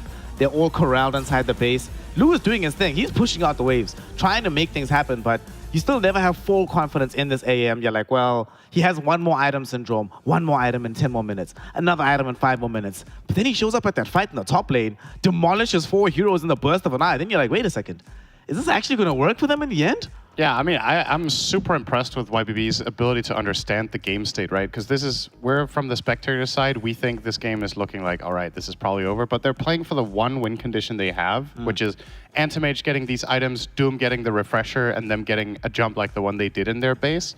I think the refresher was unknown for Aster. I think it happened, because that's when they went high ground for the third lane of barracks, right? The refresher was an unknown, and that they felt confident they were just going to end this game. The secondary Doom comes out. They had no idea it's coming. They, like you said, they die like 4 or 5 heroes in that fight, and YBB come back. And it goes to show why this was such a good anti-mage game, because usually, even if it is a pretty good anti-mage game, if the conditions are like this, you just lose, right? Like, this needed to be absolutely stellar for him to be able to pull a comeback from his team being 10k gold down. But yeah, I'm just very, very impressed. I counted them out minute 5. I'll be honest. Like I thought, okay, Really? yeah. I was like, this game is going too poorly. You know, like Yeah. if they were a little bit behind, I'd be like, you know, it's fine. It's a good AM game. He'll come back, etc. But like, they were so far behind so fast. They lost their first lane of barracks at a very early time as well, right? It was like, okay, they're already starting to lose racks now against Nature's Prophet, but yeah, it's crazy. I don't know. I feel like this is. It's easy. It's always easy to give Anti-Mage MVP in a game like this, right? It's probably him or the Doom, I guess, for me. That somehow Cuddle? got it done. Nah. My man defended that high ground base so many times. It was like, Wraithing literally came to his base. He's got 3 lives. Life 1, life 2, Aegis. And what does Cuddle do? He kills him 3 goddamn times. He's doing like 2k burst per like defense. You know, with that Ags, with all of his Illuminates, he was balling out. Like I think without that hero on that team, there's no way they could ever have held for as long as they did for Anti-Mage. So I would share between our cores here. All 3 of them pretty damn good, yeah. I can live with that. This is the first time I've heard you super hyped on 7E. First time that we've seen 7E pop off this hard in the game, though. He's tried with his Mars, it didn't work out. His Nature's Prophet didn't work out. But today, with the Keeper of the Light, it absolutely does. One thing that I also found intriguing about this game from the side of Team Aster, Monet, at some point this year on the Wraith King, felt like he wasn't able to accomplish anything. He's dealing with the Blinding Light from the Coddle. On the one from range, Blinding Light. Up close, Anti-Mage. And none of the other heroes are there in time for him to just help him actually go to a support. You can't reach Xian Ming. You can't reach ZZQ. Was Wraith King in retrospect really the pick? And if it was the pick, should he maybe have gone for the Radiance build? I'm not sure that would have helped him that much either, right? He needed this build to win the game, but ultimately it's just like, if you can't finish the game with Wraith King, this is the result, right? You just can't do anything. You don't have the same strength as the Anti-Mage can do of wiping the whole team by yourself. I think if anyone should have itemized differently, it was probably Nature's Prophet that could have gone for some aura so they could continue their push, right? You could have gone like Greaves and Pipe or whatever. It's not fair. I brought this up with him, but as the game ended, I hate you, Cinder. Her suggestion. I'll gladly take credit. God, Cinder, you're so smart. So the thing is, I'm not sure if that would have worked, but I think it was a different avenue to winning the game, at least. Yeah. The problem is like their push is going high ground. We talk about the damage that Call does. That's kind of like it, right? Because Anti-Mage isn't able to get involved. And I felt like if they had been able to sustain their pushes, then they could have ended. Like, you needed, like, this Axe Rush on Nature's was good. Anything past that, I don't think was needed. Because you're doing so much physical damage and push with the Treants, with your Wraith King, with the Deso, with the Ench. Like, you have enough. So I would have liked to have been able to see them have a Greaves, Pipe, Lotus Orb even, just to let Wraith King be able to actually stand up there and not just have his lives taken away like that. Yep. Absolutely. With the amount of different kinds of bursts that YBB had at their disposal, they find themselves in a winning position up against Aster. And Team Aster have now suffered their first map loss in the entirety of the DPC. And this is difficult for them because they are 1 series away. If they win this one, they go to the major. If not, they'll still have to wait their turn down the stretch. Firstly, we get to see YBB in a resurgent position. Let us hope we get to see more of this version of the team in game number 2. And hopefully Aster make it as competitive as we know they're capable of. We find out after a very short break. So don't go anywhere. We'll be right back with some Dota 2 action.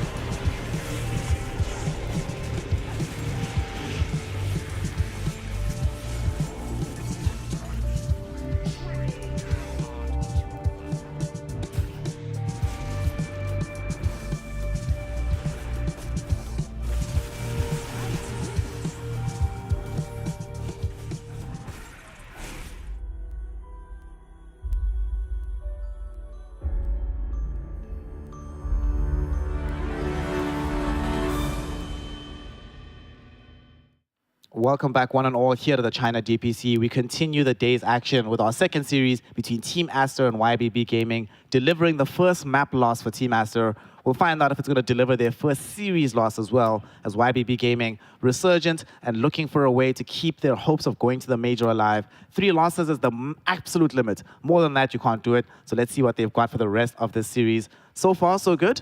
They managed to pull out this win up against very difficult conditions, right? You have a bad early game, super early racks get taken for like 23 minutes. These are normally conditions under which you lose the game, but they find a way to claw inside themselves. They dig deep, they get the W out. But it wasn't perfect, Sheep. There's still things that could have been fixed up in that game. Is there anything that you scouted out that you want them to adjust going into game number 2? I want them to be wary of the mid matchup because the Coddle pick looked really good for the game. And I think second pick is what allowed YBB to like have the draft to win, right? But whilst it was a great game for the Coddle in general, his lane wasn't good. He felt unfamiliar on the hero. Like when he pushed the wave in mid under the tower as you do on Coddle, he suddenly started to like lose the lane. Like he's on the low ground from the river. He's getting his creeps denied out quite a lot by the Leshrac. I think Lesh also went 2 points in the Edict, so he's just constantly harassing him. And I was watching his lane from my laptop, and he's just like panicking. He's like sending off blasts that are not hitting not last hitting the creeps. He's like just coming down to like 10% health. He's running all the way back to his tier 2 mid just to block the wave, just to try and reset it because he's like losing, right? So I think if he's not good with the matchups, there's like a real chance that if Aster fix their drafts up or, you know, fix their problems in general, then they can take a crushing mid like that and really run away with it much harder. We'll be finding out whether or not they have what it takes to turn this into a winning matchup because we do have the second draft available. This is actually very interesting for me here, Cinderin, because YBB, they find themselves in a position of having the first pick, but the Broodmother is banned against them. And beyond Broodmother, it's not one of their signature heroes, not one of their key things that they play. So I feel like this actually might be a free ban for them. They get a little bit more space in the draft right now because of Team Aster still banning absolutely meta, even though they're going up against a YBB that doesn't always play super meta. I think Aster are just thinking we don't want to take the risk. They might think Brute is the single most obnoxious hero in Dota, and they would be right. So, you know, sir. good read there. Yeah, there's just, I think if you're confident in your own ability as a team, and you're like, this is the one hero that completely throws us off our game, you just get rid of it, even if it's not a primary pick for the enemy team, unless you're like certain that they will not touch it, right? Because then you can just be like, whatever. The Ench ban was what I was expecting, to be honest, so that's not too surprising. But this obviously means YBB get their hands on the contested Beastmaster. Now you've got to take your pick. Are you taking the Nature's Prophet again? And what are you going to replace your Ench with? So this is interesting. They can't be too surprised, surely. Yeah, Take this a was how it Disruptor played out. +1, that's what I want. Disruptor, Nature's Prophet, maybe? You've been hot on the Disruptor, but Baboka hasn't played it. He's only played Tiny and Edge. Literally nothing else. So Yeah, but Pichu's played it. So Yeah, it's yes, okay. yeah. They can. I prefer it on 4, but I'm fine on 5. Like the hero is just strong in general. Between like the glimpse in the lane and just playing on like the ability to play on side lanes with cores. Like I've really enjoyed seeing Disruptor Storm Spirit, for example, if they want to do that. Would be very potent. Not Storm Layer down the line, of course. End of second pick. End of second phase they could pick it. they go Io Lesh. Oh God, what is All this? right. So we very rarely get to see Io in general within the Chinese region. Leshrac, of course, has become one of the staple heroes from the mid lane. XWY is fairly good at this. I do prefer his Tiny, to be honest, but his Lesh is still pretty good.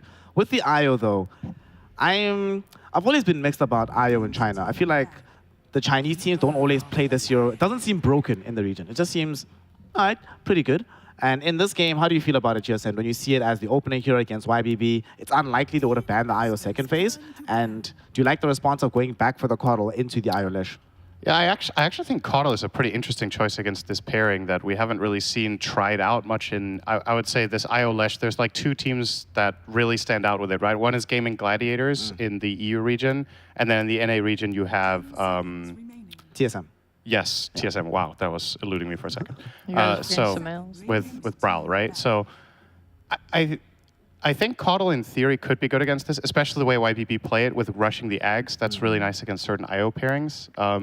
as for why the Chinese region isn't as strong with this, that's a really good question. When I think Chinese IO, I think IO Gyro. That's like always going to be the pairing. That was when they were really good with IO.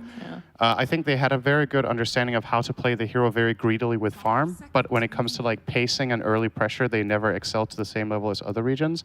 And that's what you want to do with IO Lesh. Like that's a little bit of a mix. You want to farm, but you also want to take the fights. So let's see if Aster have learned something from primarily watching, I would guess, Gaming Gladiators. Do you think they want to go like a well-rounded draft or just pile on like heal, heal, heal, push, heal, get an Undying in there, soul rip, boys.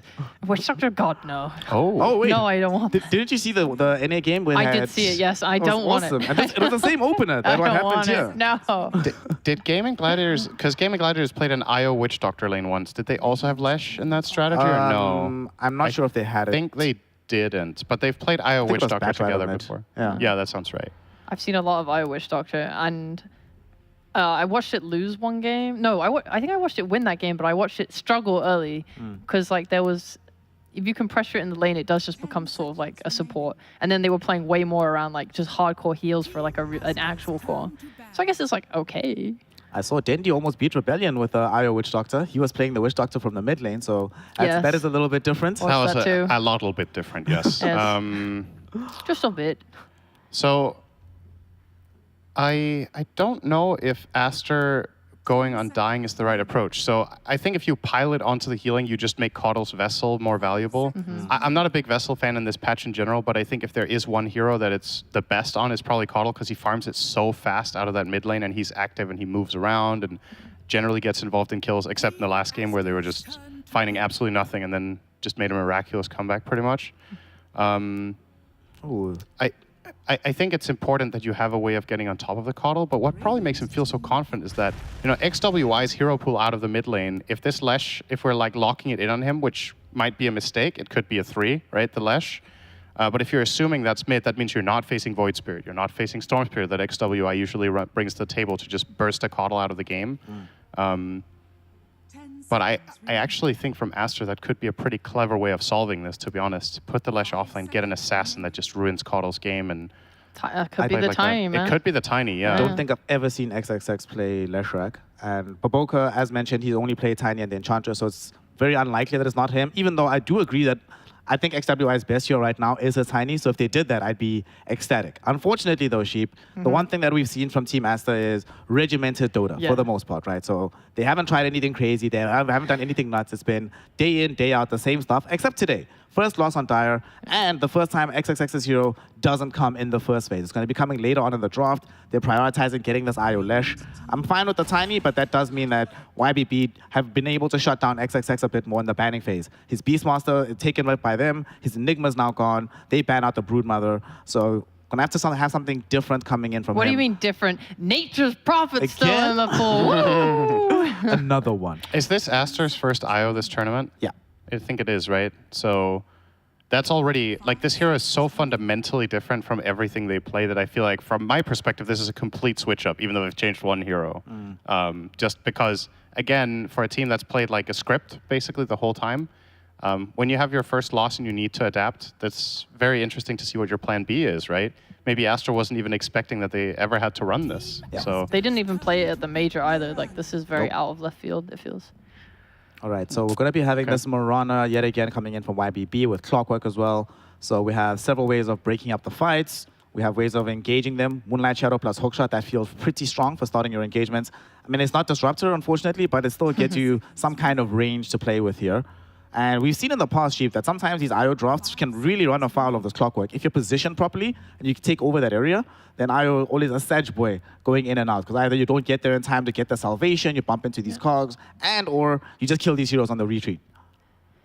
It is hard in that situation, but if you have a lot of bodies in front of you, it's not that bad. And right now, I feel like they do have bodies. You're going to be playing with like Tiny and Lesh, who are just... they're going to be like hunting for you or like playing as a body. For me, what's important is like Astra's ability to maintain their vision game, because they're playing into like a Coddle and then Hawks on a Beastmaster and Clockwork Flare. So yeah, that's probably going to be like the biggest threat to them, is that if YBB always see you, it's terrifying. You know, so they need to be making sure they're playing on like high grounds well, or like not being under their vision. It's going to be a hard game. I do agree with you. Is this a good Chaos Knight game? I'm not completely sold. I feel like Coddle actually does really well against this hero. You know, he's illusion based. You can never really itemize against Blinding Light. You don't really want to buy MKB, and if you do, the knockback is still annoying. The Ignis that he bought last game is really annoying. I don't know if this was the best choice. It might just be comfort for Astra. They wanted a carry they can play their IO with, but Do you think it's just about the lane? I guess so, but I don't know if IOCK beats Beastmaster Mirana that handily anymore, especially if Mirana just plays well around pulling and just disrupting the lane, right? If this doesn't become some sort of static, we're close to our tower, you have to hit creeps here, Mirana can just pull waves, she can maybe get a pull on the big camp, or, you know, you have different options. You can even just shove in the wave on level 1 with Starstorm and Axes and get them in their tower, and then you can get a pull. There's different plays for this offlane. There's the respect ban anti-mage, by the way. One thing I've seen from China Good to generally, see. like over the last few years, it hasn't been played that much, but the few teams that do play IO, they like to pair it with multiple heroes in the game. So there'll Yes. be three, like sometimes all 3 cores, but at least 2 that can play very well with the IO. I'm a big fan of that. Like you mentioned, CK does really well. Obviously, the XWY Leshak will do well, and it's a Monet classic. Like Monet CK, many a game as Team Asta in a rough position, being like, mate, bail us out of this one. You got this, and then he makes it happen for them. I think my favorite thing about this CK is it, like you talked about, the ability for IO to play with multiple heroes, but it's also like CK can set up for that reload in by having a stun. On top of that, he's going to be able to get a blink at some point, and then Coddle is going to feel a lot of pressure because he's playing into a Tiny that's hunting him, a CK that's hunting him. There's a potential another hero here that comes out that's going to pressure him. And if Coddle is able to die at the start of a fight, or just at any point really, that's what's going to enable Astra to sort of take their objectives, because he was the main problem for them last game. I was worried before this Ursa came out about the quick burst damage from YBB. I'm looking at this draft here saying you can die, any hero can die under Primal Roar. Like, if they don't immediately relocate you out and you get roared, this Ursa will eat you alive in a game like this. I'm still kind of a fan of the idea of putting Lesh 3. It's just, I don't know if Astra are going to do it. I think XXS has played Lesh in the past, but we're going back quite a few months at this point. It just feels like getting an assassin hero mid would be really cool, but it doesn't look like that's the case. I think the Snap is position 3. It is indeed. That's a hard lane matchup for Ursa, though, so that's good. A good start for Team Astra for sure in that lane. Okay. Yeah, I mean, you know, if last game hadn't gone the way it had, I would just be standing here being like, you know, Astra's got this, man. It doesn't matter what, as long as their lineup looks solid, they've got it. But like, there's the whole mental aspect now of it, right? You lost your first game in 9 games, and YBB are probably feeling really over the moon after that last one, right? They're probably going to be really motivated. Their lineup plays pretty fast, which is something they've generally been good at, right? That's been their forte. Last game, they just got stifled. I don't know. I don't really have a strong favorite based on draft, so maybe that's a good sign for YBB. All right, Sheep, final thoughts going into this game? I think the draft's even. Like, I see what Astra can do. They have lots of ways to just run in and start fights and like cover themselves with kisses, and I think YBB struggle a bit with that. But, you know, when the kisses is down, when they don't have this big explosive amount of spells, YBB have a lot more ability to play on like low cooldowns. So I like that a lot. I think they both have good stuff. Well, both of these lineups have good stuff going for them right now. Of course, Team Asta relying on a different draft, a different style of play, and hoping that the leadership of R2K will allow them to carry this game to the victory and force a decisive game number 3. We will find out in the game, where we'll be led by Lacoste, and we have B-Cop the boss to bring us this action. Take it away, boys. That's all I got. I got nothing. Nothing from Snare this time around. I have Led to by listen. Lacoste. You're the leader. Am I? Yeah. Okay, I'm the leader and you're the boss. So I lead, you give instructions. Not sure how that works. Yeah, you lead us into the game, and then you just keep talking. All right, but I'm out. YBB, they have a really good draft. I like their draft slightly more than I do like Team Astra. I think both teams do have like solid draft. It's just certain matchups that I like, especially Ursa plus Keeper of the Light against CK and the Illusions. I think this one can be really tricky for CK if he's not the one like getting the first initial jump. If this Keeper of the Light is going to be able to get the Illuminate on the Illusions plus the Blinding Light that I mentioned, I think it's going to be 7E played really good Coddle in the previous game. Like the whole team kind of was in a difficult spot because they were so much behind for the first 30 minutes of the game, so he didn't get the chance to shine. But once he was defending the high ground, he really showed what he's made of. Would you say he illuminated with how he shined? Yeah, that's the way, I guess. Okay.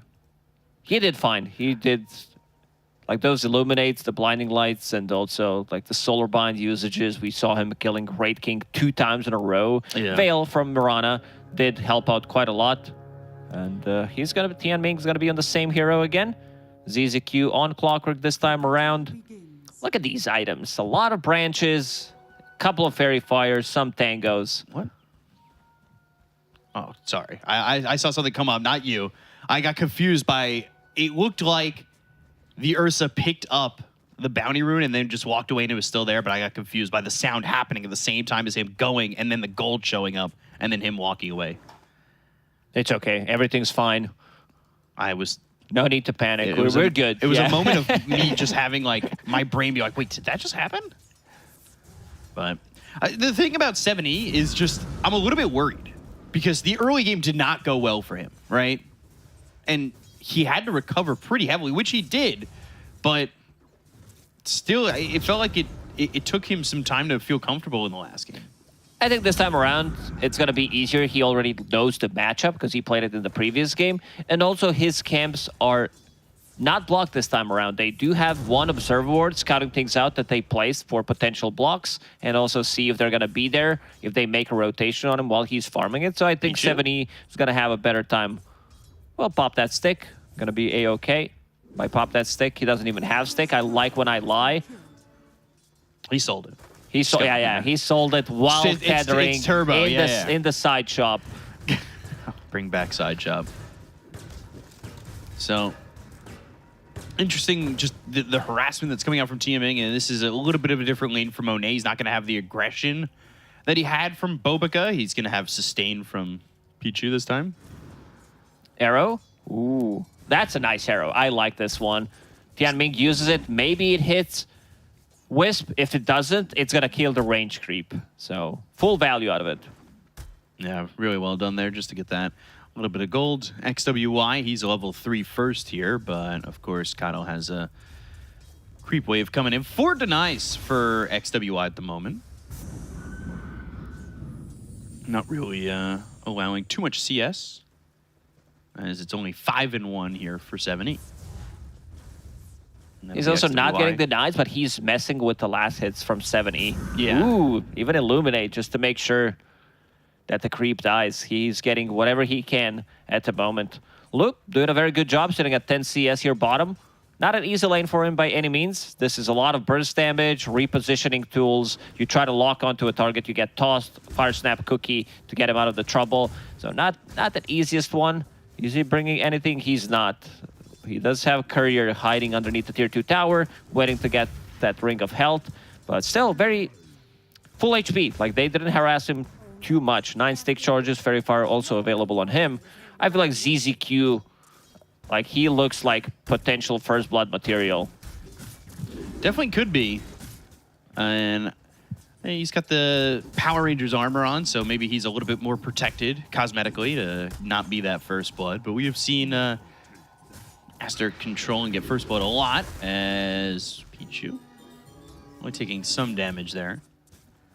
If it's not going to be ZZQ, my guess is going to be... You're going to go with Pichu. It's an easy one. He's very low on HP at the moment.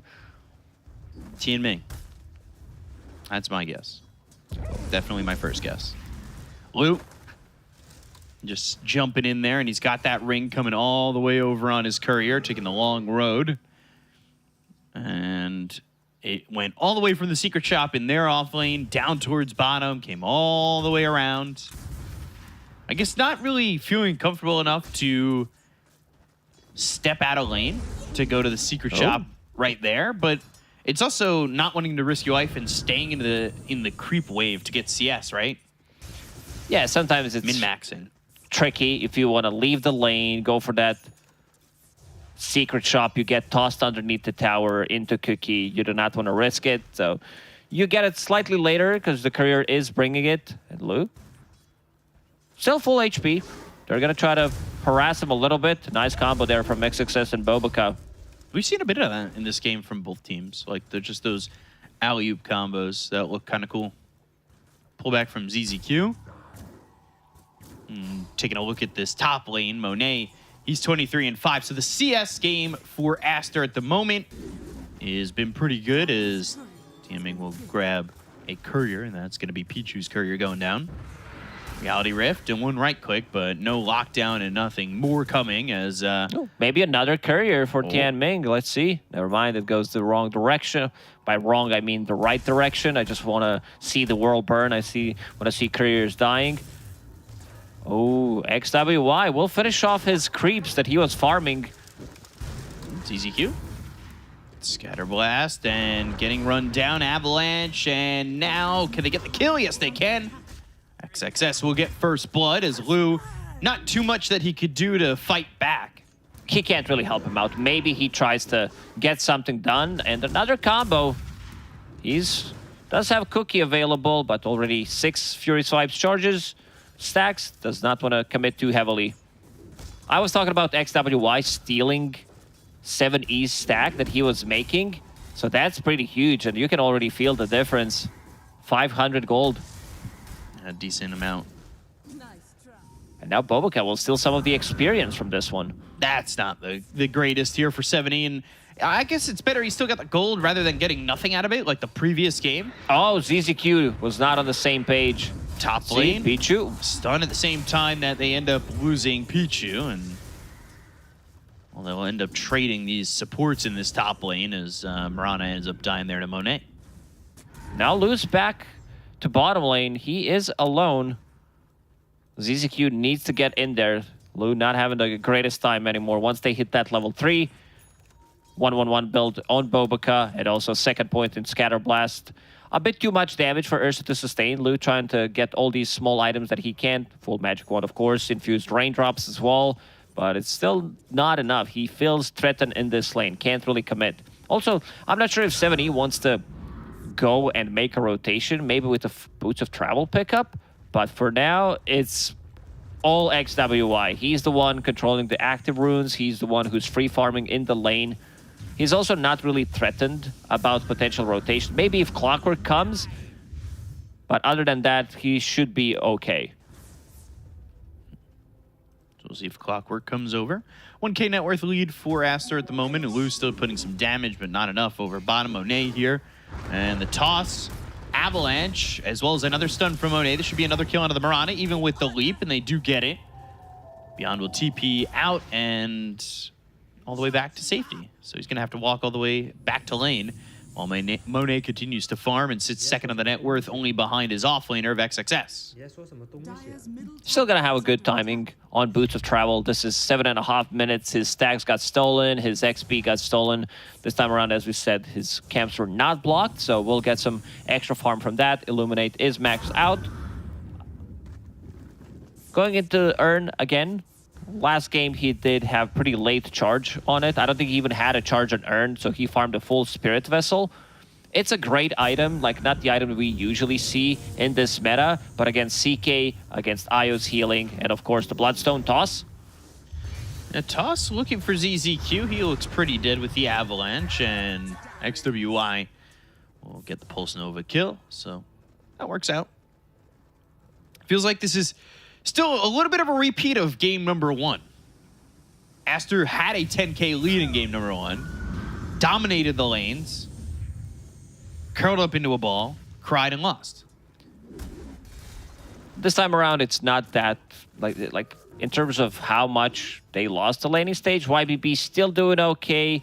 We were worried for Ursa, same goes for Panel.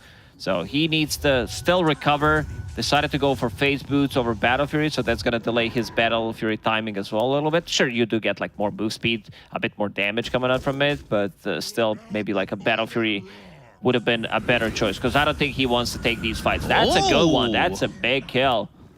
Unfortunately, Keeper of the Light did not have his Urn available. I think it's just being delivered, so no charges on that. First usage of the Roar, nicely done. And now they're going to put some pressure on the tower. Monet dying, and that's just not what you want to be dealing with. Avalanche, Lou, fighting back, but Bobica, he is pretty tanky, and not a lot here in the arsenal for Lou at the moment. Monet's going to come back towards top. They still have Kato in the vicinity. Like, they could blow him up again. Also coming into enemy jungle, trying to steal some stacks that they made. Beyond doesn't have Roar this time, but throws the axes out, and the Illusion and Monet himself won't do enough damage to kill Beyond. He'll be passed over a salve. Kisses bottom, Lou. Kisses, Lou, Avalanche. Oh, he's fine. Surviving, and now the turnaround. XXS on the run. Battery Assault hits him for a second. He gets the cookie to get some space. They didn't even get Bobica under the tower. He was able to TP and get away. I would say this is not too bad if they can defend the tier 1 tower on the mid lane. We'll use Glyph immediately. 3 points in Edict. And now Pichu and XWY will fall back, but there are no stacks. Like, the big camp is stacked only one time. That's about it.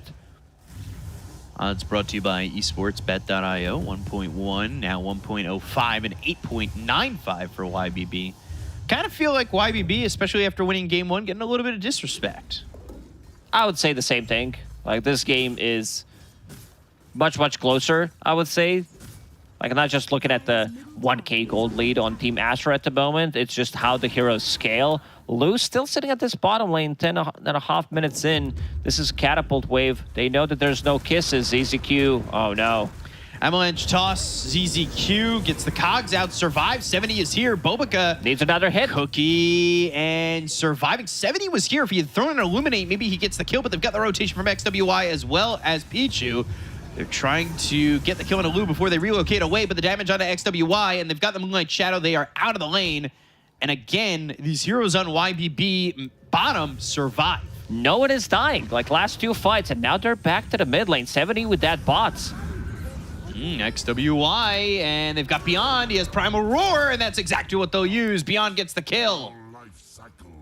Tianming was thinking about maybe arrowing Io, and now Beastmaster falling back to his stacks. This is some huge stack that he's gonna take. He's gonna have a pretty quick Helm of the Overlord. This is mana boots. Like, we've seen Beastmasters going for mana boots once you decide to max out Wild Axis, so your Helm creep is slightly delayed, but still you get so much farm. And this is gonna be like 14-minute Helm of the Overlord. In terms of heroes that they have, they don't really deal well against that Helm creep. And it's also like, the CK is not gonna use ulti, try to kill 2000 HP unit. 2 leap charges. Monet, despite having the cool Trail of the Burning Doom cosmetic, nobody's really been doomed from his presence yet. So he still sits second in the net worth. But I swear, I need to buy you that item. Just so you stop. Then you're not going to stop talking about it. Then I'll be like, I have one. You know what? I have this item, and he bought it for me. It's the expensive one. It's the $1,000 one, right? Trail of the Burning Doom is a little bit more common and a little bit cheaper than the Bleak Hallucination that FY uses. All right, for your 35th birthday, remind me. 5 years from now. when the prices drop. When we're in Dota Global Offensive. I can't wait. Spirit Vessel about to be finished on Keeper of the Light. Needs 200 gold. XWY here already with the Bloodstone. Ooh, arrow. Illuminate also missing everything. With the Primal Roar, it feels like they can kind of burst a lot of these heroes. They can, especially with Illuminate. And the Solar Bind just seems so annoying. He does have Fairy Trinket as well, so extra 5% spell damage from Keeper of the Light. 5% doesn't mean much. It looks like it doesn't, but it really is on a hero like Keeper of the Light when you have like 500 damage, extra 5%. And then maybe another Veil. Yeah, Mirana's actually swapping things around. Tianming did go, like, at least he wanted to go for mech, but understands that Veil is going to be pretty big. Lou still sitting at this bottom lane. I can't believe 14 minutes in, he did manage to recover. They're bringing 4 heroes here. They want Lou badly. Dust is going to clip him, but he's out already. Yeah, he wrapped around. I'm retreating. Yes, you are. Moonlight Shadow used, but Monet is shifted over to the mid lane. I said that he managed to recover, because if you look at the Monet where he's at. Does have extra 900 gold, make it 1,000 now after they kill the tower, but it's still not too bad considering what Ursa was playing into. And once he hits that Battle Fury timing, his farm is going to skyrocket. Similar timing to his last Battle Fury too, and that was Tread's double Wraith Band.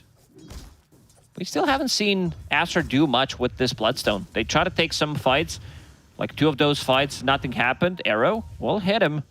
XXS is fine.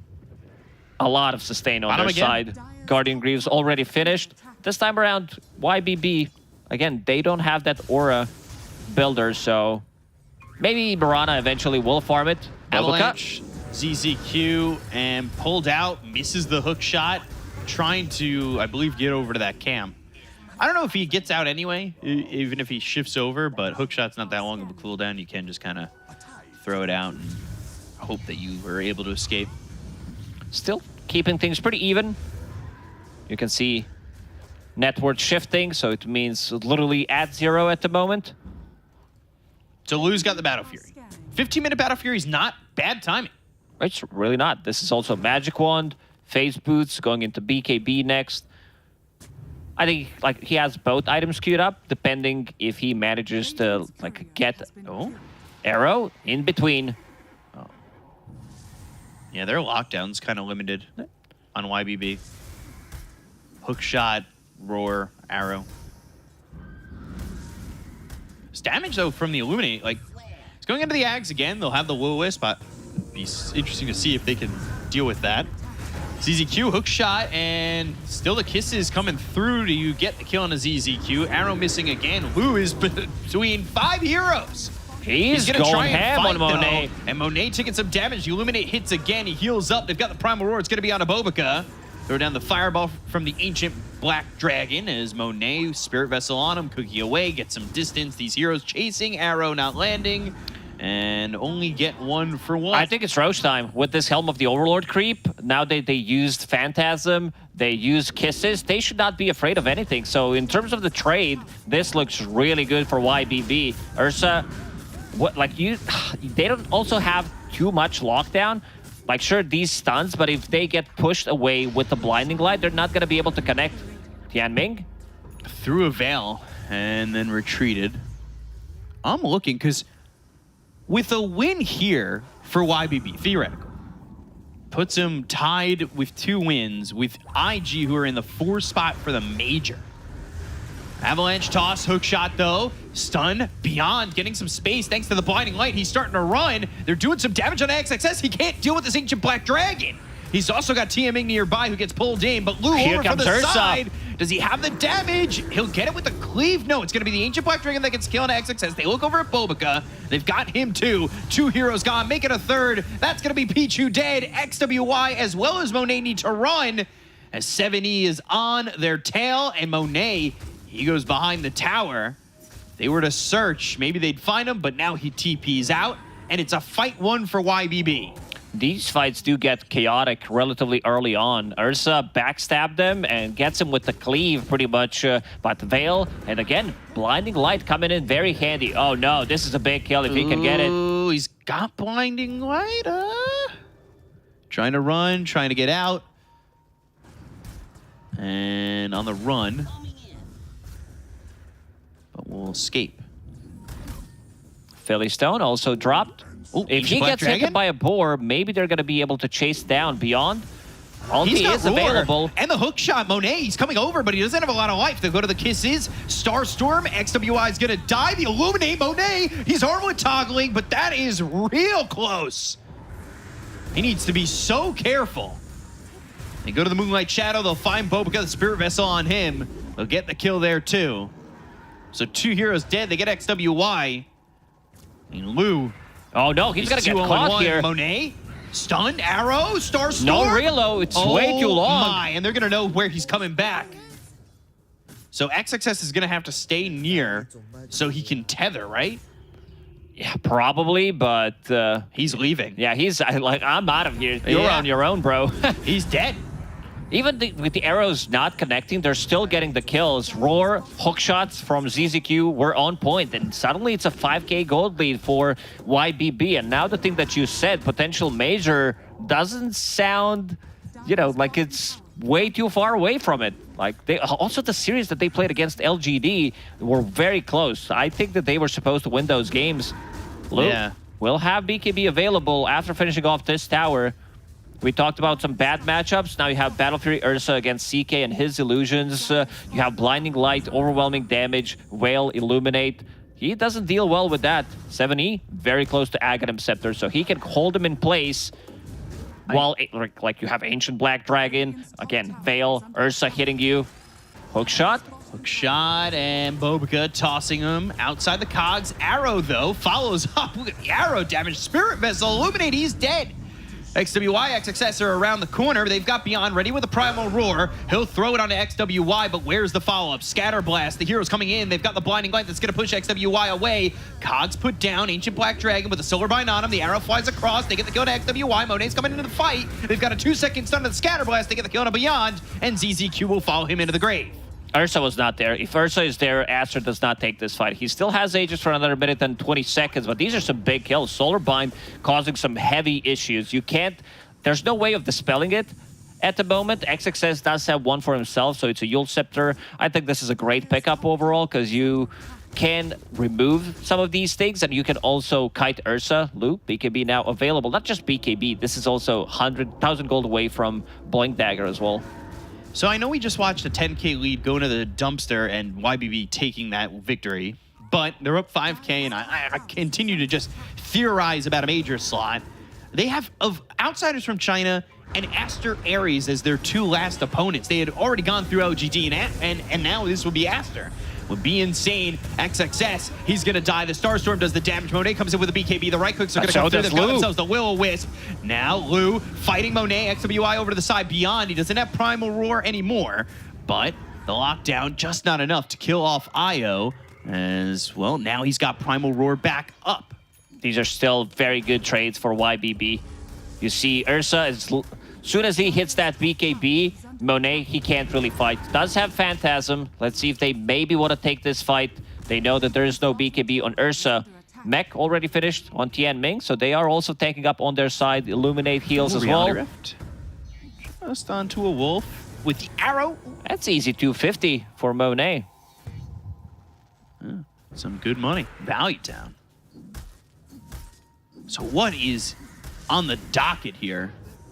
Blink Dagger for the Ursa, BKB for the Beastmaster, as well as the Coddle. Items are starting to pile up on YBB. DD plus YDD. He also does have Dagger of Ristal. I'm not a big fan of this item. On certain heroes, it does really work nicely because you get like 40 damage plus overpower 6 attacks. That's 240 damage plus the extra damage like from Fury Swipes. Heroes are gonna explode. Another good hook shot. Arrow following him into the cogs, and now they've got the Will-O-Wisp again. Looks like they'll lose ZZQ if he's not too careful. Reality Rift pulls him out of the Will-O-Wisp. They go to the Phantasm. Monet off to the side. They also throw out these kisses. Right into the steps. Lou down to about half health. Beyond gets pulled in, throws the Primal Roar. It's onto Monet. It's taking a lot of time out of his BKB usage. Arrow lands onto the IO. Illuminate. Jamming Beyond, kind of low. Illuminate lands. They've also got the root. It's on to Pichu. They'll take out Beyond. Double kill here for Monet. Starting to really amp up the damage. A bit of a sloppy fight. They need this Will-O-Wisp to connect on the illusions, on the heroes as well, and we can see Monet pop it off in the previous fight. Another usage of the BKB, however, going into Mage Slayer, wants to reduce some of that damage from Keeper of the Light, that also wants to tank up himself and the illusions.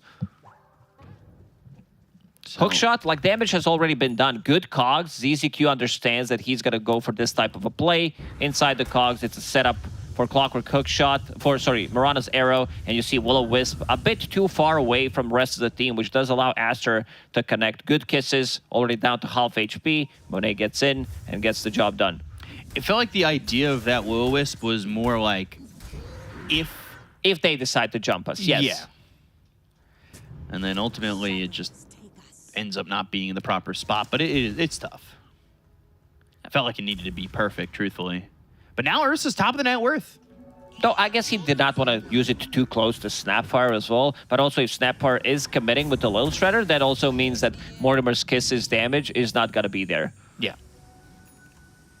So, Philly Stone on Clockwork. He's going into the Glimmer Cape, also looking for that jetpack on Shard. We'll see if how his items progress, because it did feel like ZZQ in the last game, even though they had the victory, was kind of left to have no gold his entire time. Managed to get some gold in the end, finds the farm, gets that Aghanim Scepter online, but with the Philosopher's Stone, things are going to get easier. Both supports opting to go for Force Staff. We've seen time and time again, even after the nerfs, even after adding that 50 mana to Force Staff, the item is just too good. So, a lot more active game for YBB than game number 1.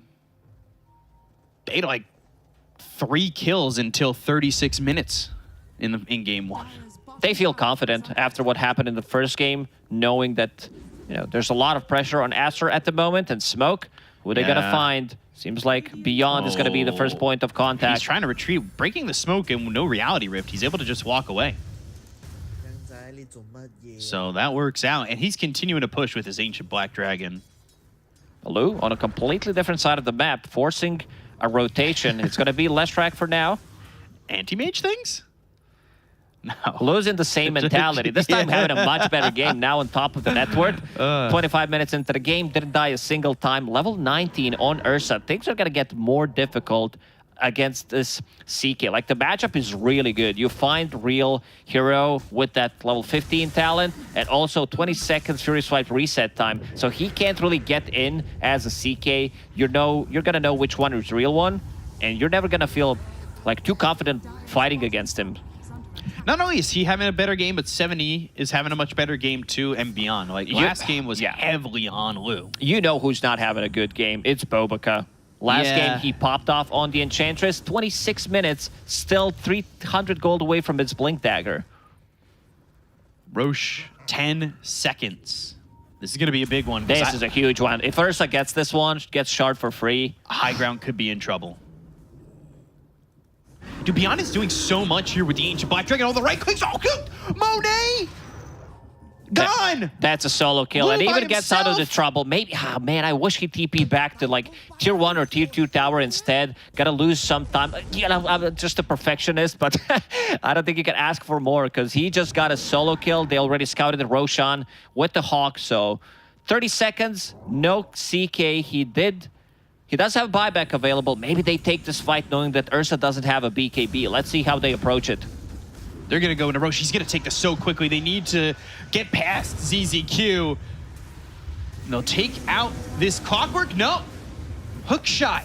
And with the Cogs and with the Will-O-Wisp, that means he gets to escape. They've got the Aegis into the hands of Lou. Oh, man, it's looking really rough. So even if you try to stun Ursa with that shard, level 20 now, so extra Fury Swipes damage as well. This is going to be Abyssal Blade done in less than a minute. So he can also lock down CK with Basher, with the Abyssal Blade, lock onto a target. Team Asher just falling apart today. What is going on? 20K net worth at 28 minutes into the game. What? Man. You think about what can happen in the rest of the season here for YBB if they get a victory in this one. And for Lou, someone who lost his spot on the, quote, main roster of Extreme Gaming. Yeah. This is quite a storyline if he's able to make the major with YBB. Who knew this could happen? Now, he does also have a good neutral item. He's bringing the Silence one, Mindbreaker. So that's going to be an extra silence, extra layer of lockdown. Oof.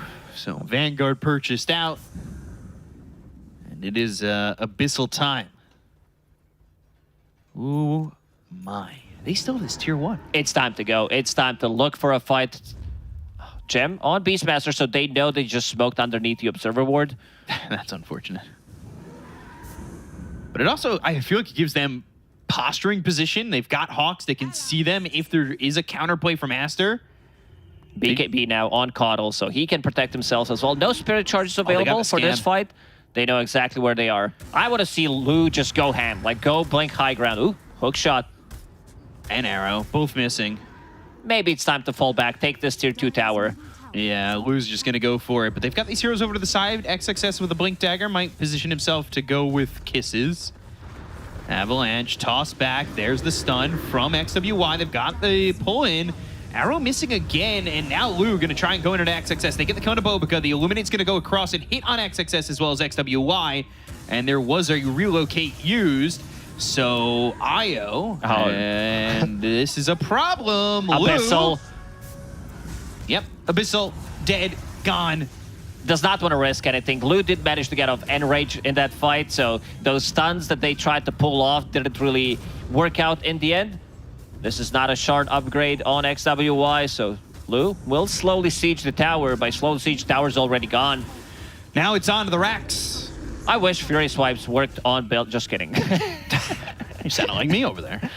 Yeah, we would see some position for Ursus coming out, killing the tower. Arrow actually hits him. Yeah, XWY, he's in so much trouble. They're going to go in with Monet, but he's pulled in by the Will-Wisp for the moment, and now they're going to go over with Lu with the right clicks. The Mortimer's Kisses are not going to be enough. They get the kill to Monet. He does not have buyback. XWY's in trouble. He's done again. He's dead almost. Oh, Yule's up into the air. They've got the Avalanche. They're looking for the stun that lands from XWY. He has to run away from the bear, the big bad Ursa bear.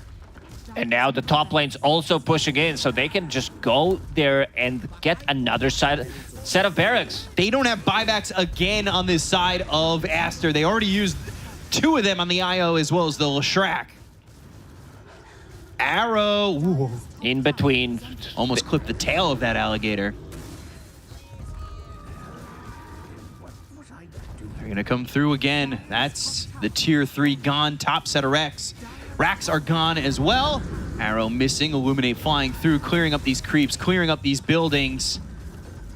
And XXS, the rest of this Aster team just watching as they are now 2 sets of racks down. I love However, this. Fake smoke back. Let's get in one more time. Try to end the game. Let's go through the mid lane, maybe catch them off. They do have vision in the triangle. 2 observer wards from Aster. Oh, XWY! Idas doesn't expect this! Hook shot in, and they're going to try and keep him alive. They'll get the kill on XWY.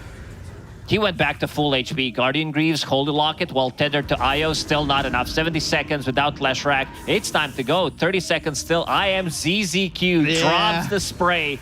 Ooh, toss back, but can they get the kill on Lu? 30 seconds still on the Aegis. They're trying to control him. XXS, he doesn't land the cookie. The right click's coming in, but it's going to be the tier 3 in trouble. A solo smoke from Bobica.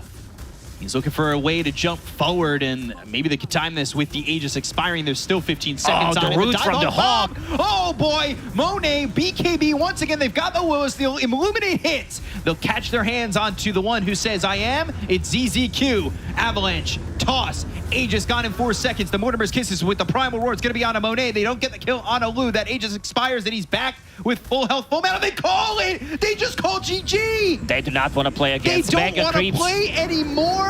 Oh my God. YBB have beaten Aster and have put themselves in such a prime position to go to the major. Look at those smiles. Beyond is like, another day in the office. Rest of the team having a really good time, laughing about how they just beat Aster 2-0. Yeah. Oh my Now, God. this is a very one-sided game from YBB. Their draft looked pretty solid. They also picked CK into Keeper of the Light, which didn't work out. We've seen throughout the game, these illusions, they just disappear completely early. Aghanim Scepter picked up by 7E, and also Lu one more time. Complete domination. This time around, having a much better early start of the game. Didn't die a single time, getting that solo kill. I think this was a big turning point. Getting a solo kill on Monet, keeping back the base, going Roche. Rest of the team buying time. We saw ZZQ getting in. Aghanim Scepter from Keeper of the Light, Will-O-Wisp, holding him in place, and then second Roshan, you get Shard, you get Aegis as well, does allow you to play much more aggressive, and they go in, they close out this game in a pretty convincing fashion. Yeah, so now you're 2-3 on YBB, which is major potential with outsiders from China next, as well as Aster Ares. This is a storyline for Lu and 70 and a couple other of these guys like TM Ming who have been tier 1 before. But I really need to hear what the panel has to say because this is a big win. We'll send it back to you guys. Take it away. An absolutely massive win for YBB Gaming as they bring down Team Aster and secure themselves their second win in the DPC. But more crucially, still keep hopes for going to the major alive. Lou and the boys have done it. But something else that Lou has done. Lou has now beaten RNG, Extreme Gaming, PSG LGD. Team Aster was the last duck that he had not beaten once in China. Now he's done it. All the big organizations here, Syndrin. This Lou guy seems... I feel like I take it back. For a while, I was pretty cold on Lou. I was hyping him up before he went into Div 1, when he was still on the original incarnation of YBB. On Extreme Gaming, it didn't go well. It seemed what he needed was to go back home. Go back to his roots, and now he's looking pretty solid again. Maybe he's just one of those players that levels up when the competition is at the strongest, right? There are players like that play their best games against the best opponents. And I mean, I don't know if that can be said for Lou in general, but today he definitely showed up. I just want to commend YBB on a totally different strategic approach today that just paid off big time, right? It's always cool to see teams bring out something new against a big dog like this and have it work. This mid-coddle worked 2 games in a row in different fashions. This is what maybe could have happened in game number 1 if they didn't get trashed in their lanes, right? Like, the fact that they won a very favorable game for themselves in the mid game, and they also came back in a game that looked flat out terrible, inspires a lot of confidence for me in their ability to go 4-3. They did the good things though, like at least things were different going from game 1 to 2. Like in game 1, Aster blocked the hard and medium camp below the mid lane for Coddle, so he didn't have those camps to farm. And then he obviously like messed up his CS in lane a lot, and just in general was very pressured by Lesh. This game was very different. They didn't have the camps blocked. He was able to farm a little bit better. I think his first few waves were a little bit rusty still, but overall it was much better. He wasn't pressured, he was feeling good, and yeah, he was able to just farm up those camps and get much more net worth. Like we saw a 1k net worth deficit between mids in game 1. This time, nothing like that. Yeah. The big thing about that is the fact that he was playing a lot better, had a better game, able to keep the tier 1 tower mid lane alive for so much longer. Now the map space for Team Aster to play into, not as expansive. I mean, we're looking at this stage of the game and they're already inside the base, being pushed in. This is when YBB kind of feel unbeatable and unkillable. And yeah, we spoke about some of the issues that the CK was going to have, and we really saw them coming up in this game. Monet, this time around, it didn't take him until 30, 40 minutes into the game to feel relatively useless very early on. If Coddle's around the fight, Monet is not really doing anything.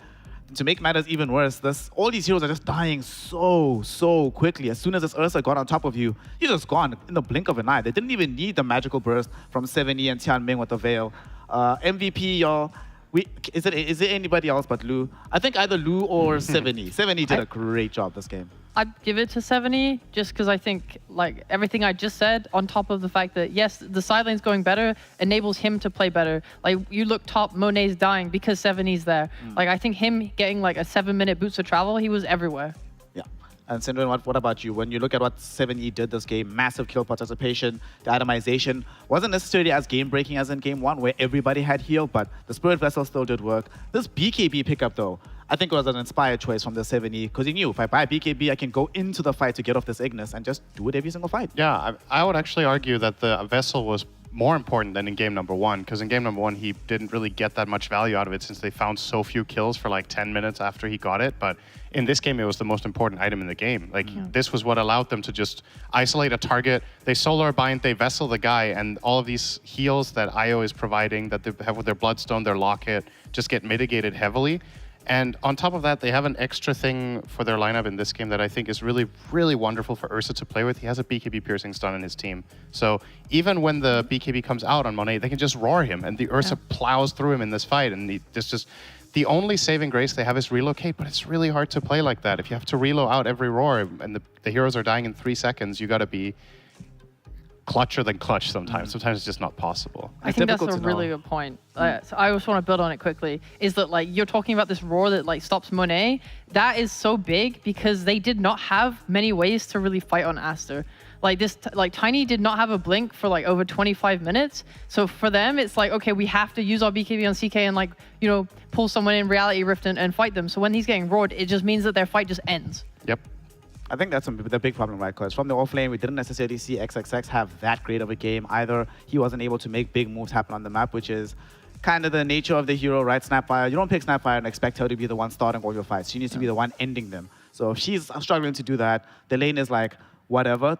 I mean, the fact that this Ursa can sit in lane for 15 minutes and not have to worry is like, well, sort of emblematic of the nature of this hero if it's not going perfectly for them. They spent multiple smokes rotating on Lu's Ursa to try and force him out. When he leaves, he's just like, peace. Just gonna go farm, do my thing. I have Battle Fury. I think that's actually an added thing to Luo's credit in this game. I actually think he played really well in lane. I don't think this lane is easy. They're playing Ursa Clockwork against Tiny Snapfire. Yeah. There's a lot of pitfalls there where you can get caught and killed as Ursa, but he managed to pretty much float the lane. I think he was like 300 net worth behind minute 10.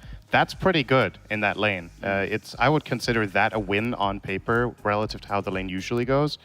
And yeah, on top of that, they just did a really good job dodging smokes. You mentioned the one bottom. They dodged the smoke top as well with Mirana breaking that one. They used Moonlight Shadow to make their own moves. Just like pristine, honestly. Like you play this replay back and you don't put the team names on there and you'd be thinking, okay, it's Aster playing on Radiant, right? Like it was just a really, really cleanly played game by YBB, and I'm super proud of them. I think they should be so proud of this win. They definitely should be. 2-0 up, unfortunately, is going to be another day at the office where we have another 2-0 sweep. But today is pretty much our first real upset, as nobody expected YBB to win, except Sheep. Except me! She's the only person who put in the prediction that YBB is going to win this game. I'm pretty sure you were memeing, but tell us the hype.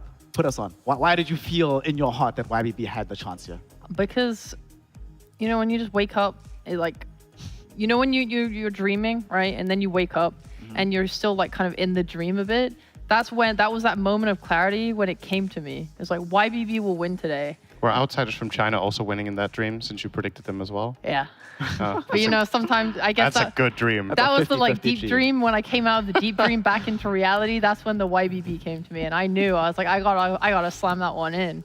I'm really feeling it today. Super hype for YBB. When we look at the leaderboard right next to us, some very interesting things emerge here because, of course, now that they've lost the game, Team Aster no longer sharing pole position with PSG LGD. They have come down to share position with Extreme Gaming instead, 4-1 in second and third place respectively. LGD still at the top with 5 wins, but it becomes very interesting between position 4 and 6. Vici Gaming, 2 and 3. Invictus Gaming, 2 and 3. And now YBB Gaming, 2 and 3.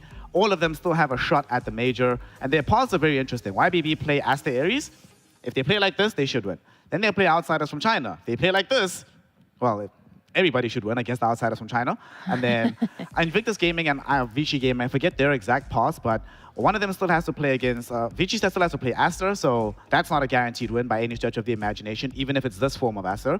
And I think IG still has to play Aster Aries, and I think it's LGD, but they have a hard game somewhere down the stretch. So weirdly enough, Cinderin, YBB might have put themselves on the easiest road to that last 4th slot for the major in the region. Yeah, it's possible that there's no tie for them, right? That's even a possible outcome here, is that this win today could have saved them from even needing to play tiebreaker for 4th. I mean, we're getting ahead of ourselves a bit here. I think overall, probably a 2-way tie seems the most likely at this point. Like there's one of the other 2 teams between... I guess primarily Vici Gaming probably has the best chance. What were their matches again?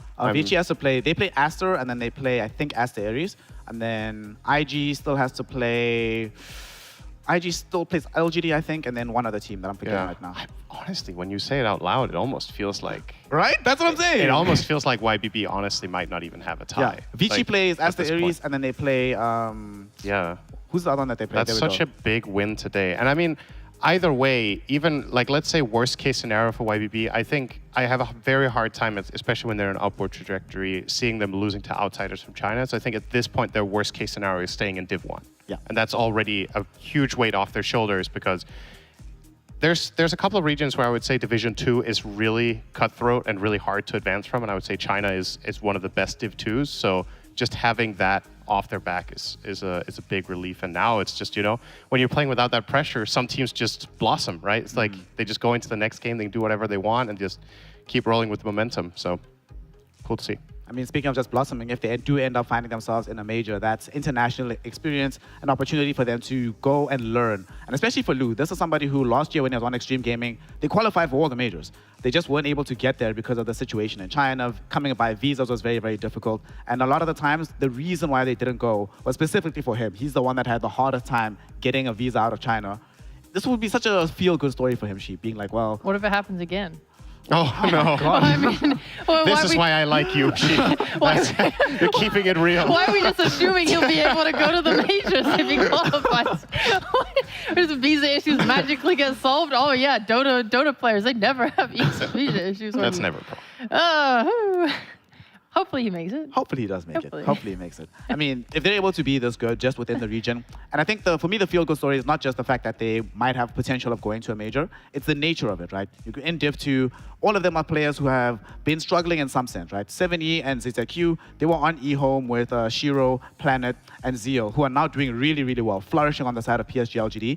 They look like the best in the world. It would always feel bad when you see your former teammates immediately after leaving you go to a team and they're like world beaters now. You want to show that you have that same potential. Now you catch up. And then you say, hey, we're going to the major together. Maybe not on the same team, but we'll see you there kind of thing, right? You have this Tianming player who's been on a bevy of different Chinese teams, hasn't necessarily found the full success he's been looking for. He can now be like, finally, I get to go to a major. And then you have Beyond. When Beyond came up from Dandelion Esports Club, him and who was on the team with him? Tianming, yeah. When the two of them were together, that team, when they left Div 2, they were unstoppable. 7-0, clearly the best team in the region. They go to Div 1, get absolutely stomped, immediately relegated back. So now he can say, I went from Div 2 to Div 1, I don't get immediately bounced back. Lu can say the same thing. Oh, y'all kicked me from Div 1. Guess what? I'm still pretty good. The rest of the roster can say, hey, Shiro, Zeo, you boys thought you upgraded. Guess what? We're the ones that you should have actually stayed with. So I don't know. I'm talking myself into believing in YBB right now. I mean, I'm a believer too, but at the end of the day, they still need to get the Ws. So I think Aster Aries is a team that has the potential to win series against most of the teams in this. Hello. Hey. Hi. They have a chance to win against most teams in this division, and it's also a matter of, so I think a really big part of the success of YBB today was the element of surprise. They're not going to have that to the same extent in the next series unless they bring something new again. I think this mid-caudal is something that Aster Aries have to prepare for and now have the opportunity. I don't think Aster prepared well enough between game 1 and 2. They didn't make the right adaptations. Maybe if they had more time, they could have figured out what to do. We'll see if Aries have got it. But yeah, I'm definitely a YBB believer right now with what they have left. Yeah, I would have liked to have seen some stuff be better from Aster for sure. YBB played amazing. Aster played probably more poorly than usual. Like in that last game, right? They're not giving Baboka farm priority in any way. Like he's actually buying like Sentries, Dust, and Smoke to give Io the space to buy the Holy Locket. And that feels like a mistake because then they don't have the blink to make plays for themselves. Yeah, I agree. Right? So it's like those types of things, they're probably kicking themselves over, in how helpless they felt. But it is still Aster. They are still a world-class team. Yeah. I believe in their ability to bounce back from this. I mean, they have so many wins. They're going to the major probably, so. Yeah. I mean, don't worry. They're not going to be kicking themselves. ROTK will do the kicking for them. He's going to be very upset about this. Right now, Team Aster find themselves a little bit on the back foot. They've shown that when they are really pressed, they were pressed against Vici. They managed to recover. This time around, that recovery was not possible for them. But for YBB, despite a very difficult loss against LGD yesterday, they bounced back in amazing fashion here today. Of course, they'll still be in action the next game day as they'll be playing the outsiders from China. That should be a free win for them. So they really are starting to feel like they're on the path to the major. And then we start that day with Vici Gaming versus Aster Aries. Vici still have a major shot as well, so they need that win. And Aster Aries, they just want to stay in the division at this point, so they'll be playing their heart out on that particular day. Do not miss it. It's going to be incredible games of Dota. That does mean, though, that this day is now done and dusted. So we are going to be saying a goodbye. So from myself, Snare, I had Sheepstick and Sinrin on the panel with me right now. We had Young Lizard with us earlier on, and of course our casting duos, B-Cop and Lacoste, OD Pixel and Fogged, and the production behind us with Scriff, PTP, as well as Webpass helping us out with the observing. Thank you everyone for joining us today. See you in a couple of hours, just a day and some change before we resume some Dota action. Remember to stay hydrated in the meantime. Remember to get some fresh air on the outside. Remember to call someone you love, let them know you love them. Remember to love yourself as well, because you're a great person. And we'll be seeing you again with all your greatness on the next day of Dota 2. Peace out, we love you, and we'll see you then. Posture check.